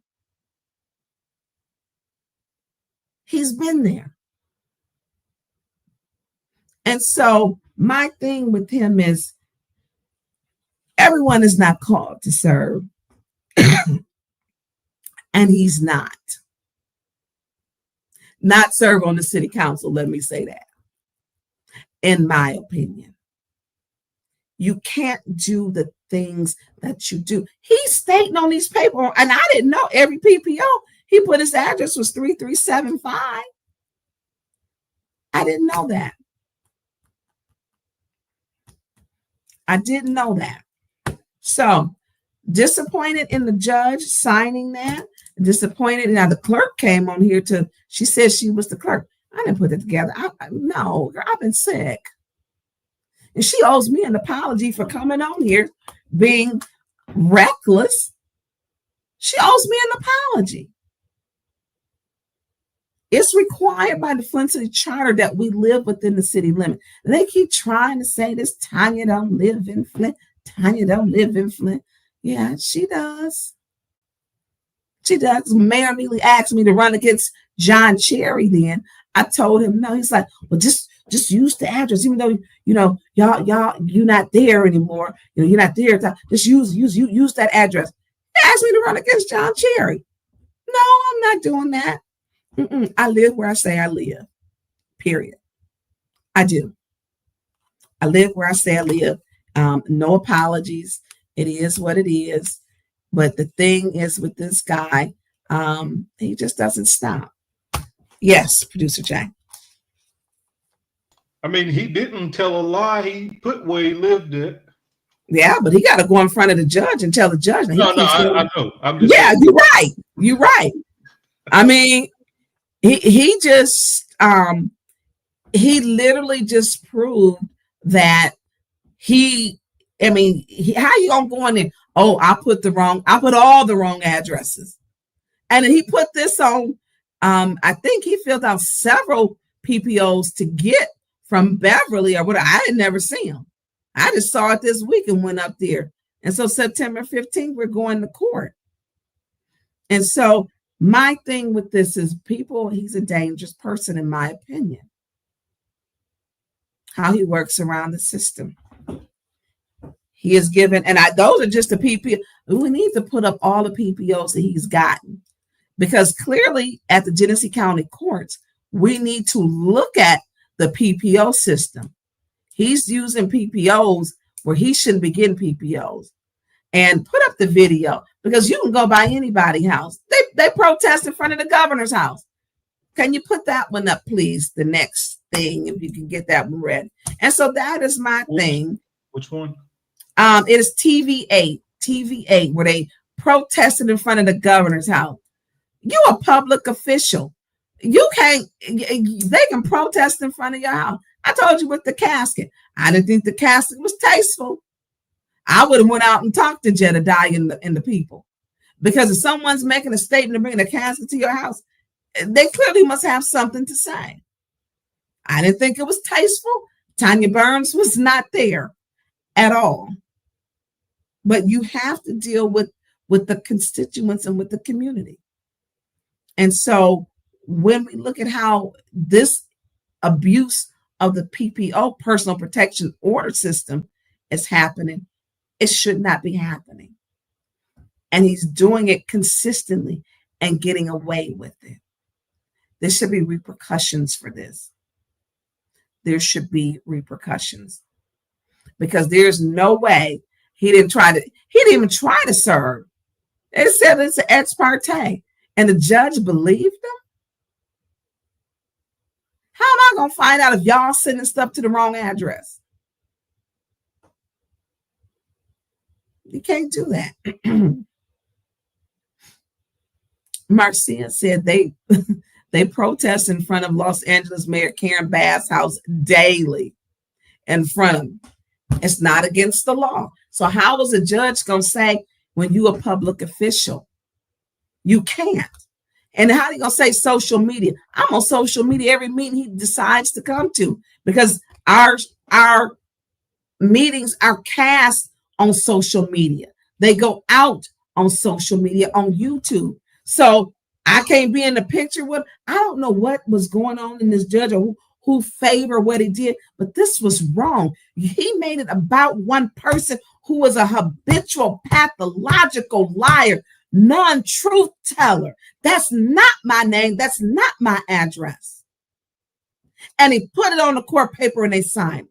Didn't even have the decency to send it to me, serve me, or anything. I'm not at the local PPO office. Why? I'm not a damn criminal.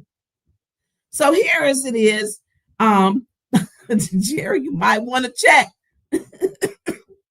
You might want to check. Word on the street with them and them other ones. He mad about that he mad about that what's the name that y'all did, that you presented and Dennis called him. He mad about it. So this is at the governor's house. Can we play this one, please? Right now, there is a protest happening outside the governor's mansion in Lansing. Protesters are calling for the governor to lift her stay-at-home order. The protest is organized by Brandon Hall, a Grand Haven political activist. Our sister station in Lansing talked to him just moments ago. Open Michigan now. We cannot go on like this. It's not acceptable. If you saw last week, there's businesses hurting. Families are about to go bankrupt. Michigan I've never seen Michigan like this. She's destroying our state, and we can't tolerate it. What about people who are dying now? Well, people die every day, car accidents, hundreds of thousands every year. Should we ban cars? Are we no longer going to drive? I mean, it's ridiculous. And if you want to stay in your house on house arrest, stay there. Stay in your house. Stay there. The protest continues until 2 this afternoon. So for the record, that was the governor's house. Okay. That was the when you are a public official, your address is public. It's public. You can do it. It's not against the law. I mean, the misquoting of the laws. Does this judge realize how he affected my life? We know Leon wasn't telling the truth because now he's charged with a felony and misdemeanor by David Layton. We know his character. And so Kevin Tate, the judge told me it's against the law for anyone to post any videos about public work. Not true. We on YouTube daily, and it's streamed out to whatever media that it is, YouTube, every meeting, another way. And so when people know someone, I don't know this judge personally, but I'm personally upset. I found it odd that the women had to take their hats off. That to me was so humiliating. I've never heard someone tell women to take in a church or in a city build or in a building that is in a municipality. I'm in a court. I've never heard that. He had them remove their hats. And he may be I don't know him. Like I've never had a one-on-one conversation with him.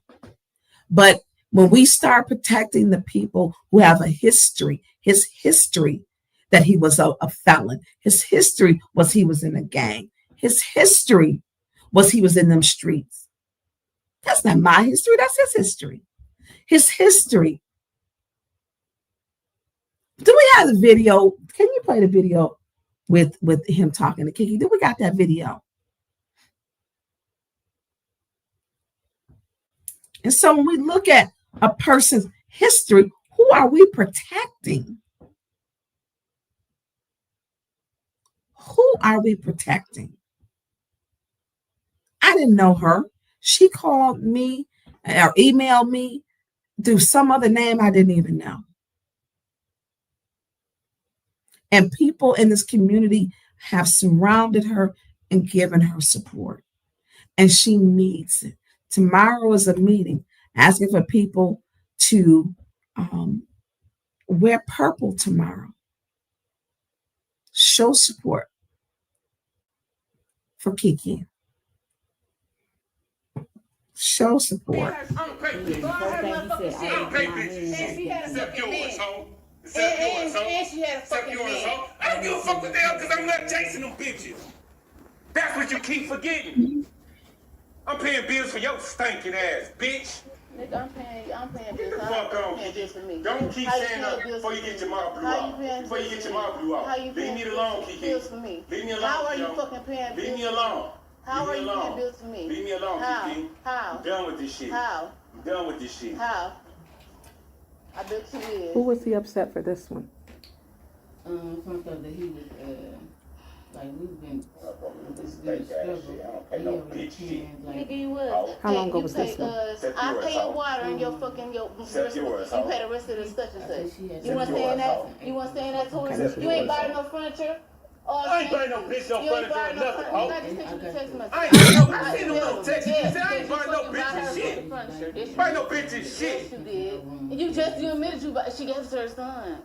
Stop lying. Bitch, I put that in all my transitional houses, ho. No, you don't. I put that in all my... No, you got a whole fucking bedroom suit. You want me to prove it? You want me to prove it? She had transitional from my fucking brother to the other houses I got in there. I put furniture and all that shit in there. Dumbass bitch. She had transitional house for the child. Don't keep running up on me now, Kiki. I'm standing right here. I'm done with this shit. I'm done with this shit. You came in here and keep starting this shit with me. Yeah, keep coming and say with me. I'm done. I'm done. You better get the fuck on now. Get the fuck on. You did me fucking dirty. Take it how you want to take it, bitch. You did me fucking dirty. Take it how you want to take it, bitch. You better keep moving now. You did me fucking dirty. You better keep moving now, ho. Keep moving now, ho. If I don't, you're going to become something else now. Now what? What I'm going to become, huh? The fuck out. Fucking? Them bitches you fucking? They would be here. The bitches you fucking? If I was fucking, they would be here. You wouldn't be here, ho. Yeah. You wouldn't be here. Yeah. I sure would. Bitch. Yeah. Now keep moving, bitch. Since there's a problem and all of that, you keep moving then. If I'm so fucking bad and doing all that, just keep moving then. Just keep moving. That's all you gotta do then. Quit being a fucking woman. That's all you gotta do then. Quit using women. I ain't gotta use no women. That's what the fuck you said you do. I ain't using no women. You need control. I ain't using no women. Did you say you need fucking control? I ain't using no women. That's why you say all the shit that you say to them, huh? I can tell the bitch whatever the fuck they with. If the bitch try to play me or whatever. So you control them? To do what the fuck I need to do. Right, no more shit. You better get the fuck up on my face with this shit, though. So I'm telling you. No, I'm not. I was on them hoes. Them bitches to be up in here. You wouldn't be here. Where they be at? You wouldn't be here. Oh, really? You wouldn't be here, bitch. Oh, really? Now, that's what it is. That's what the fuck it is. Yeah. Now miss me with that shit and get the fuck on. I'm not fucking with you. Leave me the fuck alone. Like this same stupid ass shit. Nigga, you the one did me fucking dirty. I ain't do you like shit. Nigga, you the one did me fucking dirty, nigga. You like shit. You the one do me dirty. Get the fuck on, man. I'm not gonna wake up every day. If you feel, leave. There you go. You ain't gotta listen to it. Oh. If that's what you feeling. You put me out. If that's what you feeling. That's what you doing. You put me out. You put me out of your house. No, I'm telling you. You put me out of 3375 Western Avenue. If you don't want, if you don't want to hear what the fuck I'm talking about, then leave. You put me out. That's what you doing. Leave. Stay. You put me out. You put me out of your house where you stay, huh? Huh? You put me out. You say that in the same. You put me out. You put me out. You say that for a reason. Yeah, cause you put me out. Cause this your house, huh? This your house, huh? This your house, huh? This your fucking house, huh? This your house. Cause you always pull that shit. Cause it's your house, right? Cause it's your shit, right? Bitch, you better get on. Cause it's your shit, right? It's your shit, right? Don't keep running up on me. It's your shit, right? Keep running up on me. I'm standing right here. I'm running up on you. With that dumb shit, man. Huh? Calmer than me. What's going on, bro?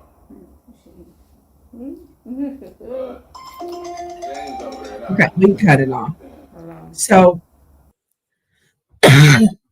this is what he's protecting. They're protecting.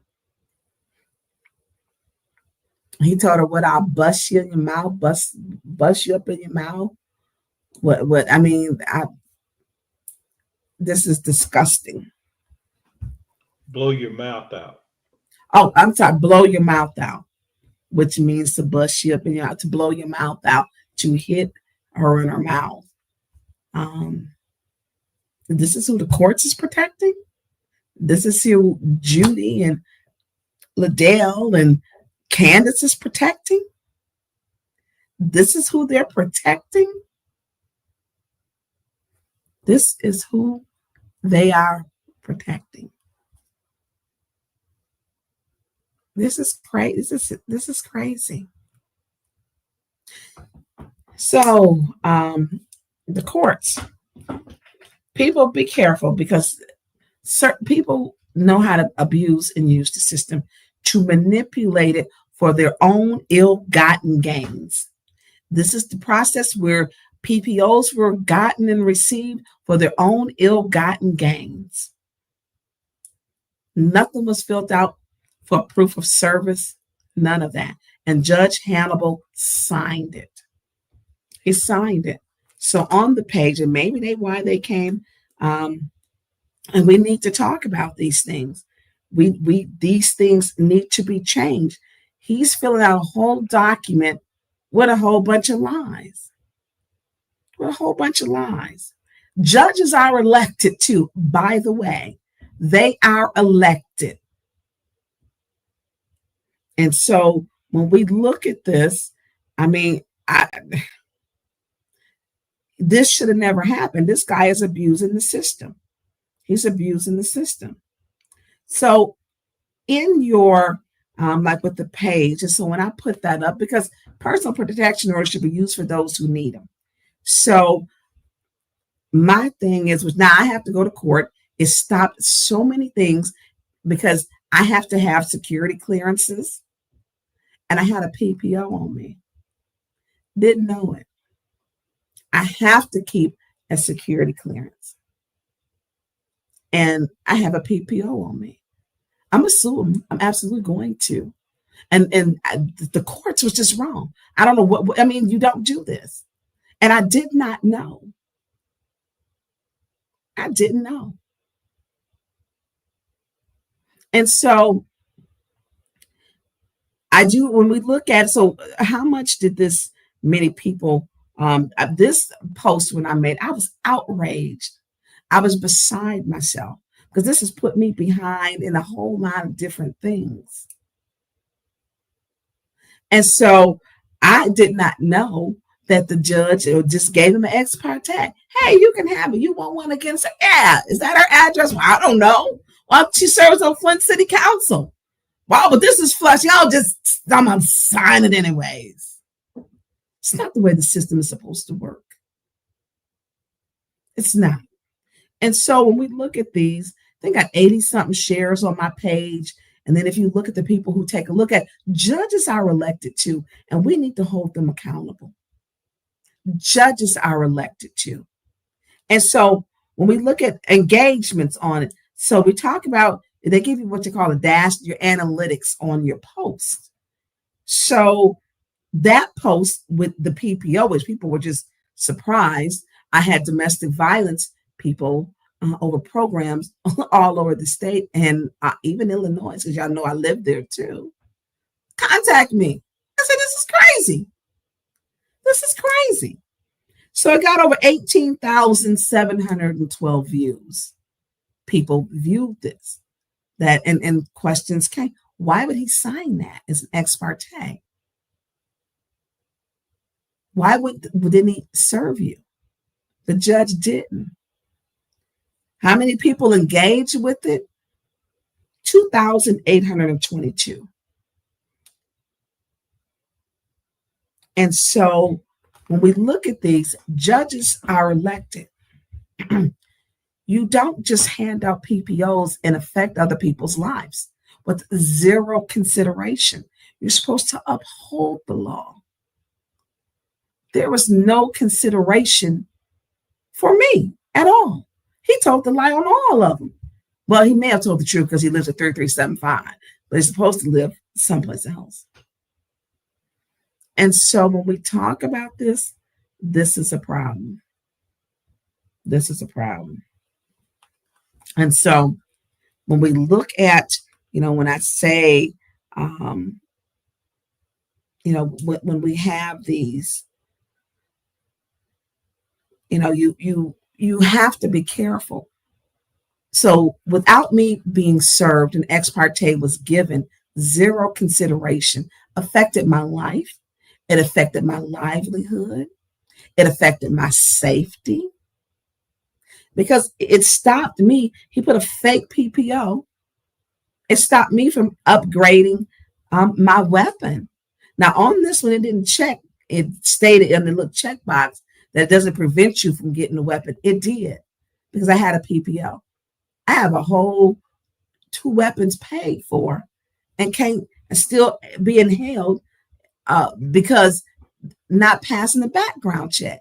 The criminal was able, or alleged criminal, former felon, was able to stop a person who was law abiding doing what she needs to do. He was able to work the system within the system to do this. And that's some deep stuff. I don't know Judge Hannibal, but you a judge. You didn't give me my day in court. You didn't give it to me. He not on the streets, he on the sidewalks. And here's the ironic part. I have a friendship. I didn't know Kiki until she sent me that email and needed help.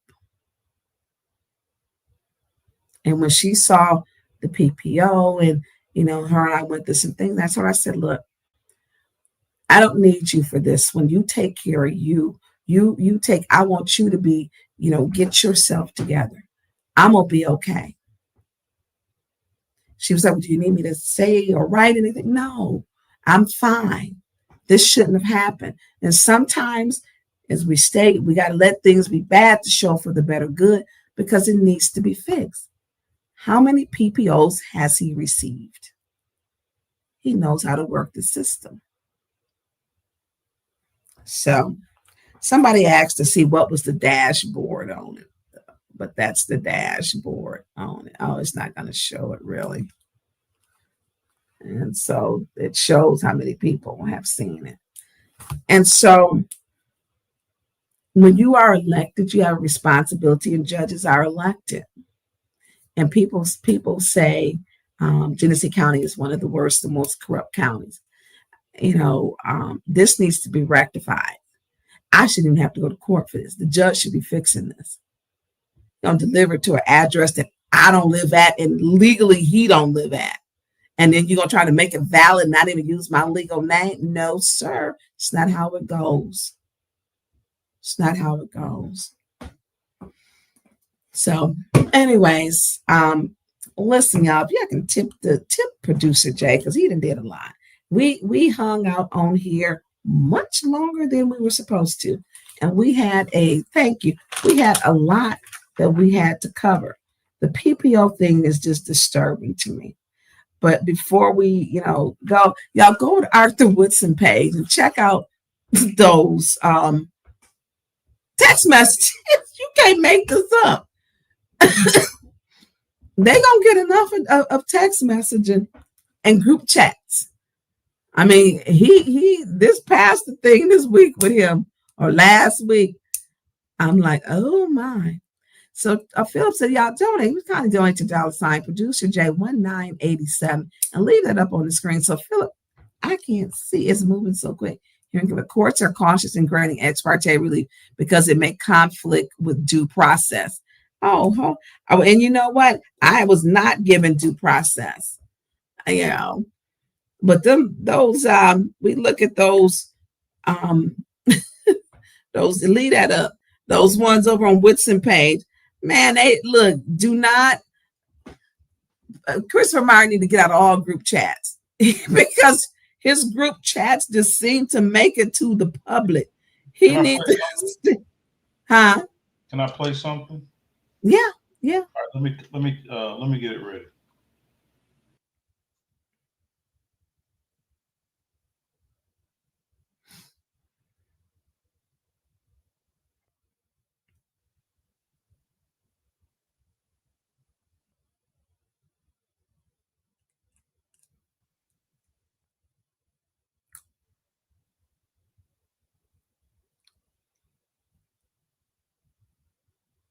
Look, it is still over 200 people. Y'all.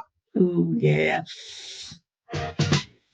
We got music on there, so we can't do the music. Oh.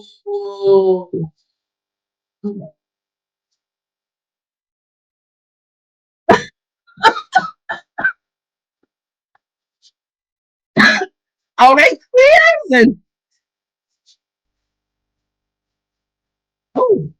Okay. Mm.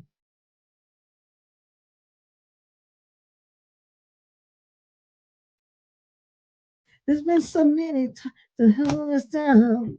Now listen, why does everybody in the mayor's circle have these problems? Everybody in his problem. So Phillips says underneath the Fifth Amendment, 14th Amendments, which guarantee notice and an opportunity to be heard. Well, thank you, Phil, because I wasn't given those. He also states, thank you, producer Jay, but y'all can hand over to Arthur Woodson. He got all kind of pastor stuff up over there this week. And look, y'all, tip producer Jay, he on it tonight or this morning now, because we are in the wee hours at 1:42 a.m. Lord Jesus, we can't go this long no more without doing. So hey, listen, we're gonna have to do I'm sorry, I didn't mean to cut you off. Hey, we're gonna have to do a 24-hour marathon. We're gonna do this one, bring in guests to help in and out. 24-hour marathon. We rock with you, Tonya, as a VIP, bro. Look, I rock with y'all. So Phillips says such as temporary restraining orders are generally in effect only until a full hearing can be held. Courts are cautious in granting ex parte relief because it may conflict with due process. Well, not in Genesee County. In the civil procedure, ex parte refers to motions or applications made by one party without notice to or participation by the opposing party. These are typically used for temporary relief. Well, he got one for over 6 months, and I can't have it on my record. And so I have to have my attorney remove this. I stay in court with bullshit. And so it just doesn't stop. Hey, Sandy, how are you doing? And so, I mean, it just doesn't stop. And so I'm going to be there for the people, but listen, we need y'all to be here for us too. First ward, y'all need to be showing up. He done put on this paper, this ex parte, that he needs immediate relief, personal protection order, and stating he don't live in the first ward. He does not live in the first ward. I mean, and he did it on every single one. Oh, Lord. So normally for a PPO is you are pretty much saying that you are afraid for your safety or you're concerned about your safety. Absolutely, you are. I mean, that's what that's what that means. So he's so afraid. That was back in March. How many meetings have y'all had since March where he set his ass up there in that first ward seat, but he's so afraid of you? Several times. Several times. After that, I just found out about it. Y'all know I'm going to tell you. I'm going to tell y'all about it. I would have shared that. He would have shared. I didn't know I had it. I can't have that on my record. That's why I don't break the law. Yeah. And he did. He sat there every single meeting, just lying and putting he lied. I don't live there. That's not he put a lie on that paper. That is not my legal name. He put a lie like I was stalking him. No, big time had you stalking me, player. And this is the thing when we get, and they keep doing these favors. And if Mayor Neely asks folks, y'all better turn and run. Run. So I'm gonna put. There's a couple questions since we're not gonna do call-ins, I guess, at 1:45 in the morning. And that's here's something. How many hours we been on? We're going on. Hey, Carl Lewis said JWC them. Tell me some. I took a nap and woke back up. Carl Lewis said you're good for 5. But where is Carl Lewis at? He ain't even. He probably somewhere napping. Let me pop this up for you. I don't think you've seen it. Do you see that? My Councilwoman Burns and producer Jay, I have an interview for my council tomorrow for the Ward 1 seat. Wish me luck, y'all. I wish you a whole lot of luck. I truly do. Good luck. Good luck. And then here's one.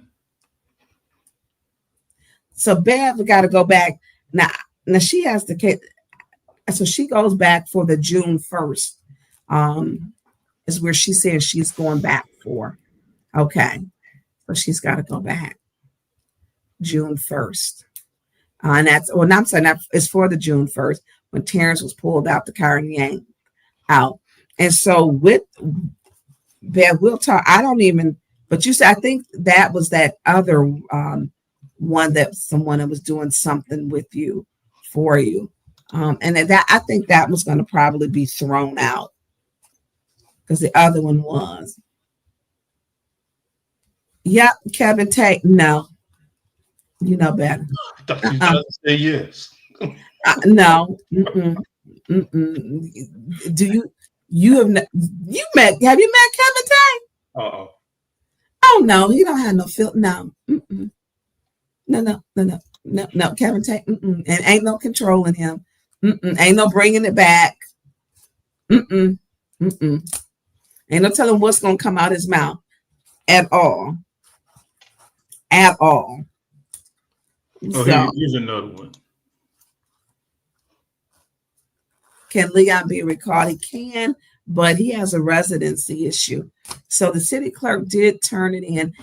It went to 7 agencies, everything, but I don't think it went to the city of Flint. It is now, I believe, at the Attorney General's. And it is clear. I mean, he putting on court papers. He don't live there. I mean, what else do you need? You got a signed affidavit that corroborates what she states, that he doesn't live there. They have a video where they're arguing, or an audio video. I mean, he puts on all these things 3375. Not me. He does. Against everybody. I mean, you got to look at some of the stuff that he's doing. If you don't want people in your business, don't be charged by the Genesee County prosecutor with a felony and charged with a misdemeanor. Don't be charged. I mean, the news, Channel 12 News had you on the news. You were in the newspaper. Because it's really, you're held to but counsel a higher standard. And the fact that they're okay in it is mind-boggling to me, because number one, I'm not standing with any man that allegedly puts his hands on the woman and jump. I'm not doing that. And I mean that. Not doing it. Not doing it. I've seen too many times. I told you one about the story. One of the worst with the young lady. Burton actually arrested him within like 45 minutes to an hour. They actually had the warrant signed, but he had shot at her, and she called me. She lived in Flint, in the 7th Ward, and he lived in Burton, and he shot at her in front of their children, Mr., and then pistol whipped her. And you could see the gun on the side of her face where he pistol whipped her. You can see the nozzle of the gun, going up on her face. And so when we look at that, and I've helped several women, and I've helped teenagers. It is about, how do we change our community? Do you walk out and pretend like you don't see it? I remember living on Moore Street where we lived, and it was this guy. His name is Cedric, and I was a kid, and he would beat up his girlfriend, and she would come running out the house front door, running down the street, ran over our house. And those things traumatize you. They traumatize you. And that, to me, you don't forget it. And he would just beat her down. And you never forget, because as a kid, you are helpless. You know, when we couldn't call 911 back then, you had to call operator. And so we called operator, I don't know how many times. But he was just a mean person. And he was just mean. I remember my mother wasn't home. He came over, he didn't like that our porch light was on. He came over and unscrewed our porch light. He was just a mean, nasty bastard. And I don't like that. And to see, I mean, those images don't leave out your head. You know, it's like you hope she don't knock on the door, but then you don't know what to do as a child. But as an adult, you call 911. As an adult, you follow through. And what they hope is that no one is going to support this person, because they're going to take all these bad things about her. Or, she's terrible. She hit me first. She did this to me. They never take responsibility. Abusers don't. They make you the problem. You made me hit you. You made me hit you. You know not to make me angry. They blame you. And I'm telling you, that guy, Cedric, he's dead now. He was a horrible person. He was horrible. He would just beat her. He would beat her.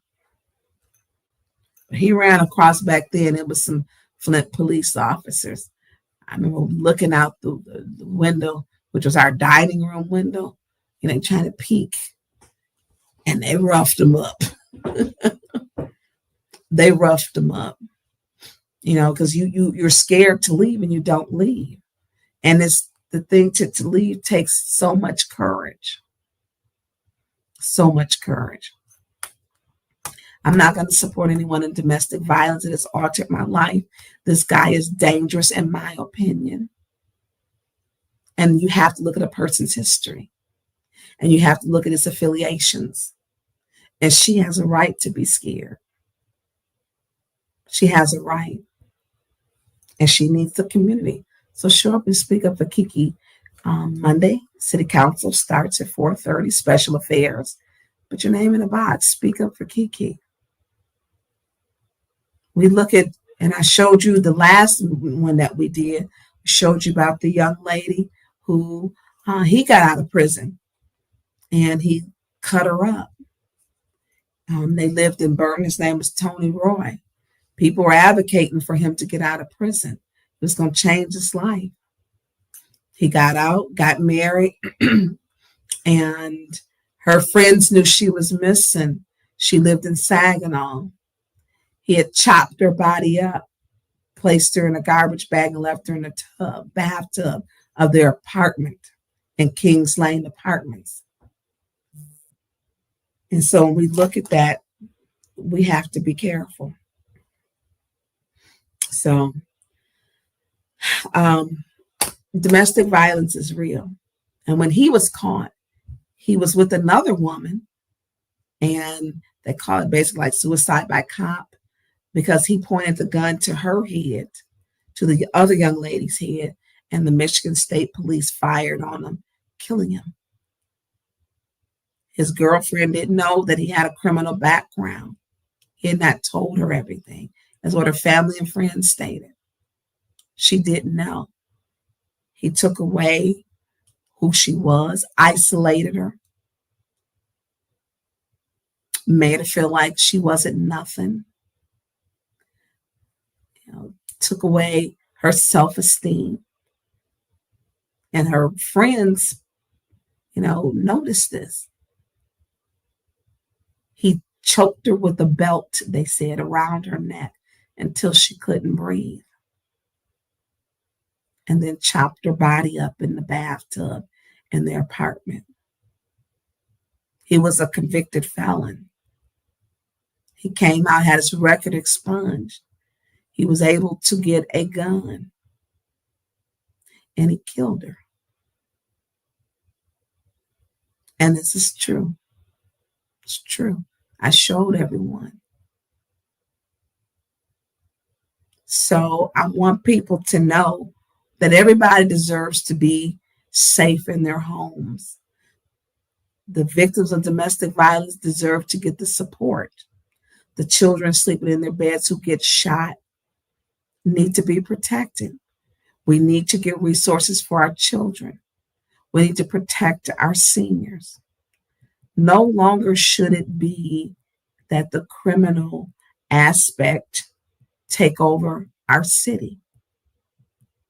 We have to ask for and elect and put people who are brave leaders who care.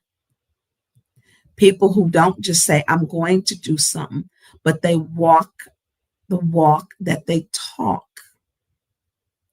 We have to start looking and electing and put people in with the vision.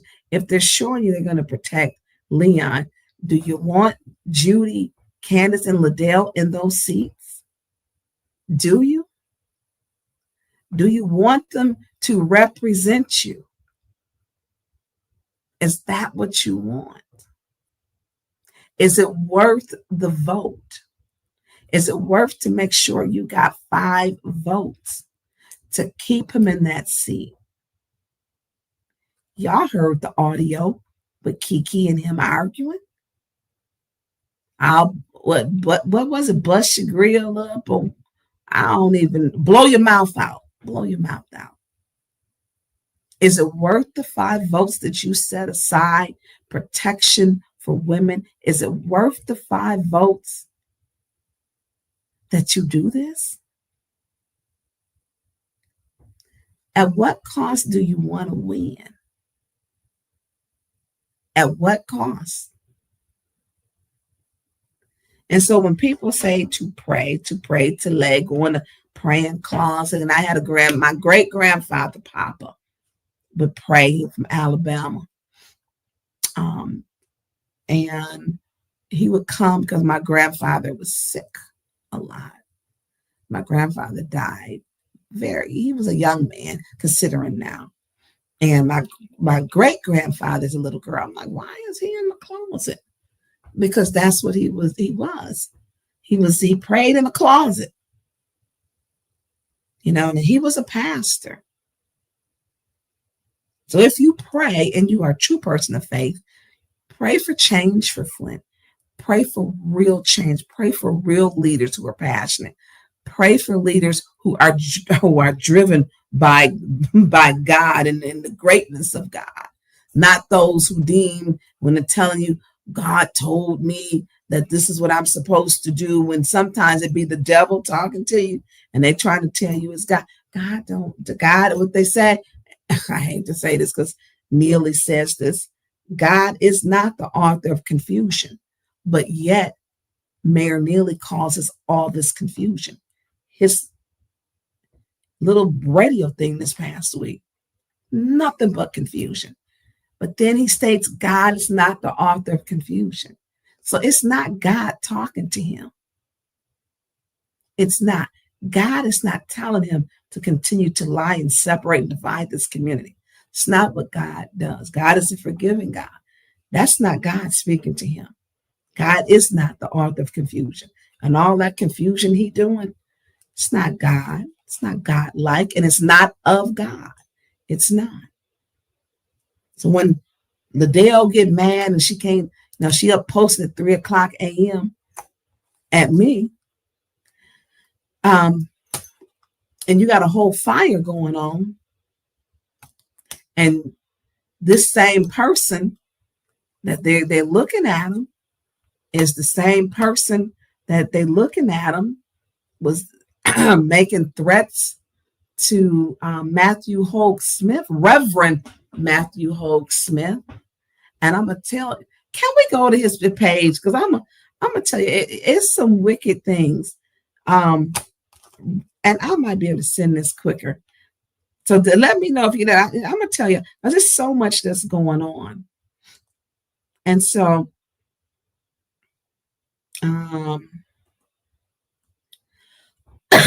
so he has had to hire security. He had to hire security because he's been threatened. He's been threatened numerous times.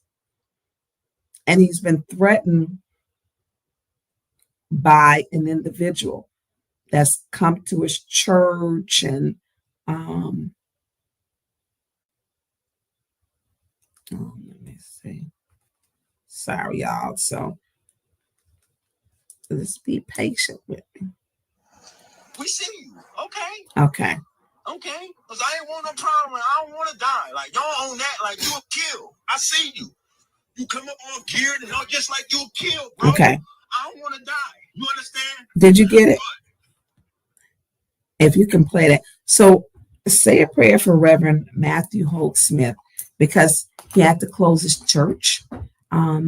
He showed up for Pastor Thompson at St. Mark when he was in fear of his own life, testing his faith that his walk with God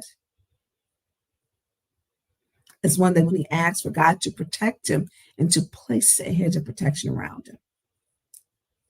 And so Producer Jay did it. If you can get it up, the what's the name? So this person was back at his church. He was told he would have police there. The police, he said, was not there. Liddell had told him the sheriff was going to be there. We know she don't tell the truth. We know that this person had made threats, several threats. So this is him and the message he left for Reverend Matthew Holt Smith. Beefy, though. Even the article in the newspaper. You came so beefy, though. You so beefy. You so beefed out. You beefed out with it. Okay, then. We see you. Okay. Okay. Because I ain't want no problem. I don't want to die. Like, y'all on that, like, you a kill. I see you. You come up all geared and all just like you a kill, bro. I don't want to die. You understand? But I will die for mine, bro.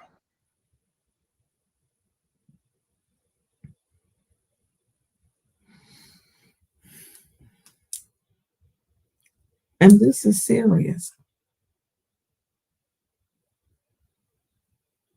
So when you live in fear of your life and he's hired bodyguards, he knows who the person is. He knows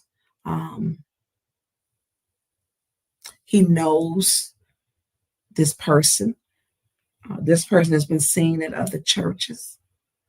But put the picture up who he's seen with.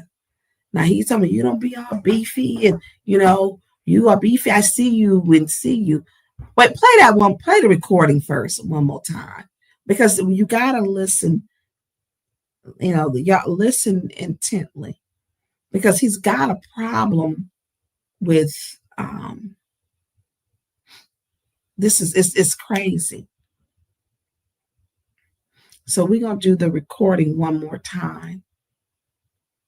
Because he's been living and still serving to preach at his church.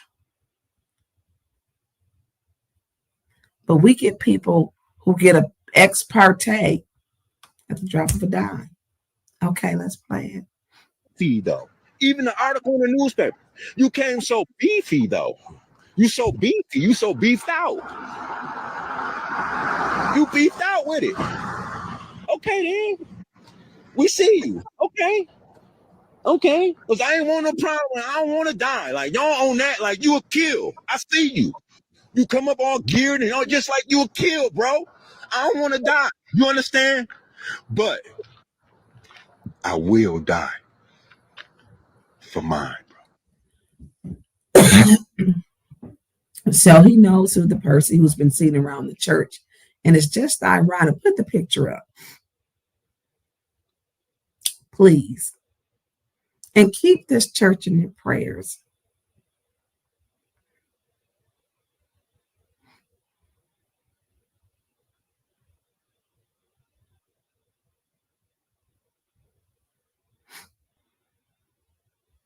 So they're saying that this is the person on the left next to Liddell. That's Liddell right there. And this is the person who was making allegedly the threats. And who was he standing right next to? Liddell. Liddell. And there's going to be more to this. People have a right to feel safe. And the People's Church has not felt safe. St. Mark's has not felt safe.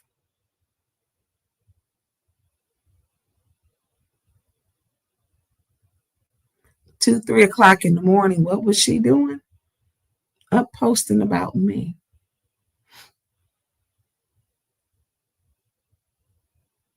Up posting about me.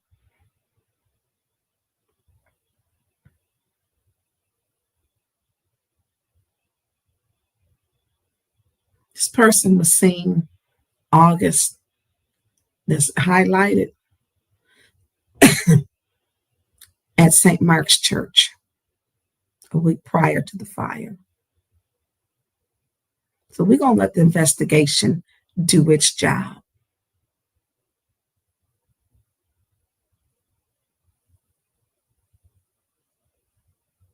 We had 2 churches, People's Church and St. Mark's. 3 o'clock in the morning, she'll making a post, taking everything I said completely out of context.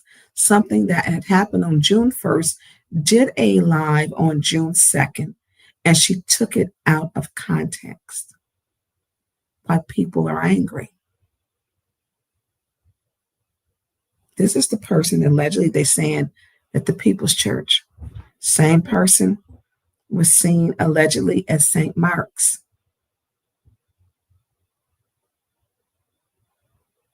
And something is wrong. See, people don't want to talk about and put the truth out.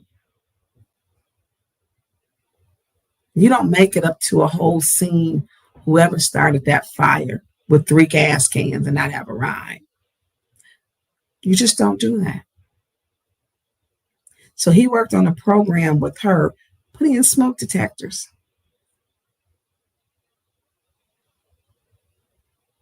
She can't stand Pastor Thompson. Won't even call him Pastor Thompson when he was there. She called him Kevin when he was there the last time. Kevin. She didn't even call him Pastor. The disrespect. Kevin. She didn't support the food drive. She didn't. That was a lie, Candace said. She never did. Said she never would. Voted no 1 of 5, 6 times, 7 times. Let's be transparent. You can't change things if we don't start having truth and transparency.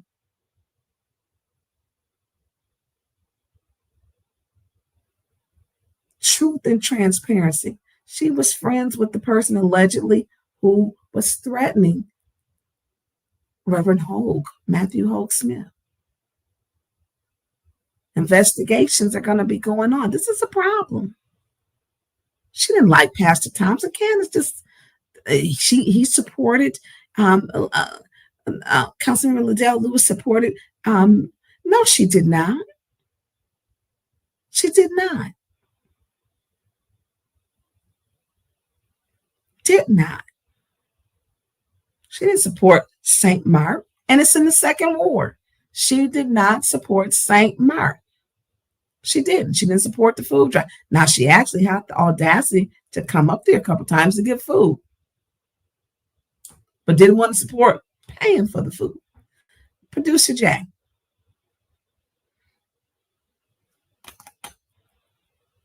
Question: was she at the fire the morning that it happened?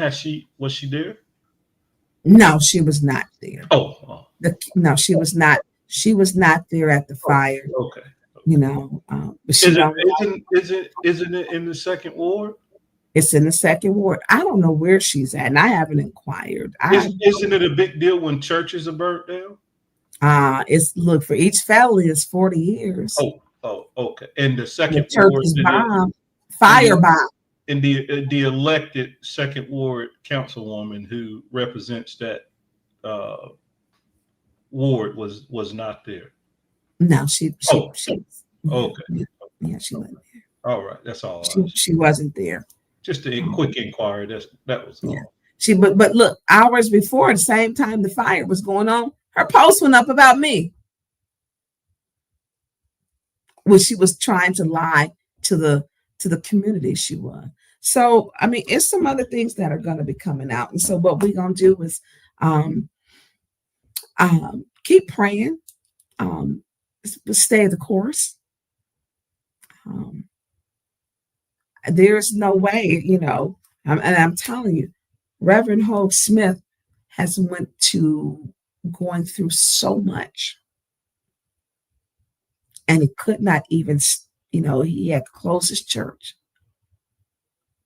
And then she told him she would have the sheriff's department there, and that didn't happen. I don't think she asked him.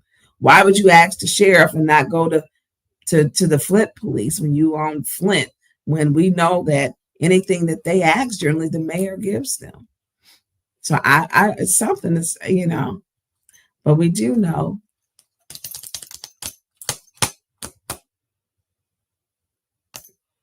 something is wrong. One thing we need to play, one thing that we didn't touch on, that we need to play this, and then we're going to close it out, right? Yeah, you have 5 hours right now. You said.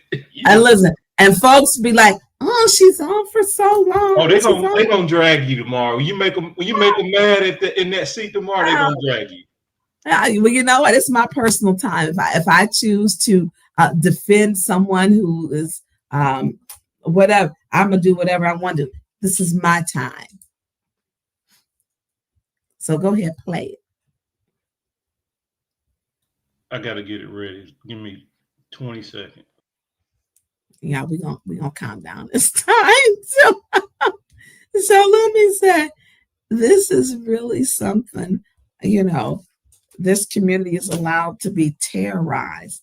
And I look at that fire scene when they were leaving evidence. I know we unpacked a lot, and they were leaving, and the battalion chief had to tell me what he was. He could not. I don't know, what are we supposed to do with the gas cans? I mean, it's like leaving a gun at the scene. And I'm gonna give it to Chief Green. He did get somebody. Once he was notified, I'm like, well, he might not take my call. I called him. He did pick up. It was on a Saturday. He picked up and he sent somebody back out. He sent them back out and told them, you gotta take that. You can't pour accelerants into the soil. You cannot contaminate soil. Can't do that. You can't. So I don't know what producer Jay is doing, y'all. I have no idea. Lewis, she is a likability expert. Oh. Whoa, now tell us about that. How do you become a likability expert? What is that all about? Okay, so you become a likability expert when you jack up a whole lot of relationships, and then you reflect on what you did wrong and what you can do better next time. So that's how you can become a likability expert. Awesome. So what are you doing? What kind of work are you doing as a likability expert? Okay, well, thanks for asking. I teach people how to network. I focus on millennials and beyond, but I give simple tactics that will help you navigate any room with style and grace. They used to say education was the key, and et cetera, et cetera. Yeah, okay, a little bit. But I'll tell you, if education is the key, I'll say who is the battle ram. That thing that the police use to knock down the door? Yeah, so that's what your networking. Your networking is that tool that kicks that door down. So sometimes your key doesn't work. But one thing that always works is that battle ram that'll knock that door down. And that's what networking is. I've done a training on the international level, training people all the way in Switzerland, Japan, all over Asia, attended my workshops on networking, etc. So Was that it?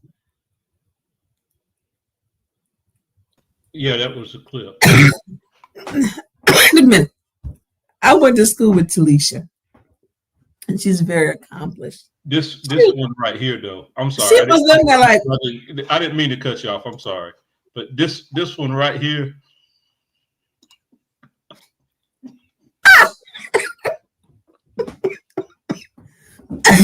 It's like she like, I know she playing. Wait a minute. None of what she said had nothing to do with a likability expert. She made herself an expert, and a likability expert is Talisha. Like, now I know damn well she didn't just say this shit to me. That's the look she got. Like, I know damn well she's sitting up here saying this to me like I believe that. This girl must think I'm a fool. She literally. That's that look. It's like, is this really serious right now? Oh God. So a likability expert, for those who don't know, is a person who generally like they profile. So say like you're gonna have like a case, a court case, a big one. Say like O.J. Simpson. They had likability experts, people who are likely to vote in your favor. And so that's what they do. She talking about a battering ram, make a whole bunch of mistakes, and then you get people. What?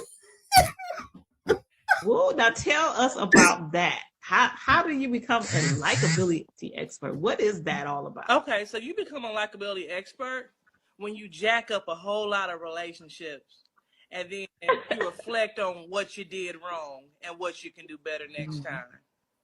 So that's how you can become a likability expert. Awesome. So what are you doing? What kind of work are you doing as a likability expert? Okay, well, thanks for asking. I teach people how to network. I focus on millennials and beyond, but I mean, I give simple tactics that will help you navigate any room with style and grace.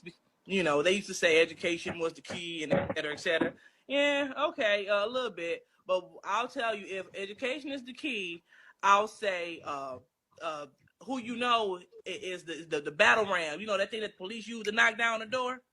Yeah, so that's what your network is. Your networking is that tool that kicks that door down. So sometimes your key doesn't work. But one thing that always works is that battle ram that'll knock that door down. And that's what networking is. I've done a training on the international level, training people all the way in Switzerland, Japan, I mean, all over Asia, you know, attended my workshops on networking, etc. So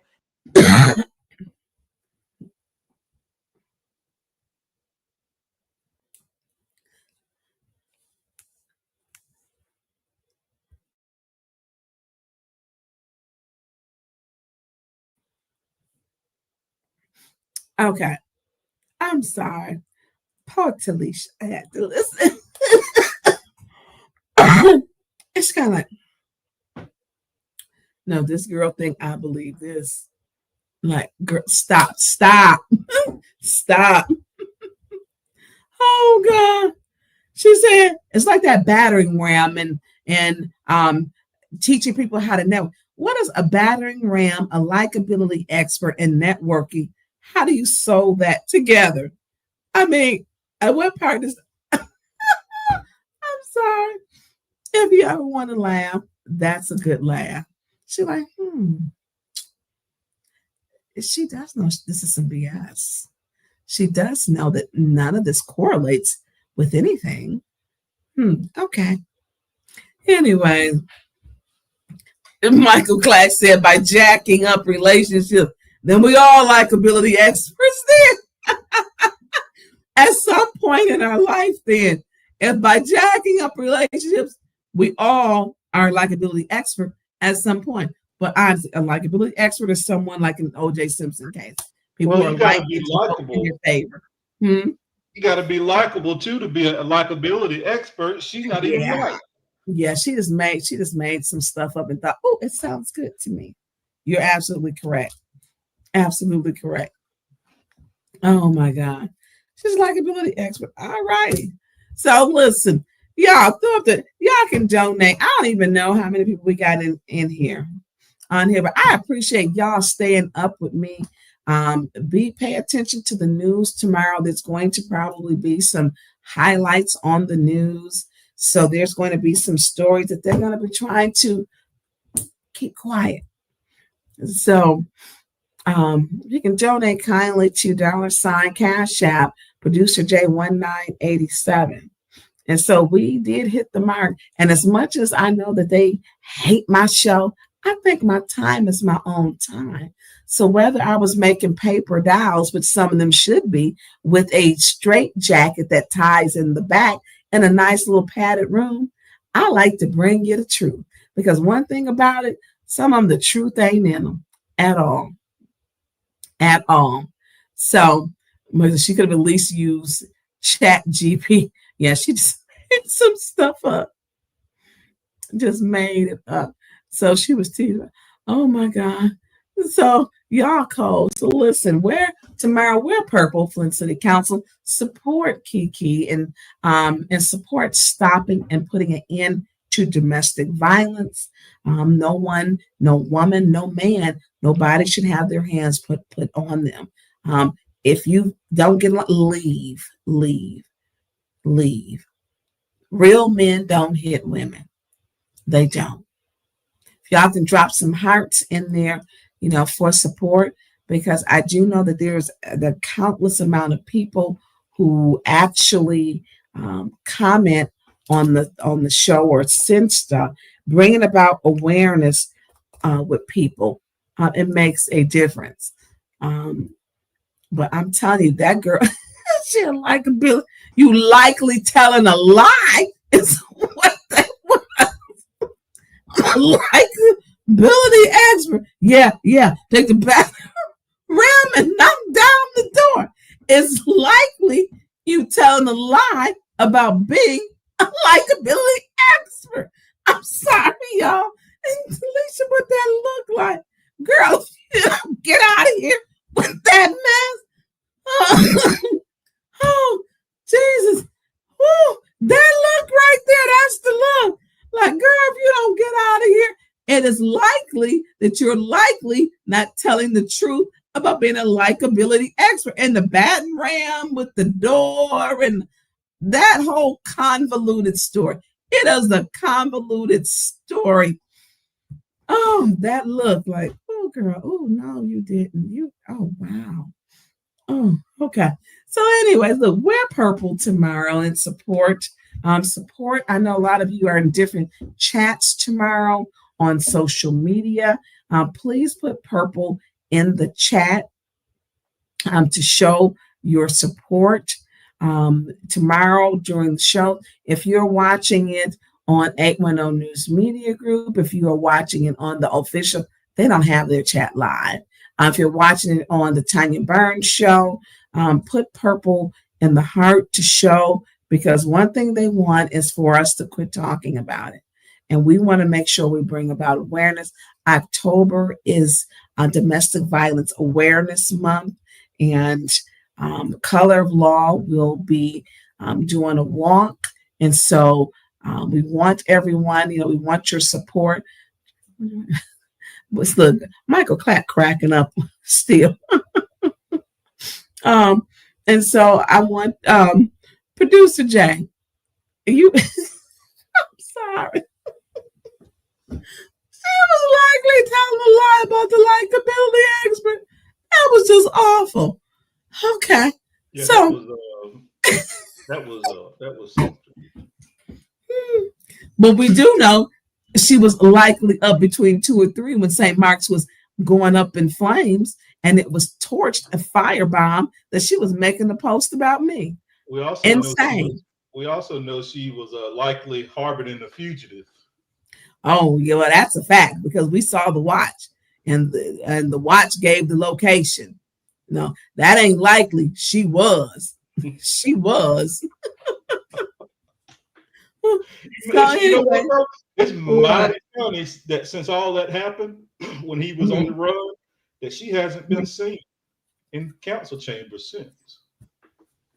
I don't know what's going on with her. People were saying different stories, and I don't know. I'm not. We don't have conversations, and so I don't know what's going on with her. And you know, she was also you were also on her mind because didn't she accidentally call you?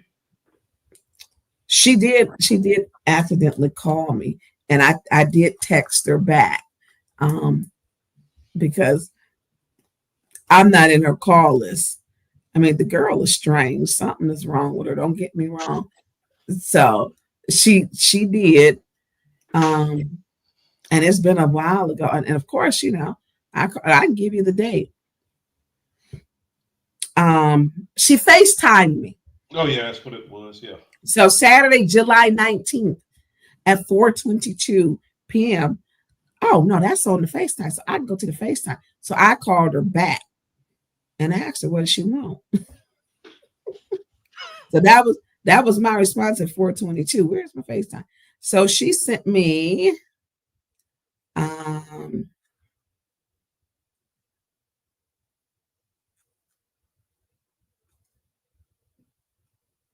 yeah, if y'all can see it. 7/19, 25. She FaceTimed me. She sure did that. And not like we friends, so I sent back. Oh, we were at Beverly's thing.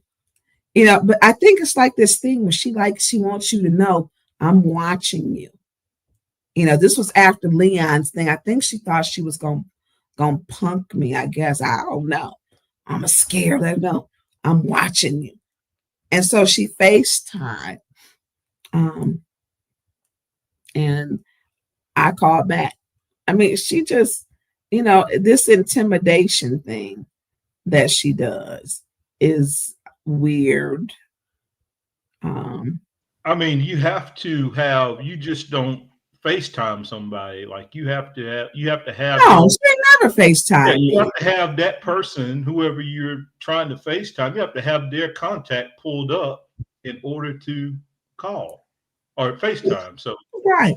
Michael Clack, how you gonna be a likability expert? I just sent you something.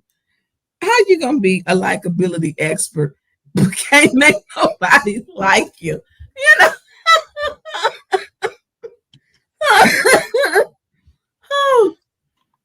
Oh God. Oh, that's a good point. How you gonna be a likability expert? That one is funny. So, oh God. So she wouldn't answer the FaceTime when I FaceTimed her back. So that I answered, my phone. Hold on, let me make sure. There may be two calls for the FaceTime. Because the one I was talking to somebody. Yeah. So, but something is wrong with her. She's strange. And then I sent her back and said, is there something that I can help you with? She didn't answer my call, y'all. she didn't answer my call, and she didn't answer my text message. I sent her a text back. She didn't respond. So this was July 19th. She made July 10th was when Leon was charged when the incident occurred at his home. And she was really riding with them and for him, ball. And so I think that may have been a form of intimidation because when you listen to him, she'd be sounding like a thug to me. It's like in that one, where she put in those ones on art page called people NIGGAS in there, them something. And I'm like, it was in one of those posts, one of those watch things. That she called him that. call people that. I mean, so I guess maybe, and the time that she called me was when I was at Beverly's thing. And I guess maybe this was some intimidation on her part or something. She better recognize I'm not gonna play your games. I'm not gonna do it. I'm not gonna play with your little dusty friends. I'm not going to do it. You can take that and go someplace on else. Me and her are not the same. We are not. And so, yeah, she did FaceTime me. Forgot about that. You got a good memory. Thank you. Thank you. Thank you. Walk it up, bro. Walk it up. Thank you. That's it. Yes, you did. Yes, you did. Yes, you you ain't do that. If you don't intimidate me, you don't intimidate me. Yeah, this is not fair. That's all I'm saying. No intimidation here, Piper. No intimidation here.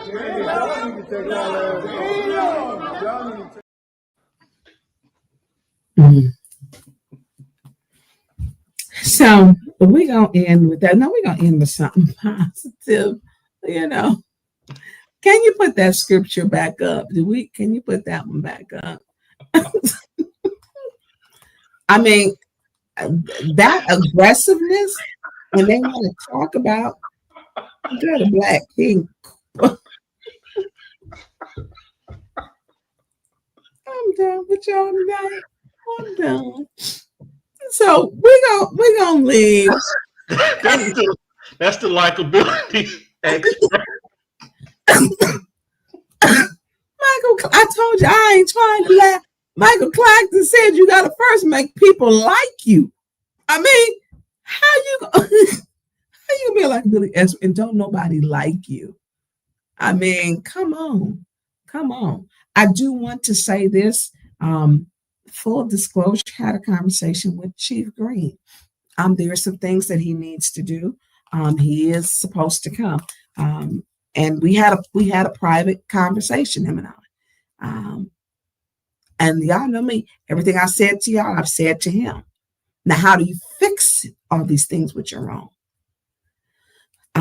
And there's some things that's going to be coming back to where I'm going to share, of course, I want to be, I believe when you be transparent, you empower your community to become closer and that you believe in what's happening, that you got to do what you say you're going to do.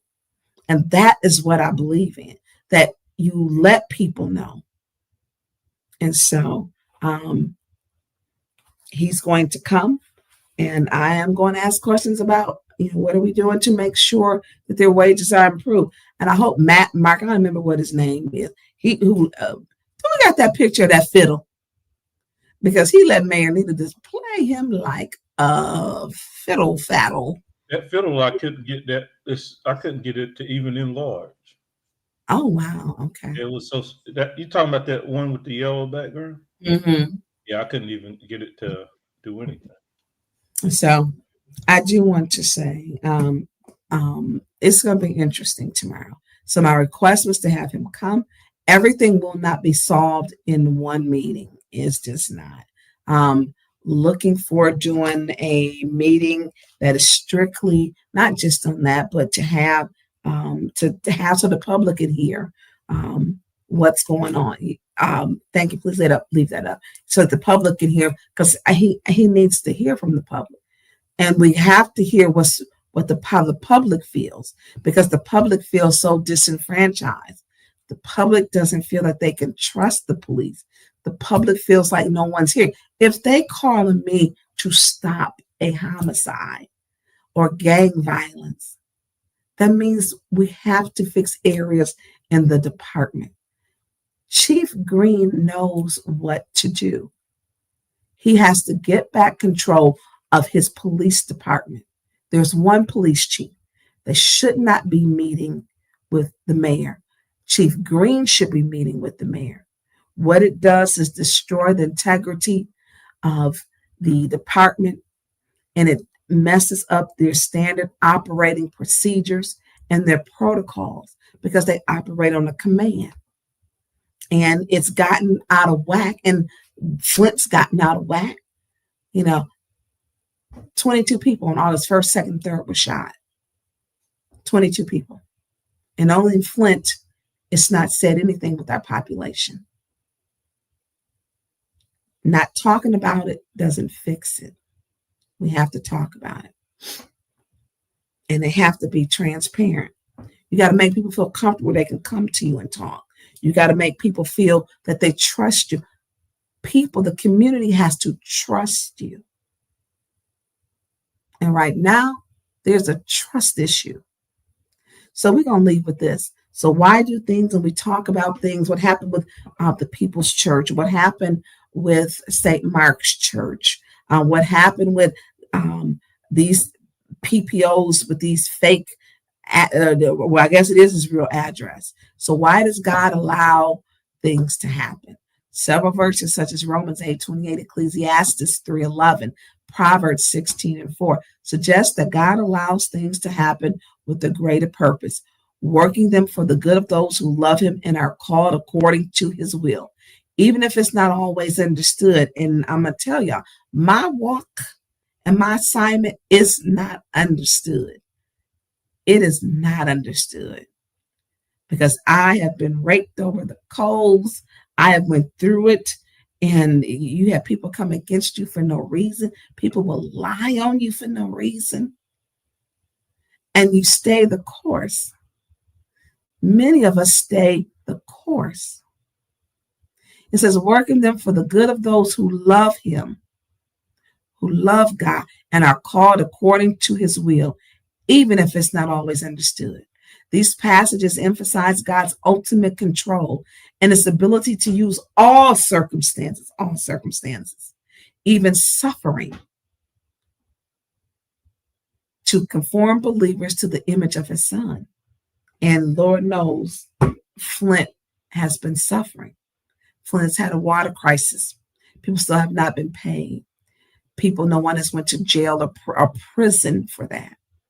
Flint has lost a population over 100,000 plus people.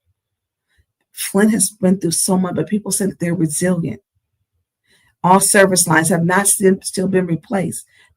Everyone in the city doesn't have new faucets. Things they have not been made whole. People have not been made whole by even the compensation, which will probably be nominal when you finally get it. And so when we say these things, God, I'm expecting you to perform a miracle, a bounce back that was none like before, that we're going to get people in order. Not only is God is exposing, we're asking that God continue to show us and direct us. That we know that the people can go get a PPO with an ex parte. I mean, come on. Philip, put that in and he's correct. Have a right for notice. Wasn't no notice. So all of these things, they're supposed to work for the good of the people. And so asking God to continue to cover and remove the cloud from the city of Flint, the dark cloud, that may God change all things that were meant for evil, that God changed them for good, and remove those people who have ill intent for this community. God is not the author of confusion, and Mayor Neely needs to stop, which I don't think he can, with those crazy 4 people watching, and I'm one of the 4, to be informed. What did he really give us? He played that firefighter like a fiddle. Who's going to meet with you, and this is what you do? So anyways, until the next time, I appreciate Producer Jay, and I want to say to Patrick and to Sheena, I hope they both sleep right now. Judy says, I love the book of Ecclesiastes. And someone is giving me scripture. If it's a scripture that you want me to read or to review, do me a favor and inbox me. And I will review it, read it. So just remember, y'all, in order to be a likability expert, You must be likable. Sorry, I can't say that without laughing. In order to be a likability expert, the number one key thing, you must be likable. You must be likable. Don't claim you're a likability expert and you're not likable. Producer Jay, thank you for this long ride tonight that we are on. We haven't been on. We covered a lot of things. I appreciate you and appreciate the work that you do. Anything that you want to say?